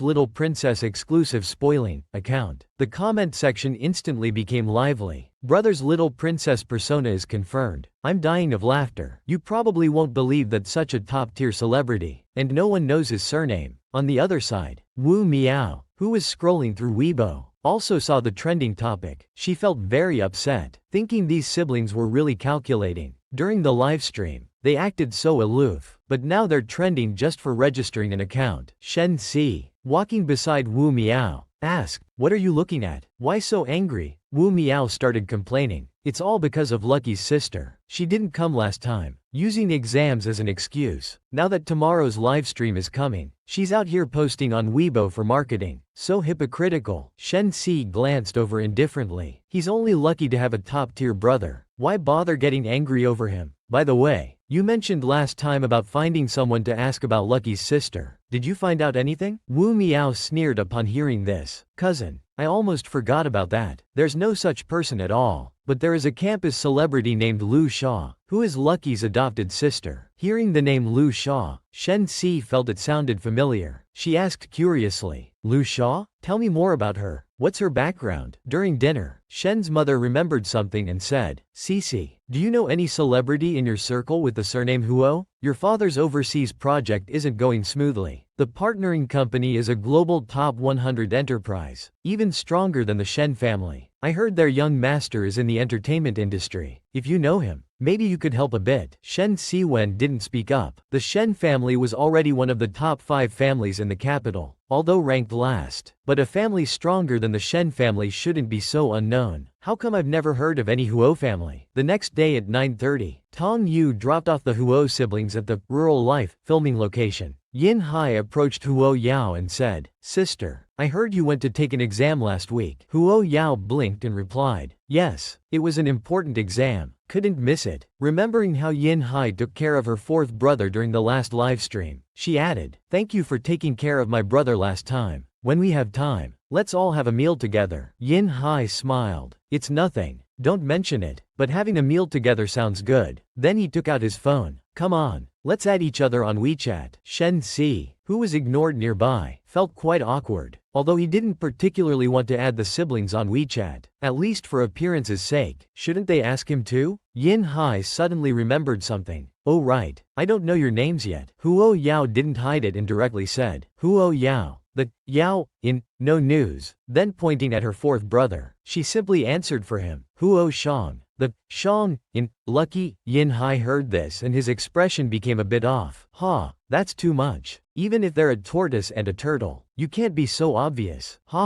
At this time, the host, facing the camera, gave a long opening speech before directly entering today's theme, house renovation. Xiao Molin pushed open the old wooden door while talking. The show's team is really creative, even coming up with a house renovation theme. Before he could apply any force, the entire door fell with a bang. That awkward yet polite smile. Have you learned it? The comment section was dying of laughter. The inside of the house was old and dilapidated, dirty and messy. Spider webs had formed on the abandoned old furniture. The little Princess Huo beside him immediately placed the team's hope on his sister. So, how do we renovate this? Huo Yao had already started rolling up her sleeves. I've seen videos about rural house renovations online before. We can find a few and learn from them. A few seconds later, Xiao Molin showed his phone to everyone. Indeed, there were many such videos. Take a look and see if there's any plan you like. We can imitate one. As soon as he said this, the staff in the show's backstage all looked at the director. Who said this house renovation idea was unique and novel? The director, feeling exposed, wanted to curse. Haha, how could he know that these young people, instead of playing games, were watching rural renovation videos? Damn, there's no sense of experience. At this time, an assistant came over with a complicated expression. Director, the logistics just called. They said the sponsor's boss spoke up. You mistreated their young lady this episode, so they're canceling the meals provided to the crew. The virtual director looked at the computer screen, seeing everyone chatting and laughing, not looking mistreated at all. He snorted. HMPH. If they don't provide meals, are they trying to starve their young lady? The assistant sighed. They no longer provide for the work group. The guest group remains the same. This differential treatment from the district is too much. Sigh. I'll go buy some steamed buns and pickles from the villagers. The assistant let out the nth sigh. As he said this, he couldn't help but glance at Ku Daomi with a hint of complaint. Two different approaches to the turtles. Is it expressing something? Shen Sijian watched Huo Yao walk away alone with the stone box, and couldn't help but chuckle again. The production team is really giving special treatment to little sister. At this time, the live broadcast room was in an uproar. So these turtles were prepared for these two. Who are they implying? Turtle paired with turtle. Haha. Huo Yao opened the lunchbox. I have to say, today's takeout tastes really good. At this time, someone passed by gnawing on a steamed bun, carrying a very big grudge. Huo Yao looked bewildered. Then her phone rang. The oath said they'd meet tomorrow. Wei Ya saw the words, coward, and guessed who it was. His fingertips moved slightly. He only replied with 2 words, then directly blocked the phone number. Well done. Could there be other time travelers in this world? Who is this man? Lu Zeming fearlessly kept sending messages to Huoyu. When he received the 2-word reply, seeking death, his heart skipped a beat. He couldn't help but think of the time he went to find the coward and got beaten up. He suspected he had been blocked, so he directly made a phone call. What he got was a response that the number was not in service. No matter how many times he called, it was the same. This arrogant brat never imagined that Wei Yao would dare to block him. Then he angrily threw his phone on the sofa, muttering, I was even going to invite him to my birthday party. He actually blocked me. He walked back to his room in a huff, ignoring even his mother's calls. Xiaomin picked up her son's phone and looked at the messages inside. He never used to have such an arrogant tone. She also felt very regretful. She shouldn't have made the relationship so tense back then. Otherwise, many things would be different now. Xiaomin suddenly had a bright idea. As if she thought of something, she took out her phone and called her mother in her hometown. It seems she wants to play the family card. On this side, at the Rural Life Live broadcast scene, the house has been cleaned up. Plant images have been painted on the white walls. The outlined edges are full of boldness, breaking the monotony. Xiao Molin's younger brother sincerely praised. Sister's design scheme is still the best. The overall look has a kind of retro style. Xiao Molin was surprised. I didn't expect sister to be so good at painting too. Too amazing. But what is this? Flowers or grass? I've never seen it before. Huo looked at the painting and replied, this is a gun leaf. Just drew it casually. Somewhere on Earth, using satellite signals to connect to the internet. A middle-aged man clicked into the live broadcast room out of boredom. When he saw the painting under the lens, especially that familiar-looking plant, he was stunned. Looking at Huo Yao in the camera, he felt that the expression in Huo Yao's eyes was strangely familiar. The man scratched his head. When he wanted to look more closely, the screen suddenly froze. After 2 seconds, it directly popped up a message saying, Dear, the network is not working well. Please check your network status. Then no matter what angle or position he tried, the satellite signal could not connect again. The man cursed. What kind of crap is this? Claiming to be future high-tech, fragile garbage failing at the critical moment. Soon both houses were built. At 4 o'clock, the live broadcast room closed on time. Shen Si was on the phone at this time. Without the live broadcast, the camera facing him, his expression and attitude while talking on the phone were completely different from when facing the public in the live broadcast room. Vicious and arrogant. Yin Hai in the yard, out of politeness, asked, Shadow God, what's wrong? Seeing it was Yin Hai, Shen Si slightly restrained his emotions. The car coming to pick me up had a malfunction on the road. It can't arrive on time. Yin Hai thought for a moment and said, why don't you ride in my car first? I'll take you to the county town. A special ringtone for a special you. Who said your special ringtone? Shen Si raised his hand to look at the time. The assistant would take at least 2 hours to arrive. He immediately nodded. Then I'll trouble teacher Yin. Yin Hai waved his hand, politely saying, it's no trouble. It's on the way. Yin Hai remembered something and turned back to Shen Si, saying, the Huo siblings are staying in S, right? Seems to be the same place as your cousin. Shen Si was sensitive to the surname Huo. Until now, he didn't know that pair of siblings surnamed Li. Then he thought carefully. That pair of siblings looked so rustic. Even if they were surnamed Huo, it must just be a coincidence. He was really being too sensitive. How could they possibly have any connection to that top 100 enterprise? On this side in the car, Huo Yao was originally resting with her eyes closed. The phone in her pocket rang with a ringtone different from ordinary calls. She immediately opened her eyes and sat up straight. She quickly took out her phone. Beside her, Huo Shang asked curiously, who is it? To make sister react so strongly and even set a special ringtone. Huo Yao smiled very happily. Looking at the person on the phone, a voice came from the other end. Yao Yao. It turned out to be a call from grandmother. The old lady looked at her granddaughter on the phone, her eyes becoming a bit moist. It's been a few months since we've seen each other. My Yao Yao has already become a beautiful young lady. Huo Yao saw her expression was unusual and seemed lost in thought. She asked, do you have something you want to tell me? The old lady on the other end turned her head away from the camera for a moment, then looked back at the lens. Nothing. I just missed you and wanted to give you a call. Huo Yao raised her eyebrows slightly and directly exposed. I've grown up by your side since I was little. Do you think I don't understand you? Did the Lu family say something to you again? The old lady thought for a moment and then spoke directly. Xiaomin called today asking for my help, but I know her. If it was just about easing the relationship, she wouldn't have made this call to me. Grandma just wants to tell you, you don't owe the Lu family anything. Our Yao Yao is free. Don't let them manipulate you because of grandma.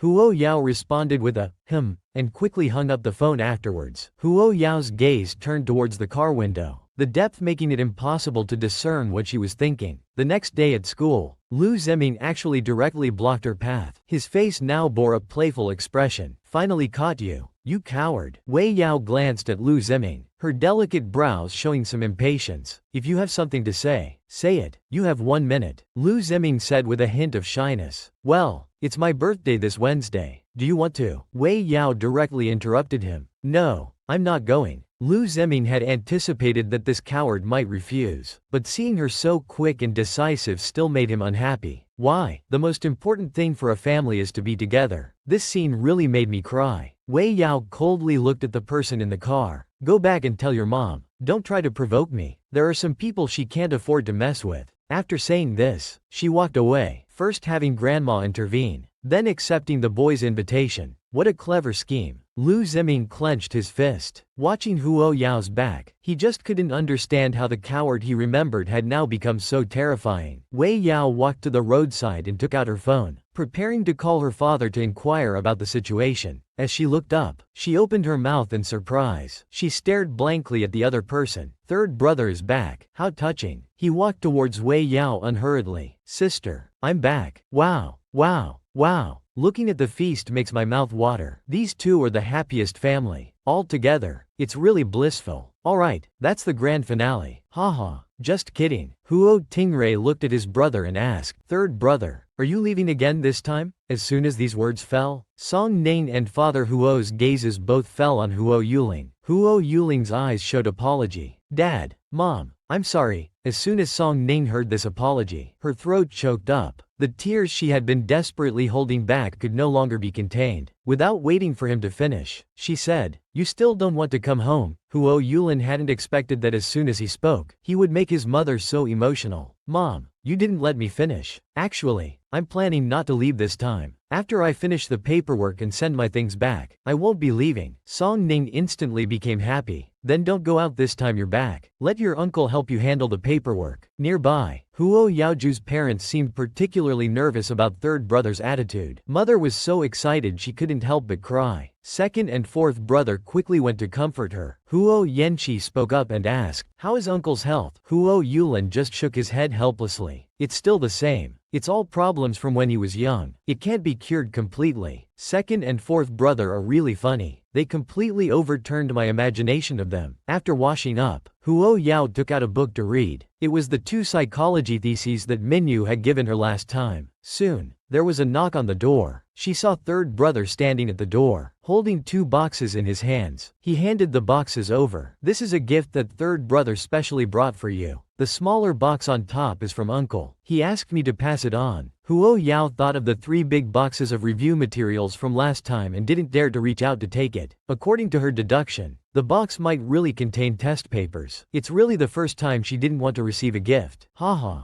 Huo Yulin saw her not taking it and asked puzzledly, "What's wrong? Do you want third brother to send it directly to your room?" Everyone, guess what this gift is? Tell me in the comments section. Who could have thought that the once sunny and cheerful boy would completely change after experiencing such a thing? Huo Yao opened the box, and when she saw the gift was a computer, she couldn't help but sigh in relief. Thankfully, it's not review materials. After checking the computer, she found that this computer had very high specifications, but thinking about it, it made sense. Last time at 32nd Brothers Manor, there was a lot of high-tech equipment installed. At this moment, Huo Yao's gaze fell on a jewelry box. This was the bracelet uncle sent. The design was simple and low-key, not flashy at all. It was quite suitable for young girls to wear. Huo Yao took out the bracelet and found that it had a locator inside. This kind of locator wasn't used for tracking people, but for saving people in critical moments. When uncle makes a move, it's always like this. Suddenly, she became a bit curious about what kind of person he really was. The next morning, when Father Huo saw his daughter come down, he said, "Daughter, why are you coming down so late today? Are you having breakfast now?" Huo Yao said, "Sister had something to do this morning. It's her turn for duty today, so she won't eat at home. She'll just take a sandwich on the way." It to be true. Due to certain circumstances, it took us 3 days to find him. When we did, he was barely alive, a 12-year-old child, tortured by a group of vicious people for 3 whole days. Although he came back, that sunny and lovable child no longer existed. Huo Yao said softly, "It's all in the past. Third brother will get better." According to the plot, these two will definitely end up together. They're a perfect pair of bickering lovers. In the afternoon, when Huo Yao returned home from school, Song Ning introduced her to her friend. "This is my daughter Yao Yao, and that's my second son, Huo Tingray." Mrs. Fang smiled at them and said, "Ning, your children are all so outstanding. It just so happens that your second son and our little Ting are about the same age. The young people should get to know each other." Haha. What a coincidence for these rivals. Who would have thought the blind date would be arranged at home? Huo Yao looked at the two and gave a mischievous smile. Hee. Fang Ting felt a bit dizzy. Who would have thought that a rich person would attend a blind date event organized by the neighborhood committee? Does this playboy even understand what it means to have rich people standards? Huo Tingray didn't expect to see this rude girl again. Picking fights for no reason. Confrontational for no reason. What bad luck. The two involuntarily glanced at each other. The next second, they both childishly snorted and turned away. Bobo guessed this pair would definitely work out. Fang Ting's gaze turned to her sister, feeling that this pretty sister looked somewhat familiar. Looking at the pillow in her hand, she excitedly said, "Isn't this the limited edition merchandise from Little Princess? Are you also following Garden Life? Let me tell you, I really like that masked sister in the show." Huo Tingray raised an eyebrow. "Do you know who that masked sister in the show is?" As soon as he said this, Huo Yao's hand landed on her second brother's shoulder. She then looked at him sideways. "Second brother, you think you're capable again, huh?" Huo Tingray smiled sheepishly and closed his mouth. He had been wrong before. There were actually 3 tyrants at home. In the evening, shortly after dinner, the two left. Mrs. Fang kept mumbling, "Huo Tingray has good looks and a decent career. He's an excellent young man. After meeting him today, don't you have any thoughts?" Fang Ting, playing with her phone, kept responding perfunctorily, "Yes, yes, excellent, excellent." Fang Ting looked up and saw her older brother. Excitedly, she grabbed her mother's hand. Mrs. Fang saw Chen sitting in the living room. "Little Chen, when did you come back? Why didn't you call mom?" Fang Ting looked closely at him.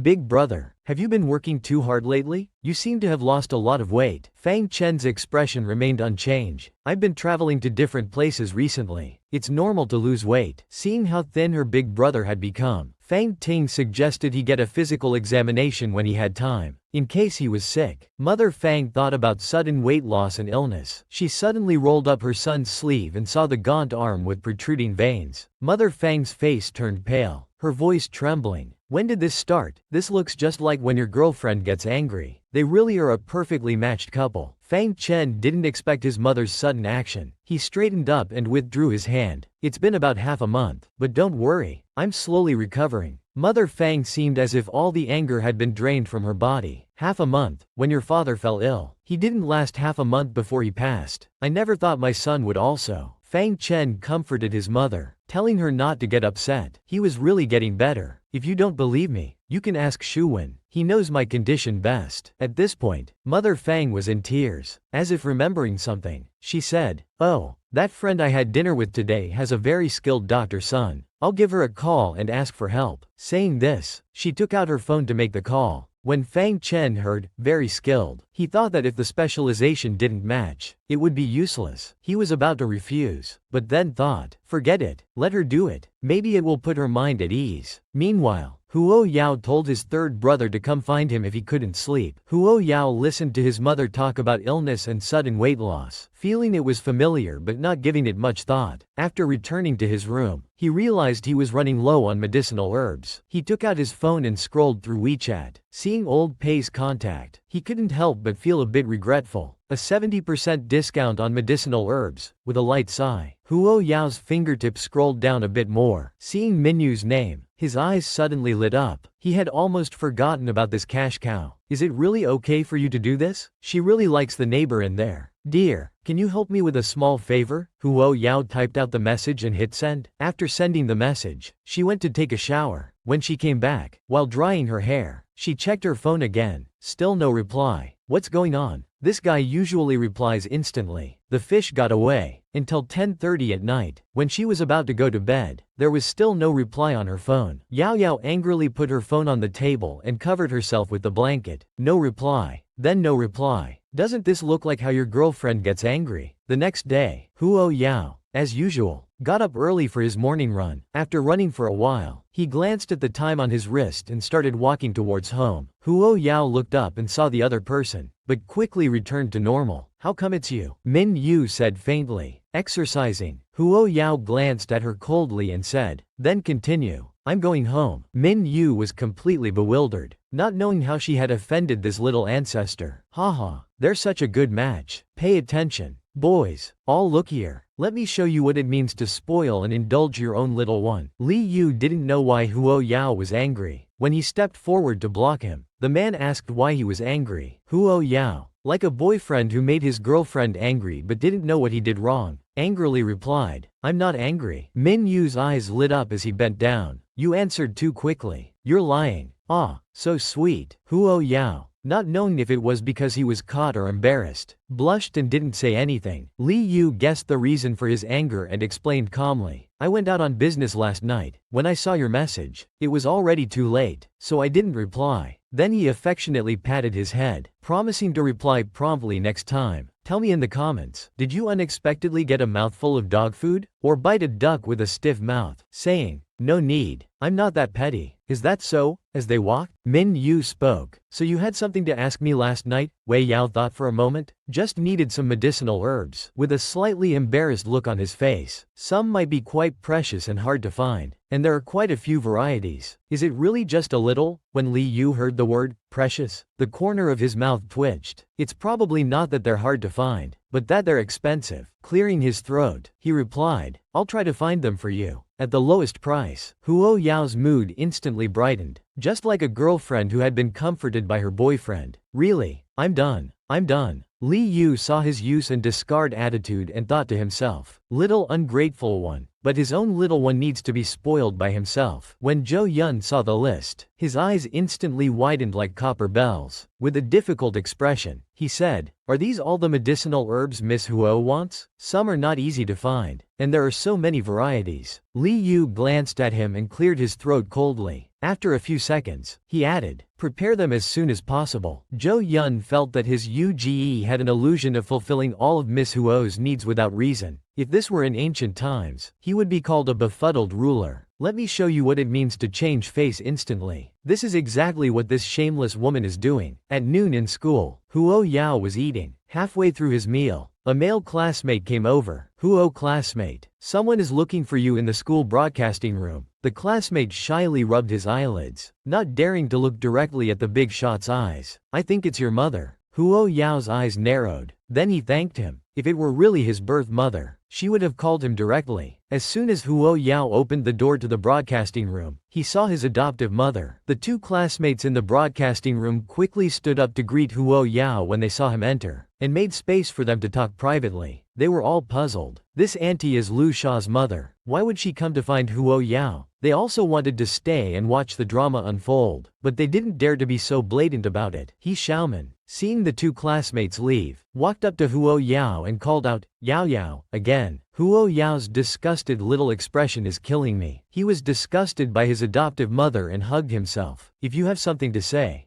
it. Don't disgust me like this. He Xiaoman seemed used to this attitude and still had a smile on her face. Mom was a bit harsh before. Mom will change. Don't interrupt. Whose mom are you? You come here calling yourself mom. Have you considered Lu Sha's feelings? Moreover, I don't remember ever living in the Lu family. He Xiaoman's voice became faint with guilt. My mother, who is also your grandmother, raised you for so many years. You can't deny that, can you? Huo Yao's eyes were cold, with a half smile on his lips. What does that have to do with you? I came here just to tell you. If you have any conscience, put away those dirty tricks of your Lu family. Stop bothering an old person who should be enjoying her twilight years. After saying this, he turned and walked out. He Xiaoman quickly chased after him. This time she wanted to get the question clear. After being exposed, the gentleness on He Xiaoman's face could no longer be maintained. I ask you, was it you who messed with the municipal government's bidding? Huo Yao's expression was cold and indifferent. I don't understand what you're talking about, he said as he stepped out of the broadcasting room.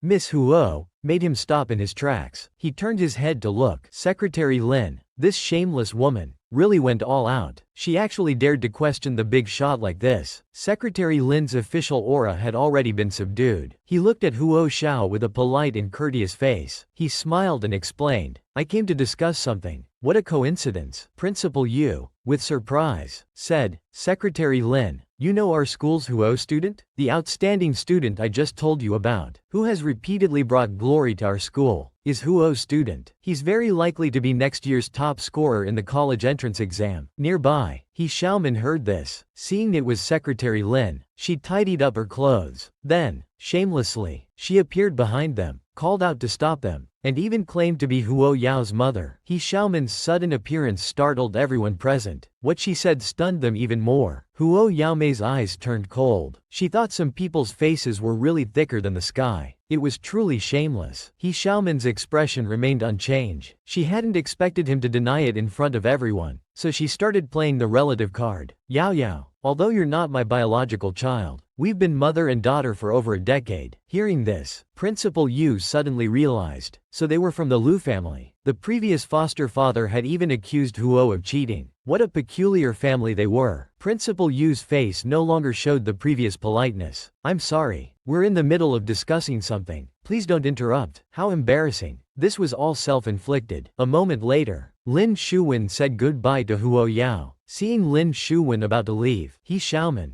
disregarding the awkwardness, called out to him again. Wait a moment, Secretary Lin, I just want to know, is it because of what my adopted daughter said that you didn't choose our Lu family? Huo Yao, who was about to leave, stopped in her tracks upon hearing this. She had just been saying that the bidding matter was related to Lin Shuwen. Lin Shuwen pressed his brow, looked at Huo Yao, and then said in a deep voice, it has nothing to do with Miss Huo. But Xiaoman knew the Lu family had lost the bid, so there was no need for any more reservations. Today, she was determined to get to the bottom of this. Everyone says Secretary Lin, you handle matters fairly and honestly. Now it seems that's not the case at all. Lin Shuwen's face had completely darkened. He said coldly, Mrs. Lu, something shouldn't be said carelessly. But Xiaoman had already gone all out. Initially, it was you who favored our Lu family, so you said you would focus on examining us. Do you dare say it wasn't your behind-the-scenes manipulation that made us lose the bidding qualification? Do you dare say you're not deliberately targeting our Lu family because of certain people? This face is thicker than the sky. There's no medicine for regret. You deserve it. Faced with He Xiaoman's questioning, Lin Shuwen suddenly smiled, his eyes full of sarcasm. I thought I made myself clear last time. It seems I overestimated Mrs. Lu's intelligence. I originally wanted to save face for everyone, to avoid making it too embarrassing. Since you want an answer, I'll tell you why your Lu family was eliminated. Lin Shuwen took out his phone. In front of her, he called a colleague in the office, asking them to photograph and send him the documents in his drawer. Soon, Lin Shuwen's phone received the photos. He handed the phone to Yi Xiaoman. Look, this is your supposedly powerful Lu family. Tax evasion, irregular business practices, excessive borrowing, and various other major issues. This is the result of the focused examination. Normally, people with a bit of sense should have some self-awareness, but clearly, you just had to look for trouble. To be honest, if it weren't for Miss Huo, you wouldn't even qualify for examination. He Xiaoman staggered, struck by this truth. She muttered, impossible. Lin Shuwen retracted his coldness and walked up to Huo Yao. He explained with some apology, I'm really sorry. At the time, because I knew Lu Hongyuan was your foster father, I thought of returning a favor, which led to today's situation. No wonder He Xiaoman had asked him about the inexplicable bidding matter earlier. Understanding this, Huo Yao looked at him with exasperation and declared, let me clarify,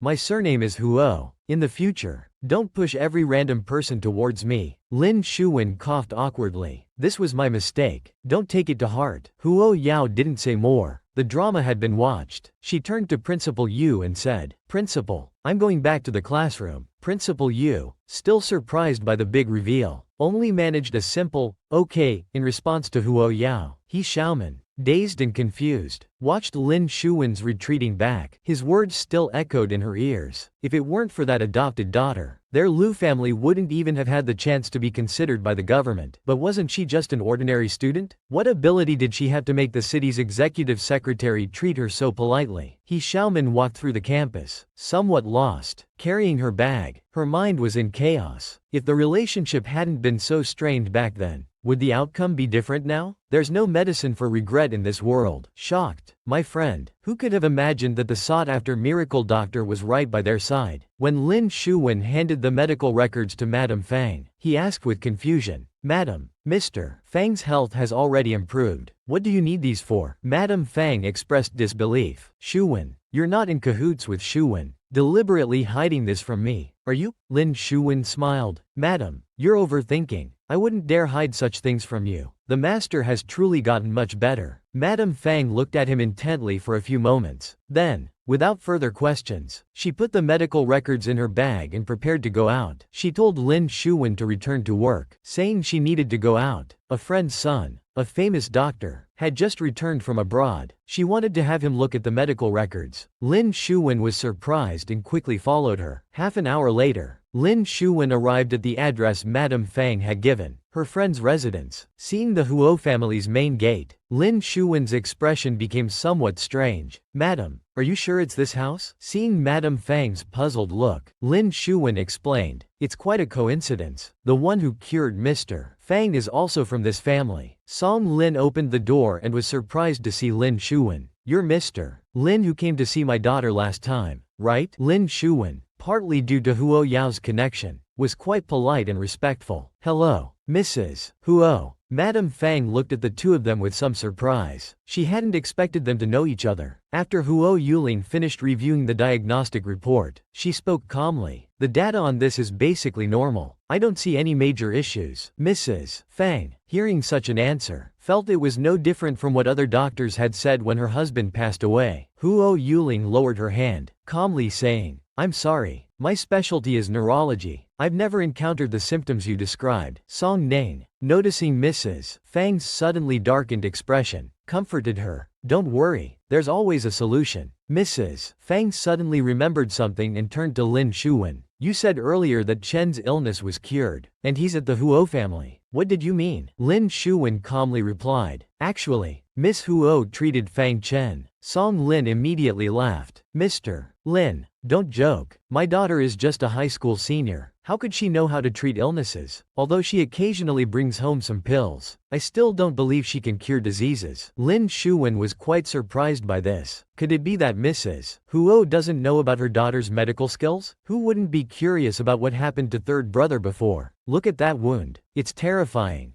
Right on cue. the protagonist appeared. Wei had just returned home from school, looking up to see the group sitting in the hall, especially Lin Shuwen. She was slightly surprised. She noticed her mother's expression towards her seemed a bit off. Wei put down her backpack, puzzled, and forced an awkward greeting. Soon, Mrs. Fang and Lin Shuwen prepared to leave the Huo residence. Before getting in the car, Mrs. Fang couldn't help but thank her again. Yao Yao, thank you for saving my son's life. Yao Minchen replied, no need to thank me. After all, I was paid. After they left, Song Ning looked at his daughter. You can treat patients? She nodded and found an excuse. The old lady wasn't in good health, so when we were in the countryside, I learned from a traditional Chinese doctor for a while. Song Ning narrowed his eyes, feeling for the first time that his daughter might be trying to fool him. You learned from a traditional Chinese doctor for a while and can now treat rare genetic diseases? Do you think I'll believe that? Xu Shi noticed her mother's hidden anger. She slightly furrowed her brow, then changed the subject without changing her expression. By the way, why haven't we seen those financial people at our house lately? I was mistaken earlier thinking they were here to collect debts. Song Ning pretended not to understand and quickly went to check on the soup he was cooking, embarrassed to have forgotten about the tea he had used to fool his daughter earlier. Huo Yao approached third brother, saying, Third brother, I'll continue with your acupuncture tonight. I'll also try something I've been researching recently. Huo Yulin didn't think much of it and nodded, agreeing to whatever his sister said. He was always overprotective of his sister. After dinner, Huo Yao finished her homework and went to third brother's room. Second brother was also there. They were discussing something, and Lu Sha's name was mentioned. Huo Yulin's gaze swept over the box in his little sister's hand. Are you going to give third brother acupuncture? Huo Yao, like last time, inserted silver needles into several acupoints on his head. When he was completely relaxed, Wei Yao knew the time was right. She took out a pendant necklace from her pocket, held it in the air, and slightly loosened her fingers. The pendant dangled vertically above his brow. She softly told third brother to relax and slowly follow her rhythm. Wei Yao was trying hypnotherapy for the first time. After reading dozens of books on clinical treatment methods, she decided to try this simplest one. Huo Yulin had always been resistant to psychological treatment but had no choice but to undergo it. He had to rely on hypnosis to achieve a state of rest. Huo Yao accidentally saw his scars. Looking at the horrific scars, she could imagine the severity of the injury at the time. Beside her, Huo Ting asked in a low voice with a hint of wonder, is he asleep already? Just a few needles and he's out? That's amazing. People can really be shameless. And there are indeed such people in reality. Huo Yao tilted her head towards Huo Tingray. Third brother's kidnapping case is related to a video. Huo Tingray was stunned for a moment, then asked, how do you know about third brother's situation? Huo Yao replied, Dad told me. He pursed his lips, then smiled without warmth. Does it matter? It's all in the past. It's getting late. You should go rest. Second brother didn't pursue the matter further and opened the door to return to his room. Meanwhile, at the Lu family, Lu Hongyuan looked at his daughter with a kind expression. Sha, how have you been doing at school lately? Then he handed her a card. I've been busy with company matters lately and have neglected you. Lu Sha's eyes showed confusion. Why are you suddenly giving me money? If there's something, just say it. Lu Hongyuan said earnestly. Dad has been thinking lately. If you want to associate with the Huo family, I won't stop you. You and Yao Yao are schoolmates, right? Why don't you invite her to go shopping at the mall this weekend? The Huo family's financial situation isn't great. She might not be able to afford many branded items. You can use this card to buy her something she likes. Lu Sha bit her lower lip and said, have you forgotten about the competition materials incident? Do you think she would want to associate with me? She then asked directly. Why do you suddenly want me to get close to Huo Yao? Lu Hongyuan took a deep breath and didn't hide it. Because she has close relationships with people at the city hall, unless she doesn't care about her reputation. Otherwise, Lu Sha was shocked and suddenly looked up at Lu Hongyuan.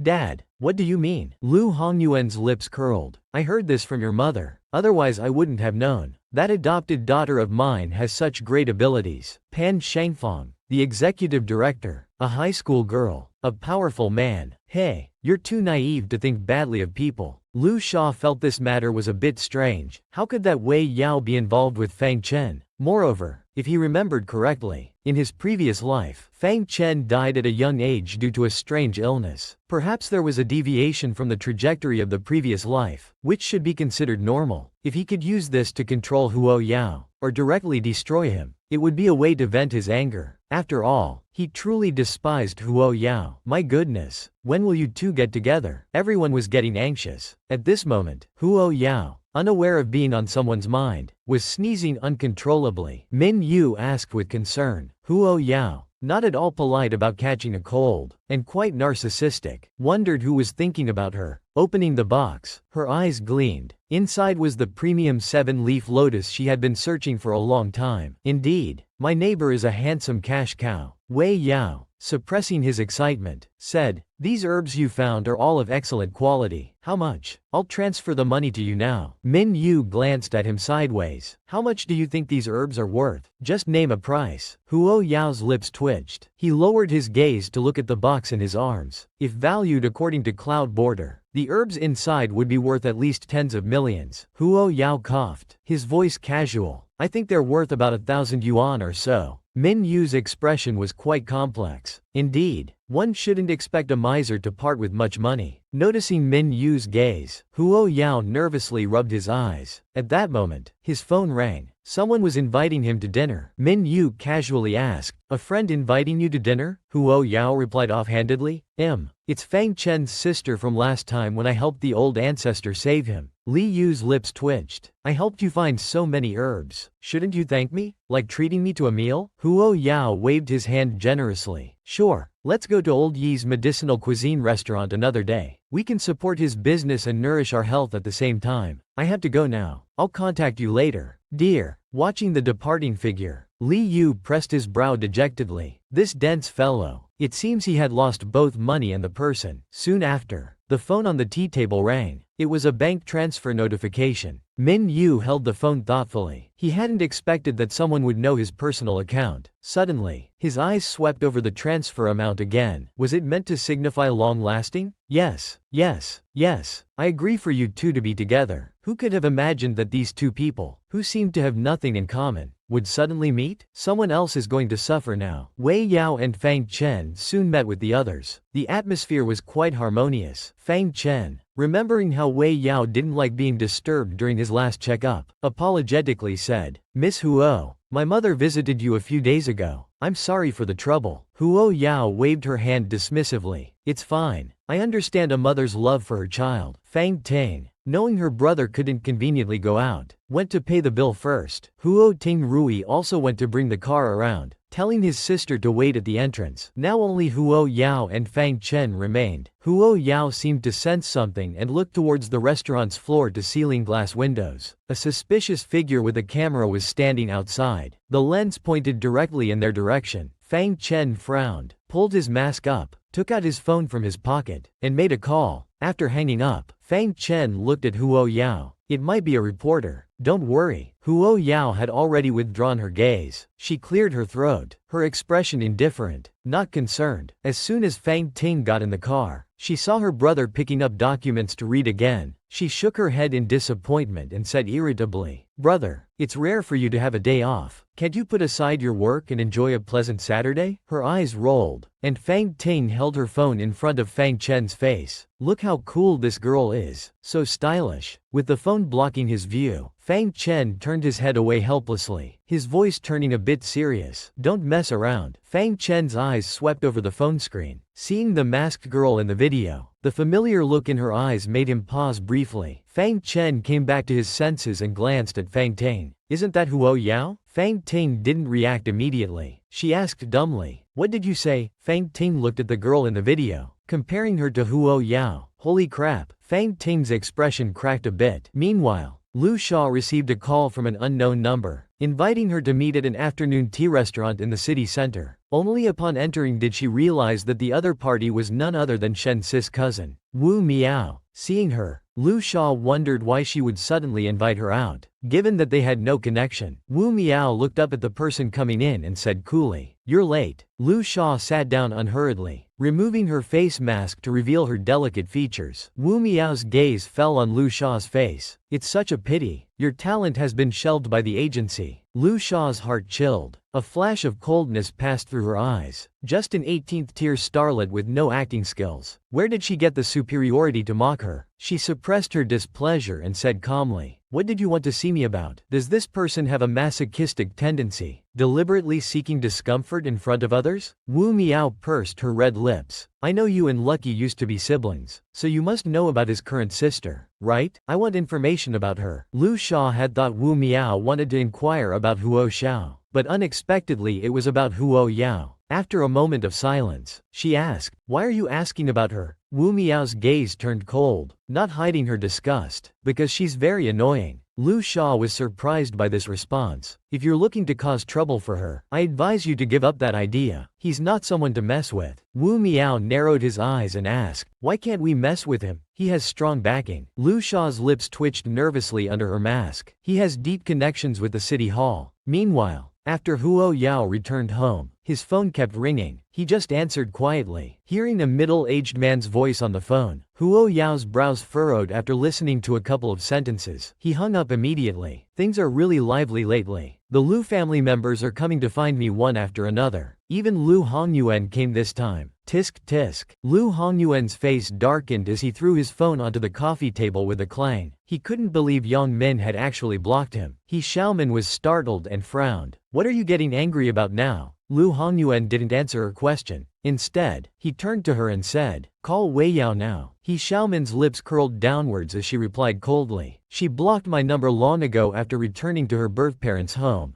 You've been making calls just now. Don't tell me you were calling Yao? I advise you not to humiliate yourself. They look down on our Lu family now." Look down on the Lu family? Lu Hongyuan's lips twitched. Since they're so ungrateful, don't blame us for being ruthless. That night, an anonymous report was submitted to the city prosecutor's office. Another letter exposing misconduct issues was sent to the news agency. The next day, after the show's recording ended, after chatting with Lu Sha yesterday, Wu Miao called his junior from high school. He didn't expect this Huo Yao to be a popular figure at school. Wu Miao glanced at the mask on Huo Yao's face and said softly, "By the way, sister, your livestream room is closed now, and there are no cameras pointing at you. We've recorded so many episodes together, but we haven't seen you without your mask yet." Huo Shang suddenly chuckled. "If my sister takes off her mask, I'm afraid some people might become so insecure they'd want to end themselves." Huo Yao completely ignored him and pulled her brother's hand. "Let's go, fourth brother. Brother Tong is waiting for us outside." Before leaving, Huo Yao politely said to Yin Hai, Xiao Molin, and others, "When this show's recording is over, let's have a meal together. Today, my brother and I will leave first." The ignored Shen Si and Wu Miao were awkward throughout. So awkward they could dig out a 3-bedroom apartment. My goodness, someone dares to mess with his little friend? Isn't that asking for death? Shen Si pressed her brows and said angrily to Wu Miao, "You just couldn't stay calm and had to go find trouble with that country girl. Tell me, weren't you embarrassed just now?" Shen Si was full of regret. She shouldn't have brought this fool to participate in the show in the first place. Wu Miao knew Shen Si was angry, so he wisely kept quiet and didn't respond. He lowered his head and took out his phone to look at it. Wu Miao held his phone and looked at his cousin sitting beside him. He put the phone in front of her eyes. "Cousin, look quickly." The hot search headline reads, "Certain officials' high-level conduct severely affects public image. Writes about private meeting with high school girl." The photo above is of Huo Yao eating that day, secretly photographed. Shen Si glanced at him and said indifferently, "What does this photoshopped picture have to do with me?" Wu Miao said with schadenfreude, "Don't you think this girl looks very similar to Lucky's sister?" The man has been identified by the comment section as director Fang Ji, a high school girl having an improper relationship with a male high-ranking official. His reputation is probably ruined. Shen Si narrowed her eyes. "Then you'd better hurry and let the netizens know that the girl above is that country girl. The heat of the director's scandal won't last long." Wu Miao, hanging above for 5 seconds, was immediately reminded by Shen Si's words, "I'll switch to a small account now." Meanwhile, when Fang Zhen saw the hot search, he immediately asked Lin Shuwen to remove it as soon as possible to avoid causing trouble for Miss Huo. Before he could finish speaking, people from the disciplinary inspection department came to ask Fang Zhen to return and cooperate with the investigation. While Weibo was in an uproar online, Huo Yao was still on her way home after recording the show, still meeting with the Duke of Zhou in her dreams. Her phone's WeChat rang a few times. It was messages from Fang Ting. After reading Fang Ting's few WeChat messages, Huo Yao very confusedly sent a question mark back. She didn't even notice that the other party had changed how they addressed her, calling her sister. Fang Ting guessed that sister might not know about the Weibo incident yet, so he quickly replied, "It's nothing." It's nothing. This chaotic operation left Huo Yao completely confused. The clever Huo Yao remembered that he had just mentioned netizens and guessed that something must be happening online. Huo Shang opened Weibo. It was full of Weibo posts pushing information about Lucky's sister. Huo Zhang's brows furrowed into a knot. How did his and his sister's information suddenly become public? And judging from the content, it was mainly targeting his sister. Huo Xiao had just logged into his Weibo account and saw 999 plus notifications. He opened his private messages, and as soon as he did, it was almost all abuse, saying she wasn't behaving well, wasn't decent, and so on. Huo Yao looked at the messages. It's over. Our young miss is going to get angry. Minyu looked at the hot search above. Clearly, someone dared to mess with her little friend without fearing death. Zhou Yun was about to have a brain hemorrhage from anger. He kept holding his phone, battling those brain-dead fans on it. His mouth didn't forget to criticize those people. Are their brains sick? Being photographed together means there's misconduct? Yang Yi came over with a computer. Brother Yu, I've deleted the posts leaking information about young Miss Huo online, but new posts keep coming up. Li Yu narrowed his eyes. His face showed that he was angry. He then said, have you found out who's behind this? The person who exposed Miss Huo's identity is someone called Luo Lin. The person who anonymously sent Miss Huo's photo to the news agency is Miss Huo's adoptive father, Lu Hongyuan. Minyu's gaze was serene. Her angular features were delicate. Her voice was cold and indifferent. The information has already leaked. Continuing to delete posts won't help much. First, send the materials to Fang Chen. Alright,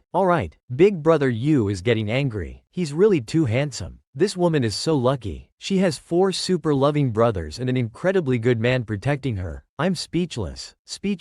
After Huo Yao's information was leaked, Dog's second brother became very worried. His sister had been waiting at home for Huo Tingray, mentally preparing numerous legal responsibilities to pursue, and absolutely intending to go all out. How dare they bully his sister? Dog's second brother told Yao Yao not to mind the online comments. Second brother has got your back. I won't let those who leaked your information off easily. Although Huo Yao didn't need her dog's second brother's help, she still felt warm inside. After Huo Tingray saw his sister return to her room, he looked at Huo Shang with a serious expression. Fang Zhen just messaged me. The photos online were sent to the news agency by the Lu family, and the person who exposed little sister's information online was that surname Wu who recorded the show with you. Fourth brother rarely got angry. I don't know what they're after. Are they just bored? Huo Tingray shrugged and said sarcastically. Who knows what's going on in their minds? They're done for now. They've angered the demon brothers. Huo Tingray thought as he took out his phone. While waiting for Wei Fangjun and others to post clarifications online, he also needed to prepare to contact some friends. This matter couldn't be left as it was. Meanwhile, Wu Miao had been following the trends on Weibo. From the moment Huo Yao's information was exposed, seeing the netizens' abuse towards her, she felt a sense of exhilaration. But soon after, the Weibo hot search had changed. There was Fang Zhen's clarification post, him being mentioned by official high-level sources, and lawyers threatening to pursue responsibility. After seeing all this, her face instantly turned ashen. 5 seconds later, she came to her senses and hurriedly grabbed Shen Si's arm, saying helplessly, "Cousin, what should I do now? Help me. You supported me to expose that information initially." Shen Si pulled her hand away and interrupted harshly. "You caused this trouble yourself. Don't try to implicate me. Who told you to provoke people you shouldn't have?" This woman was quick to shift blame. Wu Miao couldn't imagine that just because of those few photos, she would be misled and cause such a big mess. Never had she regretted anything as much as she did now. If only she hadn't leaked Huo Yao's private information, everything would have been fine. Now it was all ruined. After Huo Yao returned to her room, she received a call from little fatty next door. Minyu told her that the online incident was not unrelated to her adoptive parents. Huo Yao recalled the WeChat messages she had just received and had guessed as much. Huo Yao's voice was calm, her delicate brows and eyes showing no excess emotional fluctuations.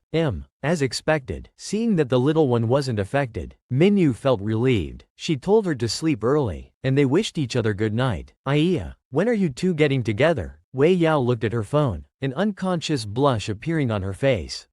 Who knew this would still be a considerate little fatty? The next day, when Wei Yao arrived at school and just entered the classroom, she sensed that her classmates' gazes were different from usual. Everyone was staring at her. Wei Yao was a bit confused. She misunderstood everyone, wondering why they were all staring at her with such strange looks. This woman is amazing. Don't provoke her. She's ruthless enough to even set up her own brother. Haha. As soon as Huo Yao entered the classroom door, her classmates excitedly gathered around, asking eagerly, "Huo boss, are you really Lucky's sister?" Surrounded by so many eyes, Huo Yao pondered for a few seconds. She calmly said, If you want my brother's autograph, you can make a list, and I'll bring them for you later." What a way to set up her brother. As soon as Huo Yao spoke, the female classmates who originally wanted to ask questions instantly became excited and let out prairie dog-like, "Iya" sounds. "I want one. I want one. I want one." Wei Yao thought about the comforting messages her classmates had sent in the class WeChat group after yesterday's Weibo incident. Seeing everyone seemed quite happy, she decided to be nice for once and added, "If you have friends nearby who want one, as long as it's not more than 3 per person, you can include them in the count for me." At this time, a classmate shyly asked, "I want a paper signature. Is that okay?" Not being in the circle or a fan, she didn't understand what a paper signature meant. Huo Yao thought for a second and nodded. "Sure, it's all signatures, right?" That classmate was overjoyed upon hearing this. Once one person started, in the end, everyone changed to asking for paper signatures. Seeing the classmates who had already started collecting signature information on their own, Meng Ying turned to look at Huo Yao. "Jujian, do you know what a paper signature is?" Huo Yao confidently replied. "I don't know, but it should be a signature, right?" Meng Ying shook her head. Then, she explained to someone what a paper signature meant. "It's a signature that includes the fan's name," Meng Ying said seriously. "Many in our class are Lucky's fans, plus the extra slots you mentioned. It's at least 100 signatures, right?" Tisk tisk. As expected of Juji, setting up her own brother without mercy. Haha. Soon, the news about signatures in the experimental class spread quickly. When students from other classes who were Huo Xiao's fans heard about it, they were incredibly envious. Lu Xia naturally also heard her classmates' discussions. She had thought that yesterday's online exposure would completely ruin Huo Xiao's reputation. Who knew that Huo Tingray and Huo Shang would directly stand up to protect her? "They've never done this for me. Why her?" At this moment, the phone in her desk started vibrating. She didn't want to answer it. It wasn't until it had been vibrating continuously for several minutes that she reluctantly took it out. Lu Xia walked to a less crowded area in the corridor before answering the call. As soon as she connected, she heard the other party's accusatory voice. "I've called you so many times. Why are you only answering now? I envy this family so much. The sister doesn't need to worry when something happens. The brother will take care of it." Lu Xia was already very annoyed, being questioned for no reason. His tone became a bit harsh. "I'm about to start class. If you have something to say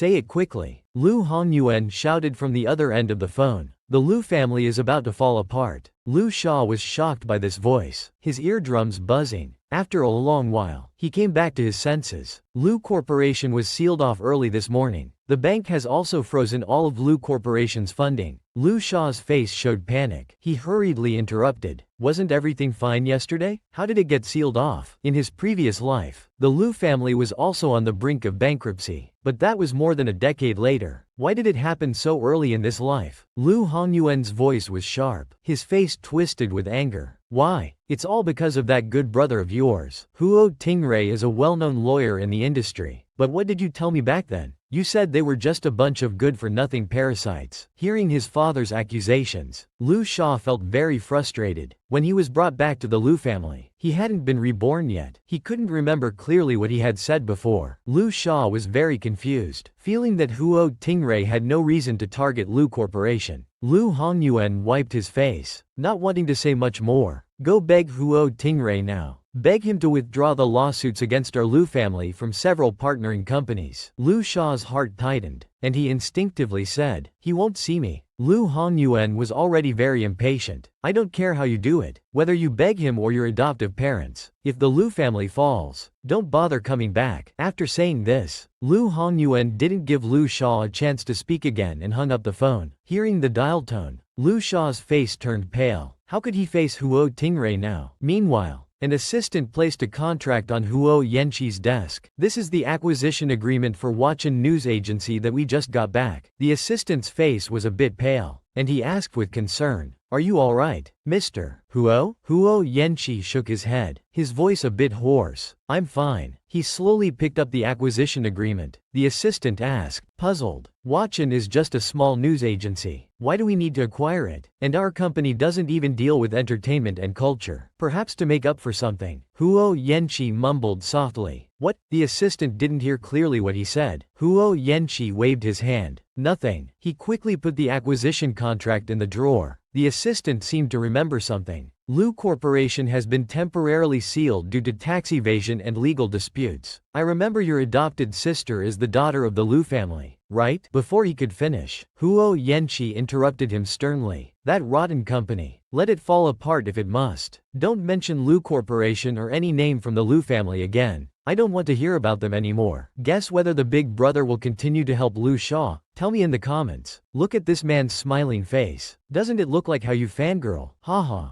Just after Huo Yanqi said he didn't want to hear about anyone from the Lu family, Lu Shaw's call came in. Unable to reach her big brother, Lu Shaw asked the receptionist to contact him, but no one answered. At this moment, Assistant Wang happened to pass by. The receptionist quickly called out to him, asking if the CEO was busy as his sister had come. Assistant Wang, remembering the CEO's words, casually made an excuse. If there's anything, I can pass it on. The receptionist was a bit confused, as she hadn't seen the CEO leave, but she didn't voice her doubts. Lu Shaw's lips twitched, and she coldly replied, no need. She knew this assistant was making excuses to send her away. Before leaving, she said, pass on a message to Huo Yanqi for me. This ruthless behavior shows that our sibling relationship of over a decade means nothing. Assistant Wang watched Lu Shaw's retreating figure, frowning slightly. Ruthless? Wasn't that a bit harsh? Their boss hadn't done anything, had he? After some thought, Assistant Wang still sent the recorded message to Huo Yanqi via WeChat. After reading the message, Huo Yanqi couldn't help but laugh self-mockingly. If it weren't for their relationship of over a decade, how could he have only arranged to acquire that one rumor-mongering news agency? Meanwhile, Huo Yao had just finished listening to Fourth Princess's new song. Huo Zhang's face was full of expectation, like a girl seeking praise, and he quickly asked his sister what she thought of the new song. Huo Yao gave him a thumbs up. It's very good. Very relatable. When will the album be released? Huo Shang was overjoyed, rarely praised by his sister. The new song will be out during winter break. There will be a concert then. Oh, I heard from Brother Tong that you wanted my autograph. Huo Yao didn't feel embarrassed at all.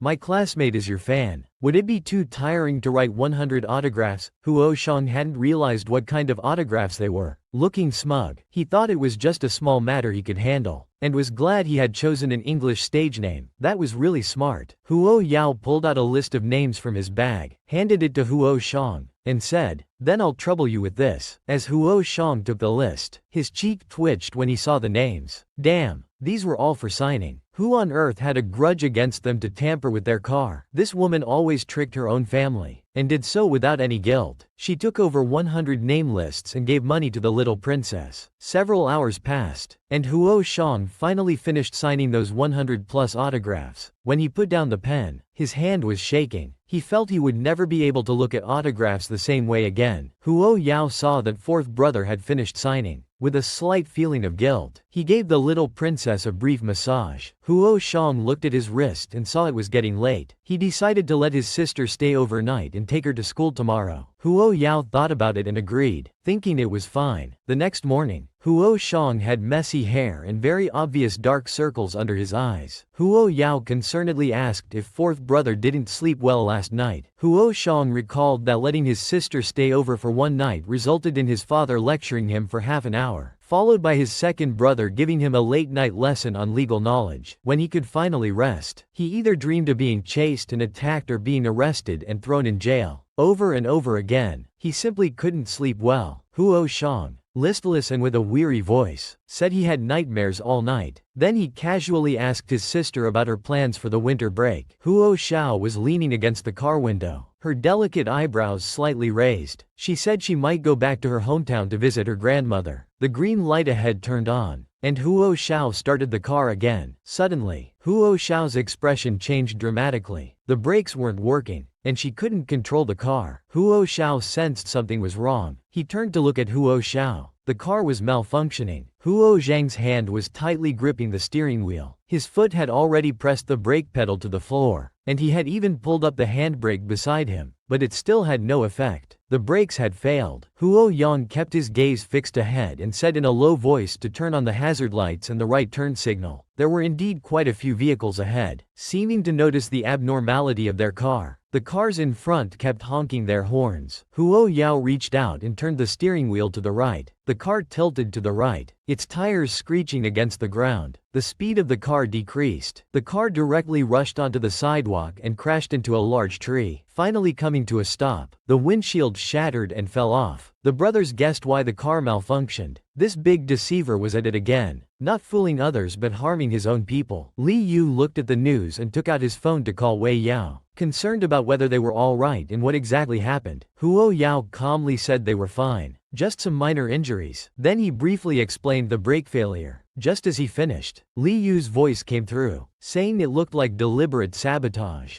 Huo Yao raised an eyebrow and said he thought so too. Li Yu's eyes narrowed as he said Zhou Yun knew more about cars and he would ask him to take a look. Huo Yao took a deep breath for 2 seconds and agreed. Just as he looked up, he saw his parents hurriedly walking down the corridor on the other side. He told Minyu on the phone that he had to go. Minyu held the phone, lost in thought for a few seconds. He asked what kind of gift one should bring when visiting a patient. Yang Yi, passing by, was surprised and let out a confused sound. Song Ning's eyes were red as she tightly hugged her daughter, saying she had been scared to death. Huo Yao patted her mother's back, comforting her. Huo's father saw his daughter's right hand wrapped in gauze and quickly asked if the injury was serious. Huo Yao looked at her parents and her third brother, all wearing worried expressions, and shook her head. She said it was nothing, just a superficial cut from some glass shards, and it would heal in a few days. Song Ning and Huo's father suddenly remembered they had a son too and quickly entered the hospital room. As they walked in, Huo Shang was just regaining consciousness. As soon as he opened his eyes, he saw his parents' faces close to him. The memory of the car accident instantly flashed before Huo Zhang's eyes. He quickly sat up, his expression changing dramatically. "Where's my sister?" Song Ning sat down on the edge of the bed and pointed to their daughter who had just walked in. "Your sister is fine." Huo Shang looked at his unharmed sister and let out a sigh of relief. At the moment the car crashed into the tree, he thought something terrible was going to happen. Thank goodness. Thank goodness. After feeling relieved, Huo Shang suddenly felt guilty and scared. "It's all my fault for not noticing the car had a problem. If it weren't for my sister taking control of the car in time, I would have become a sinner today." Huo Yulin asked in surprise. "Huo Yao, you know how to drive? Aren't you not even 18 yet? Your driving skills are so good?" Huo Yao, the big deceiver, claimed she only knew a little bit. She had learned about the principle of friction reducing speed in school and just applied it a bit. Huo Yulin looked at her silently, feeling like his sister might be deceiving him, but he had no proof. Huo Jingyan had been frowning. How could the brakes suddenly fail? Didn't the brake pad warning system alert you? Wow. Wow. Wow. Finally meeting the parents. This man really had it all planned out. Huo Shang leaned back against the headboard, sitting up straight. He shook his head and replied, "There was no warning at all. Even the handbrake didn't respond." Hearing this, Huo Yao knew that his father also suspected someone had tampered with the car. Once Tong Ji and Zhou Yun finished their inspection, they would know the exact situation. At this moment, Huo Yao's WeChat notification sounded. He took out his phone and saw it was from the neighbor's little fatty. After reading the message, Huo Yao told everyone, "I'm going to the restroom." Watching his little sister's retreating figure, Huo Yuling was lost in thought. Just as she walked out the door, she saw Li Yu standing outside and felt like she was witnessing a large-scale targeted operation. Then he quickly pulled the door closed. Huo Yao, for once being kind, said, "It's a bit crowded in there." Li Yu's gaze followed her movement and fell on her bandaged hand. His brow furrowed slightly. "Your hand is injured? I have an ointment specifically for external injuries. I'll get it for you when we go back." She was about to turn and leave. Huo Yao was about to politely decline, but when she met that person's deep eyes, her words instantly changed to, "Okay, that's good." At this moment, the door behind Huo Yao suddenly opened again. Hearing the sound of the door opening behind her, Huo Yao immediately raised her hand to press her brow. Sigh. They still ended up meeting. Huo Yilin looked at Minyu and asked, "Little sister, who is this?" Huo Yao inwardly sighed. She calmly introduced, "This is my friend, the one living next door." "You."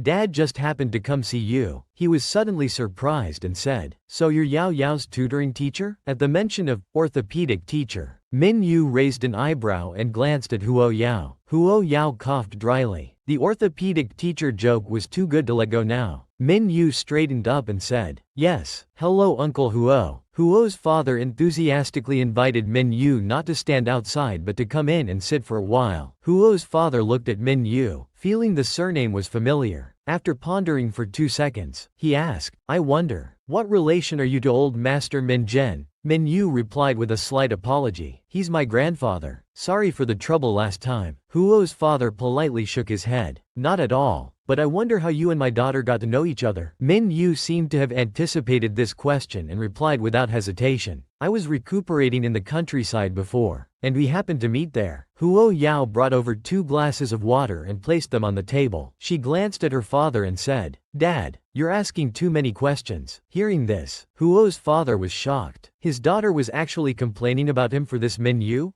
Is this old man really her biological father? He was won over by just one invitation. The old man lacks resolve. Minyu cleared her throat and said, "Uncle Huo, I heard from my grandfather that you like ancient books and paintings. In a few days, there's a special exhibition on ancient books and paintings at Chongqing Lang. My friend happened to give me an invitation. I'll bring it to you later." Huo's father pinched his hand, strongly suppressing his excitement. He coughed and said, This is too kind." Minyu politely replied, "No need to be so formal." Thus, Huo's father, now in a very good mood, looked at Minyu with kindness all over. Indeed, to marry someone's daughter, you must first win over the father-in-law. Huo Yao, who had been silent on the side, looked at Minyu with a complex expression. This was premeditated. The old man was bought over so quickly. Soon after, Minyu politely declined Huo's father's dinner invitation and quickly stood up to leave. Huo's father said to his daughter, who was playing with her phone, "Yao Yao, go see Minyu off." Huo Yao, who was called out, paused her hand holding the phone. She looked at her father with confusion. Huo Yilin turned his head to look at Huo Yao and said, "I'll go. Little sister just had such a big accident today and was frightened. Let her rest more." After saying this, Huo Yilin nodded politely to Minyu. Minyu's eyes flickered, but she went along with his words and said, "Okay." Huo Yao looked at the door and suddenly felt a familiar routine from her third brother. Walking out of the inpatient building, Huo Yilin stopped in his tracks. His eyes turned cold, and his aura suddenly changed, becoming sharp. "My sister and you are not from the same circle. Stay away from her." Minyu, facing Huo Yilin with his deep killing intent, didn't change her expression. She said calmly, "I don't think so." The two silently stared at each other for a few seconds, their auras clashing in an invisible confrontation. Both are so handsome. Ah, Huo Yilin was the first to look away. He let out a proud snort and turned to walk back to the inpatient building. Minyu raised an eyebrow slightly. This Huo Yilin is quite interesting. The news of Huo Zhang's car accident was causing a stir online. Now, news of Huo Zhang's car accident is all over the internet. Some people in the company are eyeing the situation covetously. The assistant rushed in again, flustered. "Brother Tong, it's bad. Someone is spreading rumors online saying Lucky had the car accident because of mental confusion. There are too many malicious fans setting the tone, and many fans are believing these rumors." Tong Yu knew this matter needed to be resolved quickly. Otherwise all kinds of rumors would come out. Shang Nan, passing by, saw Tong Yu leaving in a hurry. Shang Nan entered Jin Zunyuan's office and immediately said, "Brother Yuan, I just saw Tong Yu leaving in a hurry. I don't know what he's up to." Jin Zunyuan, hearing this, said with a hint of mockery, "What else could make him so nervous? It must be related to Lucky." Shang Nan held up her phone and said, "There's a lot of negative news about him online now. Brother Yuan, should we do something at this point? This woman is not just a top student, she's also an excellent driver, and her computer skills surpass even hackers." Jin Zunyuan glanced at Shang Nan, seeing through her thoughts. He shook his head and said, "This is enough to keep Tong Yu busy for a while. There's no need to add more fuel to the fire. Be patient. If Lucky is really injured, your chance to rise will come." Shang Nan's heart secretly leapt with joy, but her face still showed a worried expression. "But what about what I did before?" Jin Zunyuan interrupted. In the entertainment industry, isn't it easy to whitewash someone? Just focus on writing your songs. Your time will come eventually. At the hospital, Tong Yu told them everything his detective friend had said. Huo Yao tilted her head towards him and asked, "You're saying the dash cam can't be recovered?" Tong Yu, while peeling fruits for the two siblings, said, "Yes." The detective checked the dash cam of that car thoroughly and found that the records from a certain day 2 months ago were erased. But even their programmers couldn't restore it. Huo Yao said lazily, "Why don't you have your friend send over the dash cam? Maybe I can help recover it." Tong Yu listened silently, glancing at him twice. Then he picked up another apple and continued smiling. Turning to Huo Shang, he said, "Huo Shang, you should think about where your car was on October 13th. Huo Yao felt ignored for the first time. The car was either at the company or in the villa garage. Huo Shang scratched his head. He was trying his best to remember, but couldn't recall October 13th. Tong Yu was visibly annoyed. "Look at you. You can't remember anything when it matters." Huo Yao looked at Tong Yu and said seriously again, "Brother Tong, seriously, ask your friend to send me the records. I can do it. Your friend can't recover it anyway. Let me try. What if it works?" Tong Yu thought this made sense. It wouldn't hurt to try. He immediately took out his phone. "Alright, I'll call my friend." Huo Yao added, "I also need a computer." Tong Yu hung up and said, "It can be transferred over. There's a computer in the car. I'll go get it. The file will be transferred soon." After Huo Yao unzipped and browsed the file, he said, "This copied data won't work. It's missing code. I need to remotely control your friend's computer. Ask him if it's convenient now." Tong Yu hung up the phone. He had just started to say, "My friend says he'll send you a remote invitation right away." Before he finished speaking, he pressed the enter key to confirm. "Okay." Tong Yu ran his hand through his hair. Somehow, he felt that this remote control was different from the kind he understood.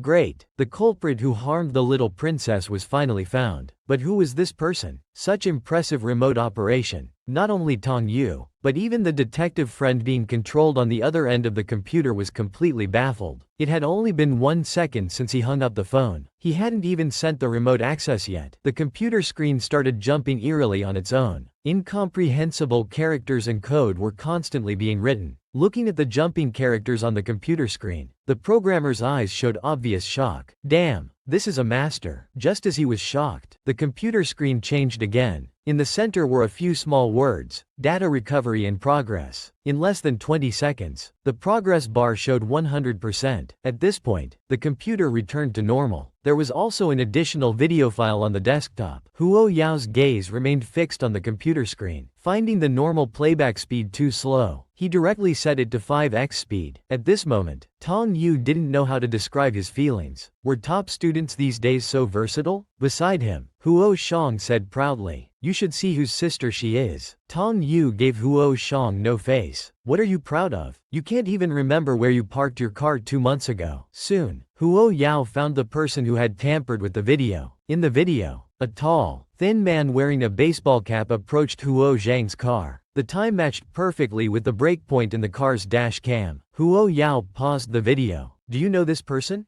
Huo Shang shook his head. "I don't know him." Tong Yu looked carefully for a while before speaking. "No impression. I'll send the video to my friend and ask him to check." Huo Yao agreed with Tong Yu. At this moment, his phone rang. It was Minyu calling. Minyu said directly, "I have some leads on your car issue. I'll have Yang Yi send you the information." Huo Yao covered the phone and said to Tong Yu, "Brother Tong, no need to send it to your friend. My friend has already found out who it is." Huo Yao told Minyu, "Send it to me now," then hung up. Soon after, he received the information Minyu sent. Huo Yao opened the photo and handed it to Tong Yu. "This is the person who damaged the brake pads." Tong Yu took the phone and looked at the face. It seemed familiar, like he had seen it somewhere before, but he couldn't remember where. "Let me see." Huo Shang leaned over. When he saw the person in the photo, he was clearly shocked. "How can it be him?" Seeing his expression, Huo Yao asked, "Fourth brother, you know this person?" This time, he had thoroughly angered this man. He dared to openly challenge him. Looking at the man in the video, Huo Shang recognized him as Shang Nan's younger brother, Shang Yang. Tong Yu suddenly remembered that he had heard Shang Nan mention before that his brother worked at an auto repair shop. Shang Nan had always been jealous of Huo Shang. If he was behind this plan, it would all make sense. Huo Shang suddenly rubbed his face and said, "Before I fell out with Shang Nan, Shang Yang would occasionally come to our training room. He was quiet and had a shy, introverted personality. Later, when we became familiar, he even helped me a few times. Xiang Yang admired Xiang Nan the most, perhaps knowing that Xiang Nan was always dissatisfied with me being the band leader. He used this extreme method. Huo Xiang looked up and saw his sister looking at him with a puzzled expression, as if pondering something. This gaze made Huo Xiang a bit uneasy. After a while, Huo Yao spoke softly. Fourth brother, someone as naive as you wouldn't survive even one episode in a TV drama. How on earth have you managed to survive in the entertainment industry? Huo Xiang originally had many feelings to express, but hearing his sister's comment, he suddenly felt as wronged as a child. Is that supposed to be comforting? Huo Yu cleared his throat. Sister, send me this information. This matter now involves life safety. We absolutely cannot be lenient. Huo Yu suddenly thought of Huo Zhang's previous poisoning incident. Could it also be related to Xiang Nan? It probably wasn't the junior staff member Xiao Shu. Such a rare poison was not something they could access. Hong Yuwen subconsciously chose to believe what he said. Alright, I'll keep looking into it. You guys get some rest. I'll send the information to second brother. Let's discuss how to handle this situation. After reviewing the materials, Huo Tingray coldly said, this already constitutes premeditated murder. We should report it to the police directly. Tong Yu suggested. Actually, we should give them one more chance. Let him turn himself in. Huo Tingrui's gaze deepened. Trust me, reporting it to the police and resolving this quickly is much better than waiting for him to come to his senses and turn himself in. After all, if he's in police custody, there's still room for reason. But if he falls into Uncle's hands, it won't be so easy. At this moment, the assistant outside knocked on the door. He quickly walked in, holding a letter. 5 seconds management company has returned the lawyer's letter we sent them. They say that Miss Huo Yao's information is common knowledge and doesn't count as a violation of personal privacy. Huo Tingray leaned back in his chair, his glasses glinting as his eyes narrowed, revealing a sharp look. They're preparing to protect Wu now. Deliberately returning the lawyer's letter is clearly a provocation towards me. Better to be caught by the police than by Fei Dao's people. Otherwise, the consequences would be unthinkable. The assistant hesitated. I looked into this 5 seconds. He seems to have some connection with the Shen family in Beijing. His background is quite solid. So, Huo Lu, should we reconsider suing 5 seconds? A wise man knows when to avoid trouble. Huo Tingray slammed his hands on the desk and shouted loudly. Reconsider my ass. Since they want to bring out the Shen family, then let the Shen family come and apologize to my sister. The assistant looked at his boss in shock. Oh no. Huo Lu is about to explode. If he knows what the Shen family said. Huo Tingray, seeing the assistant's hesitation, said, if you have something to say, just say it. The assistant cautiously asked, are you sure you want to hear it? Seeing his impatient look, he spoke very quickly. The Shen family told us not to be ignorant, to withdraw the lawsuit against 5 seconds. Otherwise we should consider the consequences. At this moment, Huo Tingray emanated a faint murderous aura. Ignorant? Consider the consequences? Looks like they have a thick skull. After a while, Huo Tingray waved for the assistant to leave. Huo Tingray pondered for a few seconds, took out his phone from his pocket, and sent out a WeChat message. Huo Tingray held his phone, looking at Uncle Changfeng's WeChat message. He really should show this to his assistant, to see what true arrogance looks like. Huo Changzong found it strange and called Huo Tingray. Why are you suddenly asking about the Shen family? He explained. It's nothing.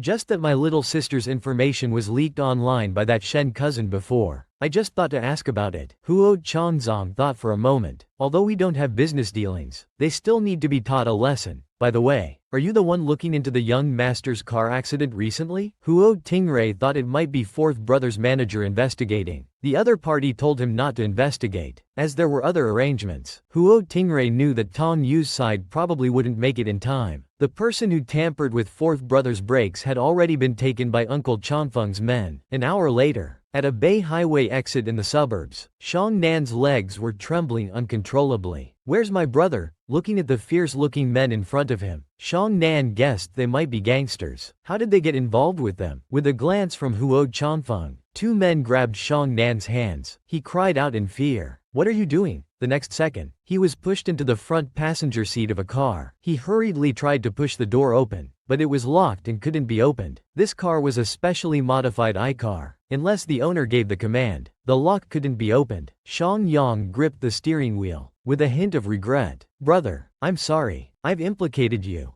Xiang Nan's throat tightened. He gritted his teeth and asked, "What do they want to do? Fast and Furious? Isn't it exciting to race with death?" Xiang Yang, already somewhat desperate and numb, said, "They want us to experience the feeling of racing with death." At this point, the car had already started automatically, speeding towards the Bay Highway. Even though Xiang Yang was gripping the steering wheel, he could only control the direction of the car. The brake under his foot was in a failed state. As they approached the first bend, the car's speed didn't decrease. They almost crashed through the guardrail, the feeling of imminent death nearly stopping their hearts. Meanwhile, Huo Chanfeng was watching a video on his phone. It was the video of Huo Shang and Huo Yao's car accident. He remembered that the young master's driving skills weren't great, but the emergency avoidance technique in the video was usually only seen in race car drivers. The assistant had heard this doubt at least 10 times. Maybe the danger triggered a survival instinct. Huo Chanfeng couldn't figure it out and let it go. He told the assistant to keep an eye on the two in the car and let them out after 20 laps. The assistant was confused. Wouldn't it be easier to just throw them in the sea to feed the fish? Manager, why are you making it so complicated? Huo Chanfeng threw a punch. I've said we're in a civilized era now. We need to solve problems in a civilized way. Haha, that's civilized enough. 2 hours later, the car racing with death finally completed 20 laps and returned to the starting point. As soon as he got out of the car, Xiang Nan's stomach was churning. He covered his belly and vomited miserably by the roadside. The guard had a spectator's expression. How was the feeling of brake failure? Xiang Nan had regained his composure. He said through gritted teeth, "This is illegal behavior. I'm going to sue you." Xiang Yang next to him quickly told his brother to stop talking, fearing that more words would lead to unknown consequences. So he confessed everything. The brake tampering was all his doing. It had nothing to do with his brother. He begged for his brother to be spared. Xiang Nan looked at his brother in disbelief. "What nonsense are you talking about?" Xiang Yang directly interrupted his brother. "When people do wrong, they must be punished. I almost lost my life. I admit my mistake. You don't." The assistant, watching this display of brotherly affection, couldn't help but clap. "Don't rush. One for intentional harm, one for spreading rumors online about the young master's mental condition causing the accident. Neither of you can escape." Xiang Nan still wanted to quibble, trying to completely distance himself from the online rumors. The assistant grabbed Xiang Nan's chin with one hand, applying slight pressure with his fingertips. "I'm not negotiating with you. I'm stating facts. We all know who did what. This is a society governed by law. You should know what to do next. Don't force me to invite you here again." Xiang Nan deeply regretted it. He shouldn't have felt unbalanced because Xiao Yang and Huo Shang got along well. He shouldn't have deliberately smeared Huo Shang. Now he had ruined both Xiao Yang and himself. But regret was useless now. So everyone, don't do bad things, okay? An hour later, Xiang Nan voluntarily confessed on Weibo that the negative information about Huo Shang was his deliberate smear campaign. At this time, Huo Yao had already left the hospital and gotten into Minyu's car. While driving, Minyu glanced at her right hand. "How's it healing? Who can refuse good food?" And teacher Xiao Min, Huo Shang, about to eat, heard footsteps and reached out, lifting his head. His handsome face showed surprise. "Changfeng, Shuming, why are you here?" Meanwhile, Huo Yao left the hospital and got into Minyu's car. While driving, Minyu glanced at her right hand. "How's it healing? Your ointment is very effective. The wound scabbed over in just 1 day. Where are we going to eat? It won't take too long, will it? There's a Cantonese restaurant nearby. I've made a reservation in advance. We can eat as soon as we get there. Don't worry. I've already arranged for the restaurant to send takeout to your fourth brother. He should be eating by now. I thought you said we were just passing by," Huo Yao said with a half smile, his excuse exposed. Minyu remained calm. "If you refused, wouldn't I lose face? How could I? Who could refuse good food?" And teacher Xiao Min, "I'll be away for a few days soon. If you encounter any problems, you can call me or go directly to Zhou Yun." Huo Yao responded with a sound. Soon after, they finished eating and returned to the hospital. Huo Yao waved to Minyu, saying,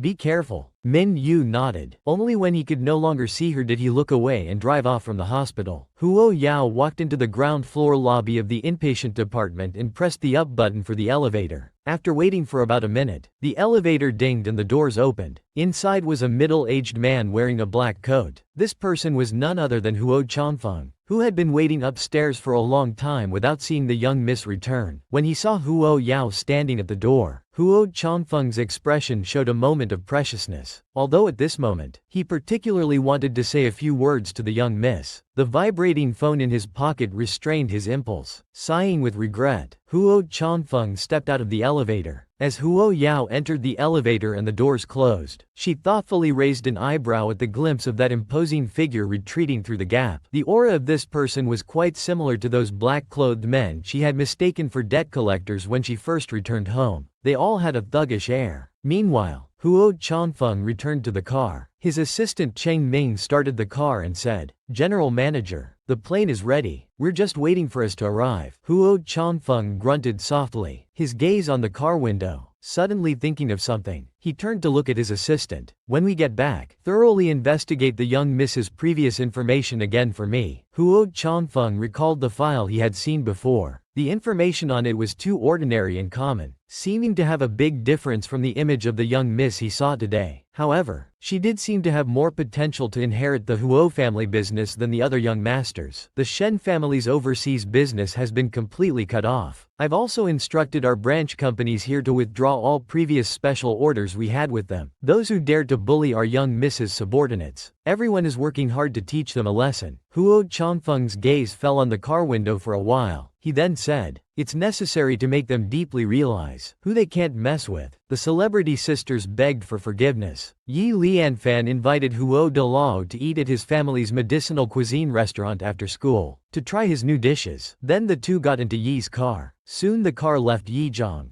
Just as their car had left, a black sedan parked not far away slowly started up and followed behind them. Half an hour later, at the restaurant, Yi Lianfan indeed had a talent for cooking. Since the last time he ate Yi's medicinal cuisine, which was at an ordinary apprentice level, today's meal had clearly reached a level where he could be considered a master. Huo Yao praised him a few times. Chen Shang, standing outside the private room listening, just snorted and walked away, unable to listen anymore. The little girl acted like she was nitpicking about the medicine in front of Yi Ran, trying to attract attention. Now in front of the young master, she wasn't nitpicking anymore and was directly praising. This kind of childish behavior and her little tricks to curry favor with the Yi family. Only the Yi family couldn't see through it. At this moment, two young women came in. Both were wearing sunglasses and masks, as if afraid of being recognized. Chen Shang was puzzled for a moment, then asked if the two would like to sit in a private room or the main hall for their meal. "We're not here to eat. We're looking for someone." Wu Miao took off her sunglasses and said, "A young student who came in 20 minutes ago. His surname is Huo. We're his friends and have some urgent business with him. Could you please take us to him?" Chen hesitated a bit, but after looking at the two again, he nodded. "Follow me." When they reached the private room door, Chen asked them to wait outside. He went in and said to Huo Yao, "Miss Huo, your friends are looking for you outside." Huo Yao glanced towards the door. The vertical bead curtain was still swaying slightly. He could clearly see the two people standing outside. After just one look, he calmly averted his gaze and said, "I don't know them." An older man beside him frowned, looking at Chen Xiao with displeasure. "Can't you see we're eating? You have no manners at all." Chen sensed the old man's unhappiness and felt embarrassed. Knowing he had been abrupt, he explained in a low voice, "I only came to ask because those two customers outside said they had urgent business." At this moment, Wu Miao, who was standing outside, couldn't wait any longer and walked in. She took off her mask and, ignoring everyone else, looked directly at Huo Yao. Her voice was urgent and loud. "Huo Yao, don't pretend you don't know us. My cousin and I need to talk to you. Can we have a word in private?" Yi Lianfan frowned. He knew about the incident on Weibo recently. It was this person who had leaked Huo Yao's information. He didn't know how she had found them here. Before Huo Yao could speak, Yi Lianfan said, "I'm sorry, but this is a private gathering. Please don't disturb us." Wu Miao took a deep breath, suppressing her anxiety. She said to Yi Lianfan, "Junior, I really need to talk to Huo Yao." Yi Lianfan's voice was cold. "Don't try to be familiar with me. We don't know each other. And if you really had something to discuss, any polite person would know to call first, not track someone down to where they're eating and disturb them." Wu Miao immediately became agitated. She bit her lip, then turned directly to Huo Yao. "Huo Yao, I apologize. Okay? What I did online was wrong. I shouldn't have leaked your information. Please be magnanimous and forgive me and my cousin. Can you?" Huo Yao put down his chopsticks and stood up from his chair. Let's talk outside. Don't disturb everyone here. He then looked at the old man and his mother, politely saying, I'm sorry, before walking out of the private room. Seeing that Huo Yao was willing to talk privately, Wu Miao felt relieved and followed him. Wu Miao looked at Huo Yao in front of her. What exactly do you want us to do for you to leave us alone? I don't understand what you're talking about, Huo Yao said calmly. Wu Miao's eyes widened. She pointed at Huo Yao. Stop pretending. My cousin's family is being suppressed. You dare say it's not you? What have you done behind the scenes? The clever men returned home to visit their grandmother. Little sister, did that Shen guy come to find you? He called me and said he was going to apologize to you. Huo Tingrui's voice was sarcastic. Don't pay attention to him. People like that deserve to be taught a lesson. Hearing the last part about deserving to be taught a lesson, Huo Yao crossed his arms and raised an eyebrow, asking, so what exactly did you do to them that they're begging me to let them off? Huo Tingray coughed. Of course, we went through legal channels. Have you forgotten your brother is a lawyer? Oh, Huo Yao dragged out this sound, clearly not quite believing it. By the way, I heard from fourth brother that you're planning to visit Grandma Yang after your exams. Yes, I've already booked the tickets, Huo Yao said firmly. Time flew by, and soon half a month had passed. Third brother, why are you up so early? I'd like to see the place where my little sister grew up. Do you mind if I come along? Huo Yulin said with a smile. Huo Yao hesitated. Having one more person doesn't seem to be a problem. She nodded immediately. But can we still get tickets now? And won't you be too late to pack? It's good that you agree. Huo Yulin then stood up, holding tickets and luggage in his hands. Huo Yao looked at her third brother with a complex expression. So this had been planned all along, to accompany her back to her hometown. After getting off the plane, they quickly left the airport, pulling their suitcases towards a jeep not far away. A man was leaning against the jeep door, looking down at the ground, as if sensing something. He suddenly looked up. When he saw Huo Yuling, his eyes noticeably brightened. Then his gaze swept over Huo Yao, and a flash of excitement appeared in his eyes. Just as he was about to call out,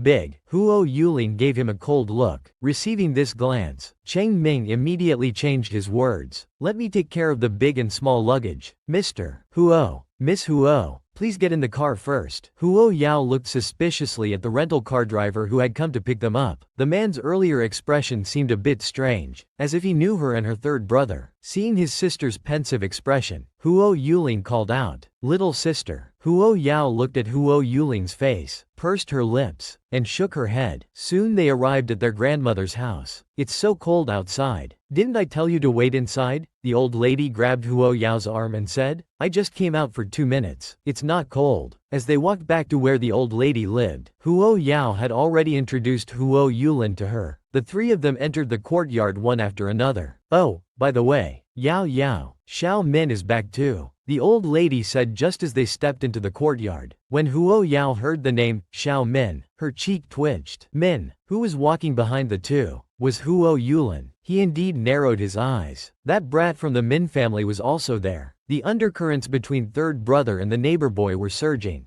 The old lady praised with a smile. Xiao Min is a good person. He's visited me several times since I came back. The house next door might be too dilapidated now, completely uninhabitable, so I let him stay at our place. It's fine if he stays. Third brother, sit for a while. I'll take the luggage upstairs, said Huo Yao as he carried the suitcase upstairs. At this moment, Miyu followed the old lady from the kitchen at the back, both carrying dishes. Miyu looked up and met Huo Yuling's gaze. Only she could understand the meaning in his sharp eyes. Min Chun smiled and politely greeted. Third brother Huo is here. The old lady beside them smiled and glanced at the two, then waved her hand at Minyu, indicating him not to be busy. She then went back to the kitchen to get bowls and chopsticks. Suddenly, only Minyu and Huo Yuling were left in the room. Young Min really has good taste, coming to such a place. Huo Yuling's voice was cold and indifferent. Minyu's face still maintained a polite, jade-like warmth. Just came to see the old lady. Just happened to choose the time when her sister came back to see the old lady. Neither of them spoke further. For a moment, the air fell into a mysteriously eerie silence. Huo Yao came down after putting away the luggage and immediately sensed that the atmosphere was a bit off. He raised his eyes and looked between the two, their expressions seeming normal. The old lady came in with bowls and chopsticks, calling everyone to eat, which finally dispelled the eerie atmosphere. After the meal, Huo Yao didn't let the old lady do it, but took the initiative to clear the dishes from the table and took them to the kitchen. After cleaning up and returning to the living room, Wei Ya heard the old lady telling third brother about his past. She couldn't help but press her brow and interrupted. "Grandma, where did you put my things from before? I put them all in the small house in the backyard. Go find them yourself," the old lady said, then turned back to chat with Huo Yulin. This child used to always read some strange books. Last year, she brought back a weird stove from somewhere. Whenever she had time, she would tinker with it. That thing was completely different from other high school students' hobbies. Hearing this, Huo Yulin recalled the equipment in that room at home, and guessed it was probably a stove for refining medicine. He smiled and said, "It's rare for young people to have hobbies. It's fine if she likes it." Huo Yao had been researching for 2 days. He finally figured out how to effectively refine the 7-leaf lotus. Whether it would succeed or not would depend on when the medicine ordered by those from Yunjijing arrived. At this moment, Huo Yao's phone rang, notifying him that a courier had arrived and asking him to pick it up. Just as he went downstairs, he saw Huo Yulin returning with breakfast. "Little sister, are you going out?" Huo Yulin asked. Seeing he was about to leave, Huo Yao nodded. "I have a package that's arrived. It's at the village entrance store." Huo Yulin looked outside, then handed him the hot breakfast. "It's too cold outside. I'll go get it for you. I've become familiar with this area these past 2 days." Huo Yao thought for a moment and then nodded. "All right, soon." Huo Yulin arrived at the village entrance to pick up the package. Seeing the recipient name, Bald Little Baby, he straightened up. Although his sister usually seemed very steady, she was still quite mischievous in some aspects. The knot in third brother's heart gradually loosened. His sister was ultimately different from that woman. "Are you looking for Grandma Yang? Her house is straight down this alley. When you see a house with walls covered in ivy, that's hers. Are you a relative of Grandma Yang?" Hearing the question, Lu Sha tightened her hand and forced a smile, replying, "A distant relative." Huo Yulin took in Lu Sha's every word and action. His lips curled coldly. Mountains and rivers may change, but one's nature is hard to alter. After so many years, you're still so hypocritical. You don't even dare to acknowledge your own grandmother. Lu Sha turned her head, and upon seeing Huo Yulin, she seemed suddenly frightened. Her hand loosened and her bag fell to the ground. Why was he here? Lu Sha took a deep breath and said, "Third brother, when did you return to the country? Who allowed you to call me that? Have you forgotten how cruel you were?" Huo Yulin's eyes flashed, his voice suddenly turning ice cold. Hearing these words, those forgotten memories in Lu Sha's mind began to surge forth frantically. She remembered being caught by someone when she was very young. The person held a knife, seeming to say they wanted to cut the flesh from her body piece by piece. She was terrified at the time. Coincidentally, this third brother of hers appeared when she was caught. He came to save her. The later memories were unclear. She only knew she had escaped. Lu Sha struggled to shake off the memories flooding her mind, shaking her head and explaining incoherently, "I'm sorry. I was scared back then too. I know I shouldn't have pushed you out, but I had no choice. I wanted to live too." Lu Sha bit her lip and continued, "I was young at the time. I really shouldn't have, but it's been so many years. And besides, you're still standing here perfectly fine, aren't you?" Huo Yulin's gaze suddenly changed, his voice devoid of any warmth. The back of his hand holding the box turned blue and fierce, as if he was trying hard to hold back something. Seeing this, Lu Sha shuddered in fear, clutched her bag tightly and ran away, not daring to stay a second longer. Huo Yulin watched her fleeing figure, so similar to the scene of her escape during the kidnapping years ago. After a while, he withdrew his gaze and walked unhurriedly towards the old lady's house.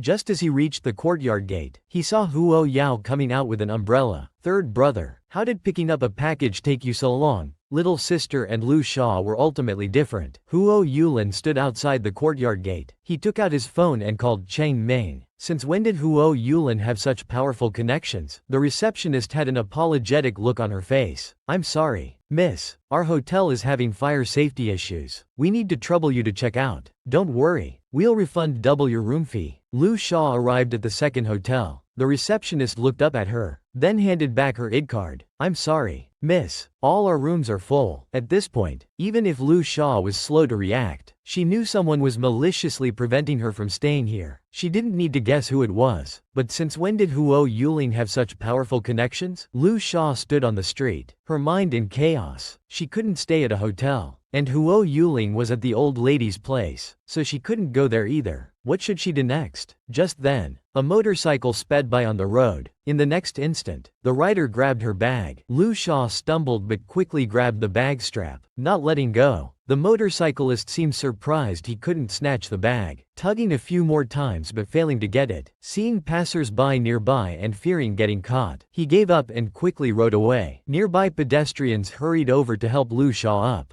Are you okay? This stretch of road often has motorcycle thieves. It's easy to get robbed like this. When Lu Sha fell, her sunglasses had come off. Afraid of being recognized, she quickly pulled her hand back to cover her face. After a pause, the person said, "Did you lose anything? Do you want to call the police?" As soon as Lu Sha heard, "Call the police," she immediately shook her head, her voice shrill and reaction exaggerated. No, don't call the police. Although she no longer had a good reputation online and wasn't trending, if people found out she had fallen so low as to appear in such a small county town and almost got robbed, who knows how many netizens would laugh at her. She absolutely couldn't allow such a face-losing incident to happen again. In the evening, after Huo Yuling received a message from Cheng Ming confirming he had boarded the return flight, she felt relieved. No matter what that woman intended by coming back, at least while she and her sister were still at grandmother's house, she wouldn't allow her to appear and ruin everyone's mood. Just then, there was a knock on the door from Huo Yao. As soon as he entered the room, he smelled sandalwood incense. His eyes flickered slightly. He had previously prescribed special Chinese medicine for his third brother's condition, along with acupuncture treatment. For some time now, he hadn't needed to rely on burning incense to sleep, yet tonight he suddenly lit it again. Clearly, he had something on his mind. Mind if we chat? Huo Yao looked at Huo Yulin, concern in his delicate features. Huo Yulin's hand tightened, but when he met his sister's clear eyes, he felt a strange sense of calm. His fingers relaxed, and he nodded. Third brother, you don't seem to be in a good mood today. Did something happen? Or did you meet someone? The caring sister comforted her introverted brother. If third brother isn't the kind of normal person you imagine, would you be scared? Everyone thinks I'm suffering because of the kidnapping back then, but that's not entirely it. There was an indescribable emotion on Huo Yulin's pale face. Taking a breath, he suddenly looked at Huo Yao and said firmly, "If third brother isn't the kind of normal person you imagine, would you be scared?" Huo Yao noticed his change in emotion. Raising an eyebrow to break the heaviness in the air, he countered, "What if I'm not the sister you imagine? After all, reincarnation is something even science can't explain, right? No matter how many secrets you have, you'll always be my dear sister." Huo Yulin answered sincerely. Huo Yao nodded, his voice a bit cheeky. "So, third brother, that question you just asked was really subpar. I don't distrust you that much." After a brief silence, Huo Yuling smiled and pursed his lips. Huo Yao walked to his side and grabbed his arm, slowly spreading out his fingers. It was then that Huo Yao noticed his third brother's thumb joint was slightly deformed. With his thorough understanding of human anatomy, he knew this was caused by a fracture that had healed with a 12-degree misalignment. After a couple of seconds, Huo Yao looked up at Huo Yuling and said, "Whatever happened to this hand in the past, it's now in the past. Why keep torturing yourself over it?" Huo Yuling lowered his gaze, his eyes fixed on his palm for a long time. The words he had originally wanted to say about sometimes feeling disgusted by this hand suddenly couldn't come out. In the end, it all turned into a soft,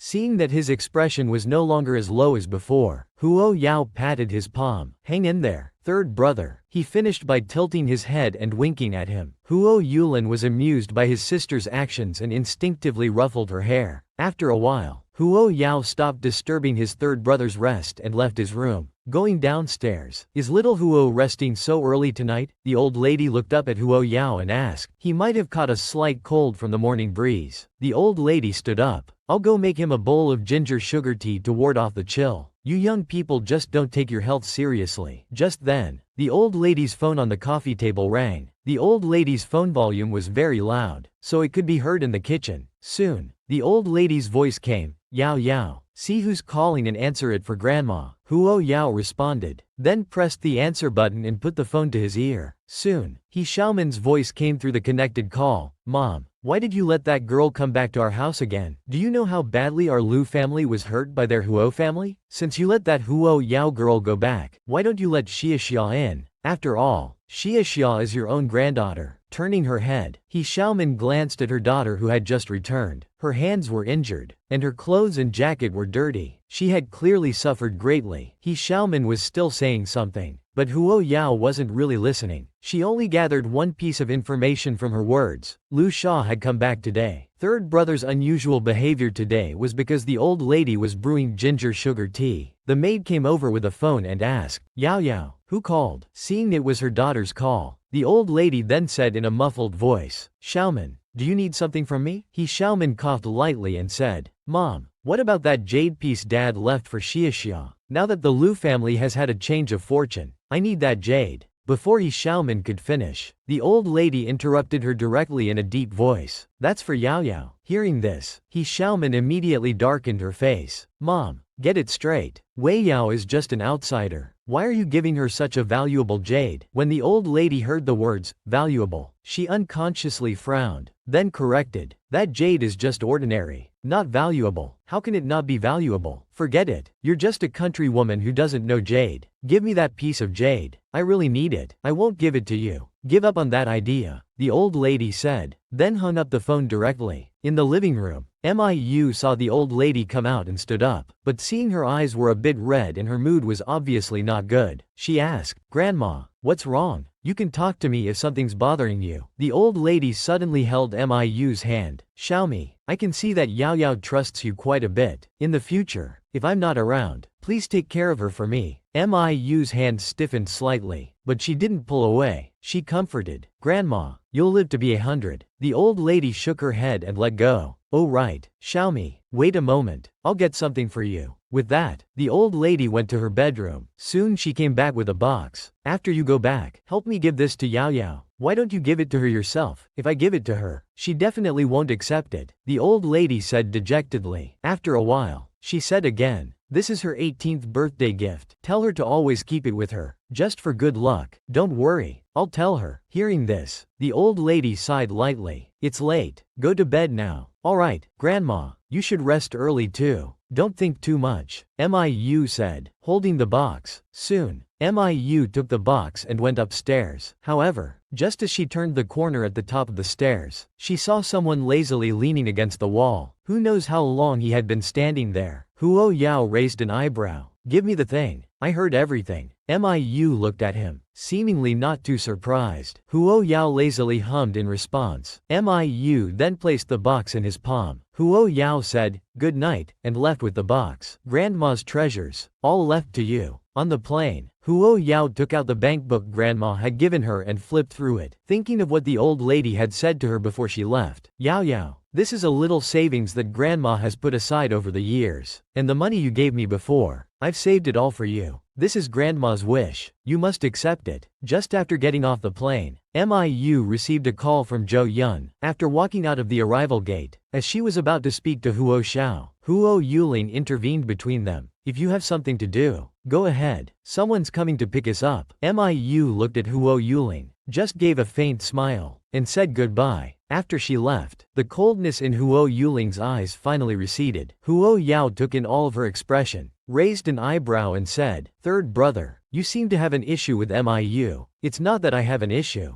I just feel this person is a bit too cunning. After a pause, he added somewhat seriously, little sister, you should be more careful in the future. Huo Yao vaguely responded to third brother, let's go. Second brother is waiting in the parking lot. It was already 4 o'clock when they got home. Huo Tingray helped carry in the specialties that the old lady had specifically asked them to bring back. Then he prepared to go out to the company for a while. Huo Yao, thinking about third brother's matter, followed him out. Second brother, we met Lu Sha on our way back. Hearing this, Huo Tingrui's brows unconsciously furrowed. Third brother met Lu Sha? Regarding the kidnapping case back then, did Lu Sha do anything else besides abandoning third brother and running away? Huo Tingray sighed slightly. After third brother came back, he suffered from severe autism for those 2 years. I later asked uncle to investigate, and only then did I find out that those villains initially kidnapped Lu Sha, and third brother happened to run into it when he was trying to save her. She ran away. After running away, she didn't mention a word to her family about third brother being kidnapped. So because of her complete silence, we missed the best time to rescue him. Although we finally rescued third brother, he was covered in injuries and barely clinging to life. When I learned the truth, 2 years had already passed since the kidnapping. I went to ask third brother, but he told me not to tell the family. He chose to bear everything himself. In fact, he had tentatively mentioned it in front of Big Brother, but he forgot that Big Brother has always doted on Lu Sha the most since childhood. Huo Yao remained silent for half a thought, then said, "Oh right, second brother. Was third brother's left thumb also injured in that kidnapping incident?" Hearing this, Huo Tingray turned to look at Huo Yao. "No, he just had many injuries on his body. His hands weren't hurt." Huo Yao nodded, having a general idea in her mind, and didn't ask any more questions. Huo Tingray narrowed his eyes unintentionally. "Has the third brother injured his hand?" The caring sister gifts homemade ointment. The brother is overjoyed. Huo Yao, holding 2 large jars of ointment, went to find Huo Yuling, who was writing a research paper on her computer. Huo Yao placed the items on her desk. Huo Yuling's gaze fell on the 2 jars of ointment. "This is scar-removing ointment. Apply it to the scars morning and night. After a month, they should fade. However, since your scars are old, it's hard to say if they can be completely removed. After all, everyone's skin is different. At the very least, they won't look as hideous as now. Without facing hideous scars, third brother's mental health might improve faster." Huo Yao fell silent for a moment. Huo Yuling swallowed and softly replied, "I understand, thank you, little sister. So that's why he's been rushing to his small room after meals these past few days. He must have been working on this scar-removing ointment." Huo Yuling felt warmth in her heart. Huo Yao raised her eyebrows. "No need for thanks. We're family. Third brother, carry on with your work. I won't disturb you anymore." With that, she walked out. A few days ago, after learning about the past events from second brother Huo, she had someone investigate his overseas records. After reviewing the information, Huo Yao fell into deep thought. Third brother's records looked clean, seemingly without any anomalies, but given third brother's status, this level of normalcy was actually abnormal. Huo Yao glanced at him with slight interest. It seems her third brother is a little prince of secrets. Huo Yuling arranged the 2 jars of ointment together, took a photo, and posted it to her social media. "A surprise gift from my sister. Any suggestions for a return gift?" Looking at the vulgar suggestions from the Huo family's main branch, Huo Yuling pressed her brow in a headache. These weren't return gifts. They were bombs. No wonder her parents adamantly kept these people away from her sister. It was truly outrageous. Meanwhile, Huo Yao arrived at the neighboring villa. When Zhou Yun saw Huo Yao, he greeted her with a smile. "Miss Huo, you're here. Yu is still upstairs. Please have a seat. I'll get you some water." As Huo Yao passed by Yang Yi, she noticed several video windows on his computer screen, likely surveillance footage from somewhere. Huo Yao sat on the sofa and took a small sip from the water glass. However, Yang Yi had just mentioned that his father went to that antique book and painting exhibition Minyu talked about a while ago. At this moment, Minyu came down from upstairs. His appearance was exquisite, dressed in a black coat that made him look cold and unparalleled. He walked up to Wei Yao and handed her an envelope from the old man. Wei Yao didn't immediately take the envelope. Could it be that the swindling old man finally had a conscience? Huo bit her finger and tapped her knee. The poor soul finally couldn't resist the temptation. She reached out and took the envelope. It was thick and heavy. Her eyes instantly sparkled. "The old man is too kind. Take this back with you. Consider it a New Year's gift for the old man." Miu raised an eyebrow. "Don't I get one?" Wei Yao glanced at him. "Don't you have to buy New Year's gifts?" She put the envelope in her coat pocket. Hacker intrusion. Girl quickly breaks interference program. Someone is disrupting the exhibition hall's surveillance. As soon as Yang Yi spoke, Zhou Yun instinctively looked at him and quickly walked over. "What's going on?" "The exhibition hall's surveillance feed has stopped. Someone used a jammer." Yang Yi explained while his fingers moved rapidly on the keyboard. Huo Yao, standing nearby, frowned. "Is this the exhibition my father went to today?" Miu reassured. "Don't worry. Yang Yi's computer skills are excellent. Nothing will go wrong." "Still not working?" Zhou Yun urged again. Yang Yi dejectedly replied, "It's not working. The other party's computer skills are beyond mine. Unless it's a top 5 hacker on the list, it's hard to crack." At this point, Huo Yao directly spoke up. "Give me the computer. I'll try." Huo Yao took the computer from Yang Yi's hands. Her fair, Slender fingers moved quickly across the keyboard. It's done, Huo Yao said calmly. The entire process took no more than 3 seconds. Yang Yi was stunned. Zhou Yun was also stunned. Minyu beside them raised his eyebrows slightly, his eyes clearly showing something more as he looked at Huo Yao. So fast? Zhou Yun said this while specifically looking at Yang Yi. Huo Yao pondered about this interference signal. She quickly stood up and said to Minyu, I'm heading home now. No need to see me out. You're busy. With that, Huo Yao strode towards the villa exit. Yang Yi relaxed entirely, rubbed his brow, and said, it's all good now. That's good. Zhou Yun also felt relieved. I thought something big was about to happen. Fortunately, the interference was removed. I didn't expect Miss Huo's computer skills to be so strong. After marveling, Zhou Yun looked at Yang Yi and said, Brother Yang, I'm not saying this to be mean, but your world ranking of 7th seems a bit fake. Maybe you should consider some further training? Yang Yi pondered for a few seconds before answering. Based on Miss Huo's decryption speed, she would likely rank at least in the top 3. If that's the case, could she be among the top 3 or 5 on your ranking list? Yang Yi verified. I know something about most of the identities in the top 10 on the list. Only the top 3 are the most mysterious, especially the perennial number 1. Wow. The challenges for the hacker ranking list were set by him. No one has passed them to date. Although Miss Huo's skills today were indeed extraordinary, Yang Yi then remembered some time ago when he was trying to crack the ranking list challenges with his computer. She happened to see the running code on his computer screen and asked him what it was. So Yang Yi composed his thoughts and said confidently, he's not on the hacker list. Meanwhile, Huo Yao returned home. Looking at the computer in front of him, his fingers moved slightly, zooming in infinitely on the flashing red dot on the satellite cloud map. He finally located it near the Chongqing gallery. Huo Yao's eyes narrowed. After a moment, he edited a message on the computer and sent it. Nothing better to do all day long? On the other side, a man sitting in a cafe suddenly had a dialog box pop up on his computer screen. His hand shook, nearly spilling coffee on the keyboard.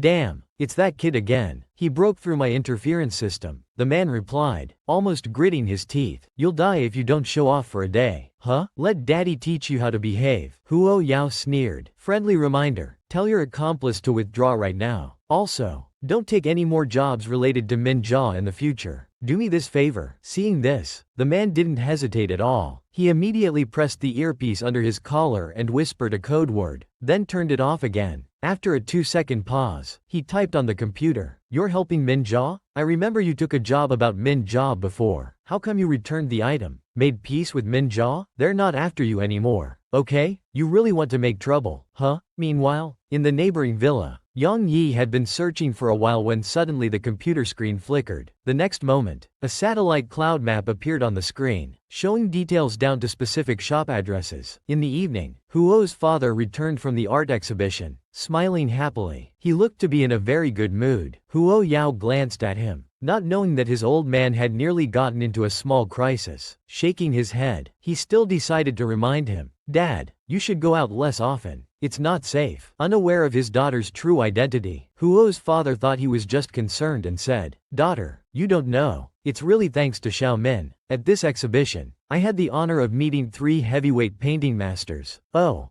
give Xiao Min a call. Let's have a meal together in the next couple of days. I need to thank him. Never mind. I'll tell him myself. Huo's father had already taken out his phone. Huo Yao pressed his brow, sat up straight, and took the phone from him. It's too late. He's gone back to Beijing. Just caught a flight. Hearing this, Huo's father blinked. He left so quickly? He told me a few days ago that he wouldn't leave so soon. Huo Yao glanced at his father. You two seem to be getting along well now. Huo's father smiled. We're neighbors. It's good to maintain good relations. Besides, I think Xiao Min is a good and excellent person. Huo Yulin, who had just come downstairs, heard his father praising their neighbor Minyu as he approached. His brow furrowed unconsciously. Just one art exhibition invitation and his dad's heart was won over. That dog of a man. The boss's dream is, of course, to become a rich lady. Huo Yulin looked at the book in his sister's hand and asked, How come you're reading classical Chinese now? My Chinese grades aren't good. The teacher told me to read more extracurricular books. Hearing about classical Chinese, Huo Yulin looked surprised. You're weak in Chinese? Huo Yao nodded, then added, very severely. Although he had already secured a spot for direct admission to Tsinghua University, For the sake of Principal Yu and number 1 high school's reputation, he still felt it necessary to make an effort. Seeing this, Huo Yulin's expression became very complex. A severe weakness in a subject, yet still able to rank first in the entire grade at number 1 high school? Was his little sister trying to be demoralizing? After thinking for a moment, Huo Yulin said, "You need tutoring in Chinese, right?" "I got it." Huo Yao turned his head and looked at his brother strangely. What did he mean by, "I got it"? The next day, Huo Yao understood the true meaning of Huo Yulin's, "I got it." Looking at a big box of books, he felt his scalp tingling and his head aching. Huo Yulin rubbed his sister's head and said, "How about it? Do you like it?" Huo Yao took a deep breath. It seemed that the second brother's misleading had deeply rooted in the third brother's mind. He mentally added another mark against a certain someone. Then Huo Yao smiled obediently and nodded to Huo Yulin. "Thank you for the gift, third brother." Time flew by, and soon it was New Year's Eve. This year's Spring Festival was the most perfect one for the Huo family. At this time, Huo's father spoke. "Come, let's celebrate our family reunion. Happy New Year." After dinner, everyone was sitting in the living room. The second Huo brother looked at the two people playing games, especially his brother, and rolled his eyes. He said to his father beside him, "Dad, control your son. Don't let him corrupt little sister. Playing games all day long." Huo's father glanced at his second son. "Isn't he your brother? Why don't you manage him? Is this how you pass the buck? You didn't act like this when you used to beat me." At this point, Huo Yao stood up and said to Huo Shang, "I'm going to call grandma. You play by yourself first." Huo Shang nodded and said, "Give our family's regards to grandma." Huo Yao replied with a, "Okay," and walked out. He talked to grandma on the phone for about half an hour. After hanging up, he opened WeChat and saw that someone with the nickname, a crazy person, had requested to add him as a friend. After agreeing, Huo Yao took the initiative to greet, "Uncle, Happy New Year." At this time, the third brother came over and put a scarf on him. "It's cold. I just sent your account to Uncle. Accept his request later." Uncle hasn't used WeChat before, so he might reply slowly. "I see." Huo Yao nodded in understanding. It seemed that this uncle of his must be a retro middle-aged man. At this moment, his WeChat notification sounded. He looked at the transfer on his phone and fell into deep thought again. A few seconds later, Wei Yao asked, "Third brother, is uncle's family very rich?" Huo Yulin was taken aback by this question. He then replied, "They're doing all right. Just accept what uncle gives you." "Little sister, do you have any dreams?" Wei Yao raised her eyebrows. "Does dreaming of being a salted fish count? If not, being a rich lady would do." He thought about how he was once rich too, but now he didn't dare touch that money at all. What kind of dream is being a salted fish? Third brother can help you achieve your second dream. Hearing his third brother's casual words, Huo Yao, though he should have felt touched, inexplicably felt a bit self-conscious as a poor person. They were all richer than him. Share all the good things you see with you. The Spring Festival Gala was still playing on TV. Huo Yao was lying on the bed playing with her phone. At 0000 on New Year's, her WeChat started dinging non-stop. Just as Huo Yao was about to open WeChat, a video call came in. It was from Little Fat Sheep next door. He raised his eyebrows slightly and answered, "Happy New Year." Minyu's low, hoarse voice came through. "Happy New Year to you too, Huo Yaoking. It's so late. I thought you were asleep." Li Yu stood on the balcony. Large snowflakes were falling. He stretched out his hand, and the snowflakes touching his palm quickly melted. "Oh, is it snowing?" "It's not snowing." Li Yu pointed the camera outside and said, "I don't have anything going on. Just wanted to share the New Year atmosphere with you." Huo Yao opened the curtains. The fireworks bursting in the sky everywhere were reflected in his eyes. He replied, "Let me share mine with you too." Looking at the scenery outside, they both smiled. At this moment, Minyu coughed twice. Hearing the sound, Huo Yao asked, "Did you catch a cold?" "A little bit." Minyu cleared her throat. "You should rest early then.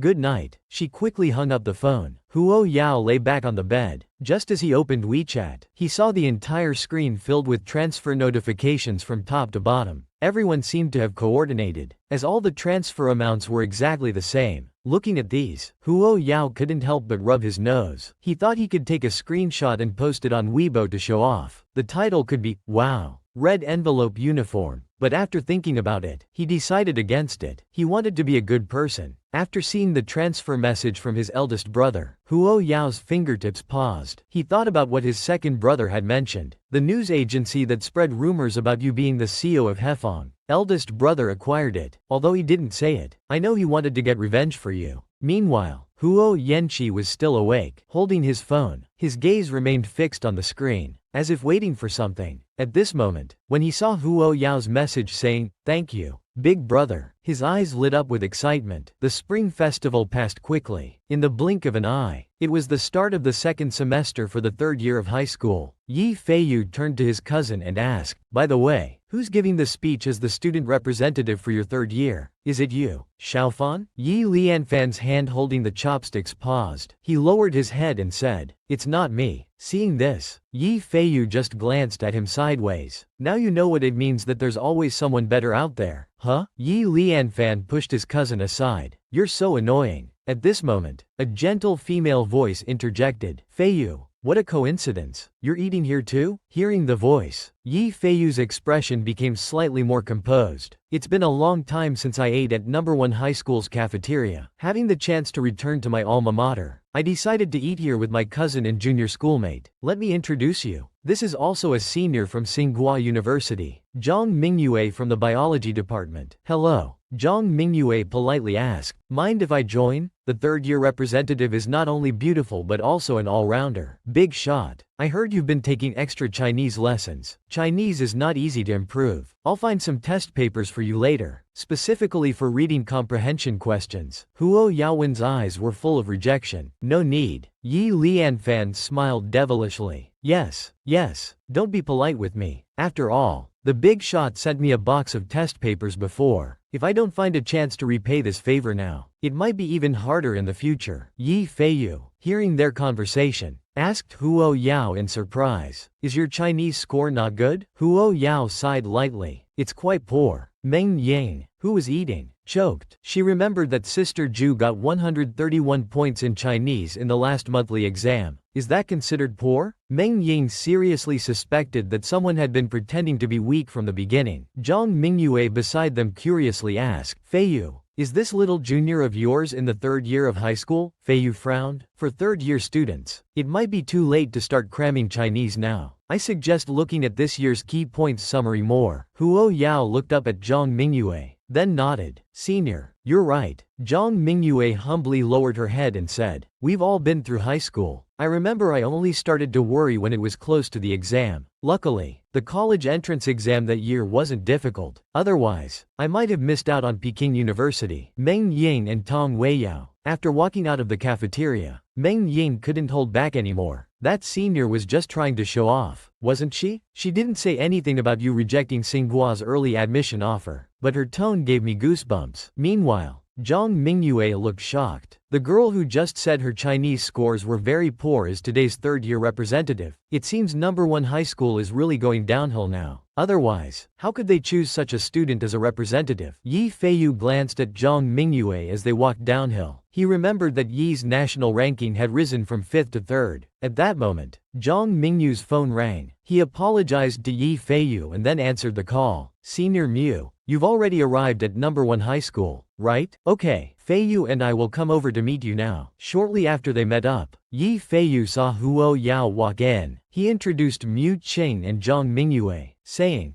"Zhang Mingyue, whom you've already met in the cafeteria. This is Mu Qing, who graduated in 2005 and ranked 2nd nationally at that time." Huo Yao nodded politely. Senior Mu and Zhang Mingyue looked at Huo Yao's empty hands with disdain. Not excellent enough and doesn't even know to work hard. Not even preparing a script. Soon after, the speech event began. After her performance, Zhang Mingyue looked towards Huo Yao and Yi Feiyu in the distance, her brow slightly furrowed with coldness. Meanwhile, Huo Yao said to Yi Feiyu, "Senior, let's wait until after the college entrance exam to choose majors." Yi Feiyu looked dejected. "You're already a guaranteed admit to Tsinghua University. Why do you still care so much about the exam?" The professor had repeatedly urged him to bring people to the physics department, which wasn't easy. At this moment, the host's voice came through. "Please welcome our senior high school student representative, Huo Yao, to give a speech." Huo Yao calmly approached the podium. He looked at the students below, the corners of his lips curling into a smile. "Actually, the 3 seniors before me have already said everything very well, so I just want to ask everyone one question. With 1 month left until the college entrance exam, do you all still remember what your dreams are?" The naughty sister's unexpected birthday gift for her brother. Junior Mingyue, You should have gone to the bathroom a bit later. You missed an excellent speech. Mu Qing's handsome face showed obvious regret. Zhang Mingyu's brow furrowed even deeper. It's okay. I can watch the recording later. But in her heart, she thought, how great could it be? Just some attention-seeking tricks. At this moment, the principal and Wei Yao walked in. The principal looked at everyone and said, I booked a restaurant. Let's all have dinner together tonight. I can't go. I have something at home today. It's his dog's second brother's birthday today. If he's absent, he might hold a grudge for a year. Soon after, Huo Yao left. Principal Yu looked at Mu Qing,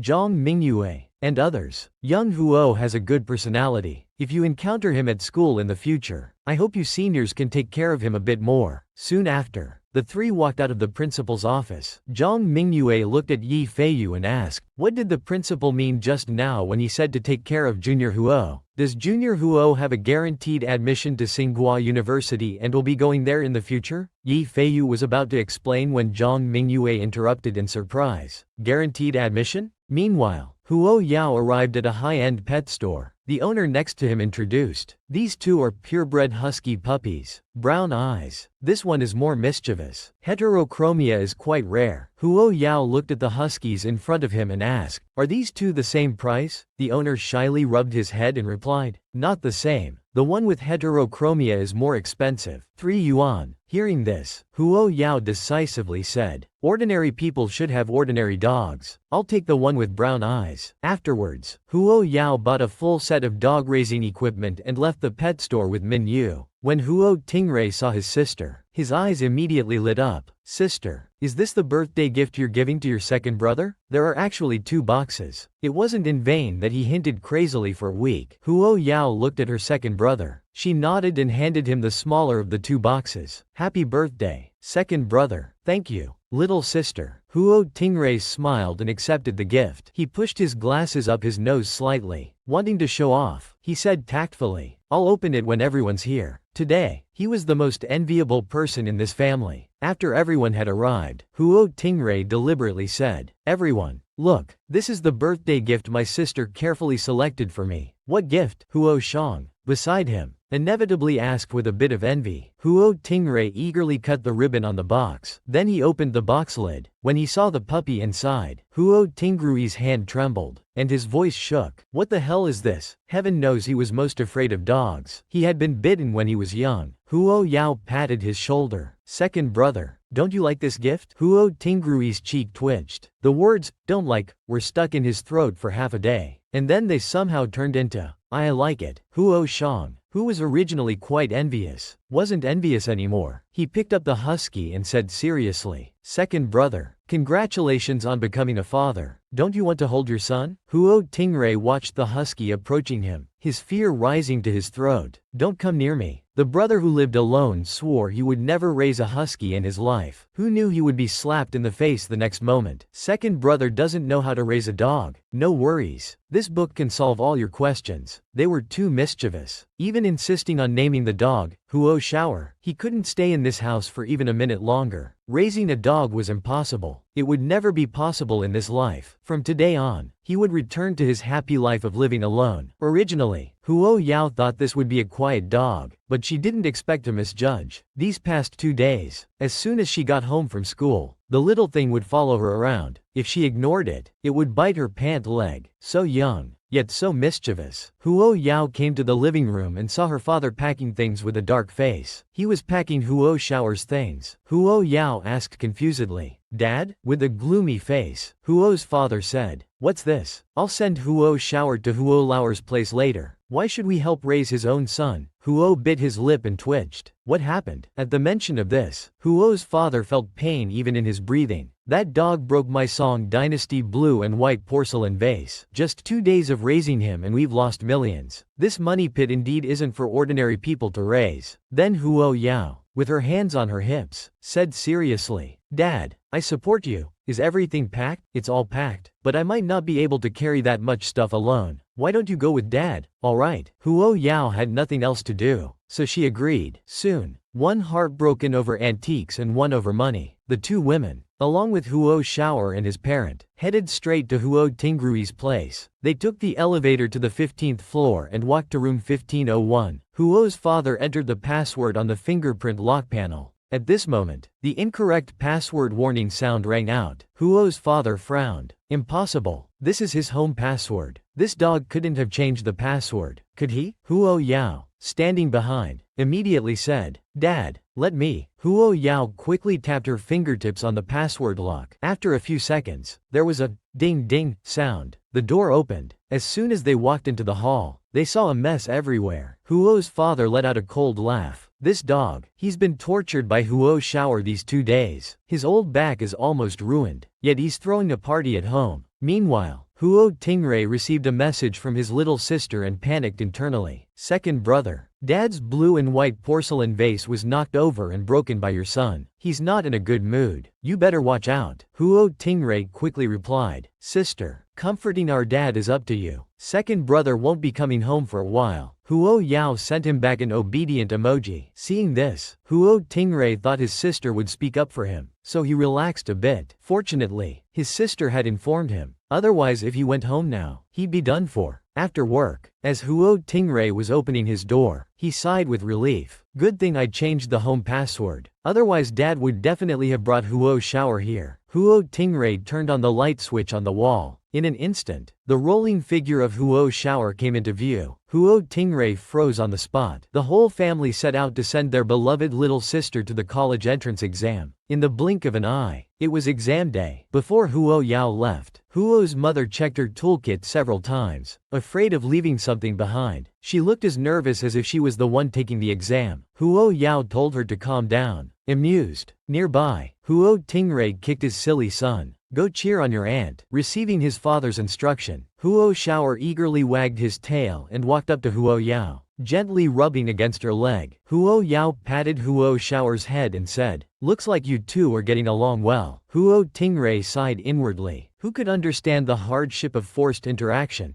"Good luck. Our family's top scorer," said Huo Yanqi, standing nearby, also looking at her little sister. "All the best in the exam." Huo Yao looked at Huo Yanqi and replied with a, "Thanks." Huo Yanqi smiled. The fingers hanging at his side relaxed. All right, your sister is going to take the exam. Whatever you have to say it when she comes back." Soon after, Huo Yao arrived at the exam venue accompanied by her parents. At 9 o'clock sharp, the invigilator walked in. The exam began. Huo Yao took the paper and, as usual, quickly scanned through the questions. Soon she picked up her pen and started answering. As soon as the ending bell rang, Huo Yao was the first to walk out of the exam room. Just as she got outside, an ambulance drove into the school grounds. At this time, 2 students' parents rushed up and asked her if the exam was difficult. Huo Yao was silent for 2 seconds, then looked at them and replied, "It was okay, so it wasn't particularly difficult, right?" The parents instinctively interpreted it this way. Huo Yao's words were not only interpreted this way by these parents, but also by other parents nearby who overheard. They said, "I just saw a student who was under too much pressure being taken away by an ambulance. I was so scared." After Huo Yao left, some students came out crying. The exam questions were too difficult this time. I couldn't even finish them all. The parents were confused. Wasn't it said that the questions weren't difficult, that it was okay? After Huo Yao reunited with her parents, her mother handed her the phone. "The exam must have been tiring. When we get home, Mom will make you something nutritious. Oh, by the way, your WeChat has been buzzing a lot." Just then, the principal called. Huo Yao pressed answer. "Little Huo, do you remember Professor Zhao Lian I introduced to you before?" The principal's first words were to ask this. Huo Yao coldly responded, "Yes, he asked for your WeChat. I sent him your contact card. Make sure to accept his friend request." Huo Yao pressed her brow and replied, "Okay." Beside her, Huo's mother saw her daughter hang up and curiously asked, "Did your principal ask about your exam? He wants me to add a professor from Tsinghua University." Huo Yao replied while her fingers tapped the screen to accept the friend request. Then she politely greeted Zhao Lian. Hearing this, Huo's mother straightened up. "Then you should chat with the professor properly." After a while, pride appeared on her face. "As expected of my daughter, even before the results are out, a Tsinghua professor is eager to have you. So prestigious." A week later, Just as Huo Yao finished her driving practice, she saw Tong Yu waving at her from the roadside. As soon as she got in the car, Huo Yao asked, "Brother Tong, you came to find me today. Is there something?" Tong Yu scratched the back of his head embarrassedly. There was indeed an important matter that needed your help. Brother's concert. Inviting sister to be the final mystery guest. Actually, I asked you out today because I need your help with something. Your brother is about to have a concert. I want to invite you to be his final mystery guest. Mystery? Shouldn't the guest be someone from your circle? Am I not quite suitable? Tong Yu nodded and said it's suitable. When you and your brother were on the variety show before, fans really liked you. Compared to inviting other celebrities, your presence would mean more to Huo Shang. Huo looked at Tong Yu and asked, "My brother doesn't know about this, right?" Tong Yu coughed. "If your brother knew we were asking you to be the mystery guest, he definitely wouldn't agree. Please, little sister, just consider it as helping me. No, helping your brother fulfill a wish for his billions of fans." Huo Yao paused for a moment before speaking. "When is the concert?" Tong Yu's eyes lit up. He quickly said, "It's in 10 days, and the concert is being held in this city." Having settled this, the two didn't chat much longer and soon parted ways. Tong Yu took out his phone and edited a WeChat message to send. The person has been secured. At this time,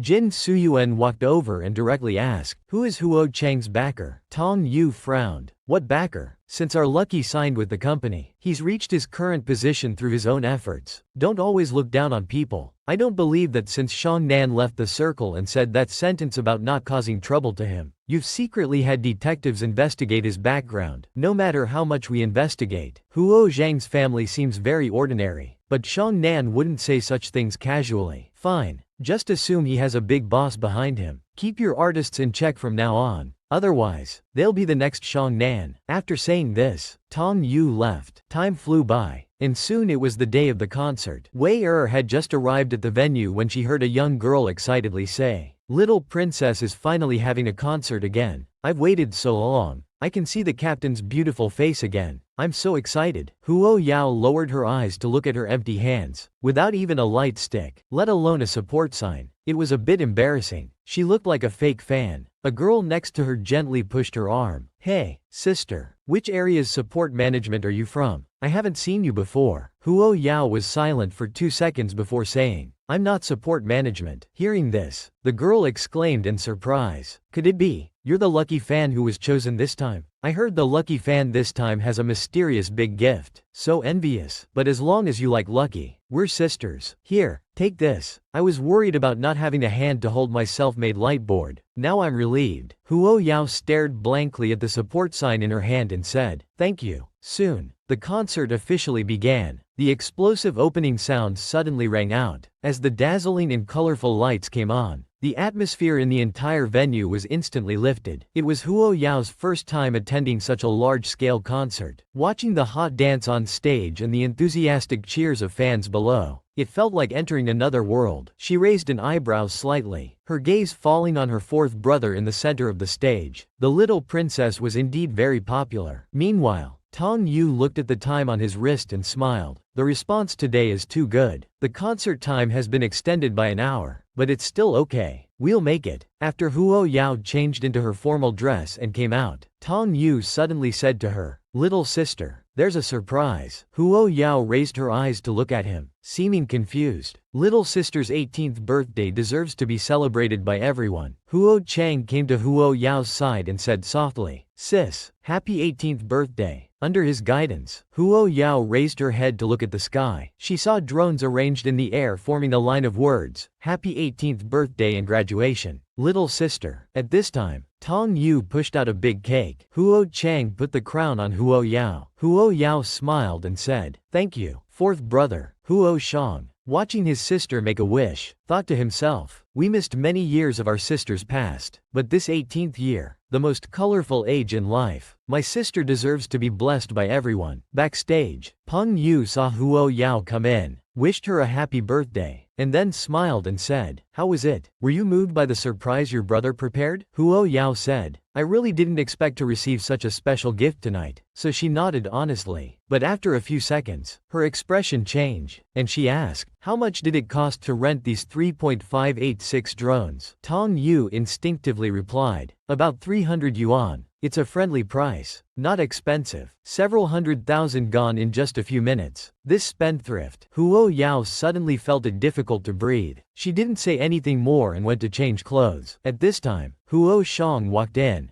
Don't mention money matters to my sister in the future. After spending so much time together, he knew his sister's money-saving nature. Tong Yu became increasingly confused. HMPH. I hate you enigmatic people the most. I'm going back to my internet. Wow. We've taken over the top 5 hot searches. The next morning, early, a person and a dog were running towards the lake. From afar, they saw Minyu, also in sportswear. As they got closer, they greeted each other with a "good morning." Mingyu's gaze fell on Huo Yao's face, fair and serene, different from the exquisitely made-up photos on Weibo last night. Two different styles. Mingyu sighed softly in her heart, feeling a bit regretful. She said, "Happy birthday," again. Huo Yao nodded, gently replied, "Thank you." Little Huo desperately tried to pounce on Minyu. Minyu glanced at little Huo. He's grown quite a bit, mainly because he eats a lot, Huo Yao said with slight disdain. The two walked along the lake. Minyu turned to look at the girl beside her and casually asked, "The college entrance exam results will be out soon, right?" Huo Yao nodded. "Tomorrow." Minyu asked again, "Will you live at school or outside?" "Outside. My third brother has already found a place." Minyu listened, her expression changing for a moment. "Isn't your third brother always developing abroad? He's not going back." Huo Yao finished speaking, then saw little Huo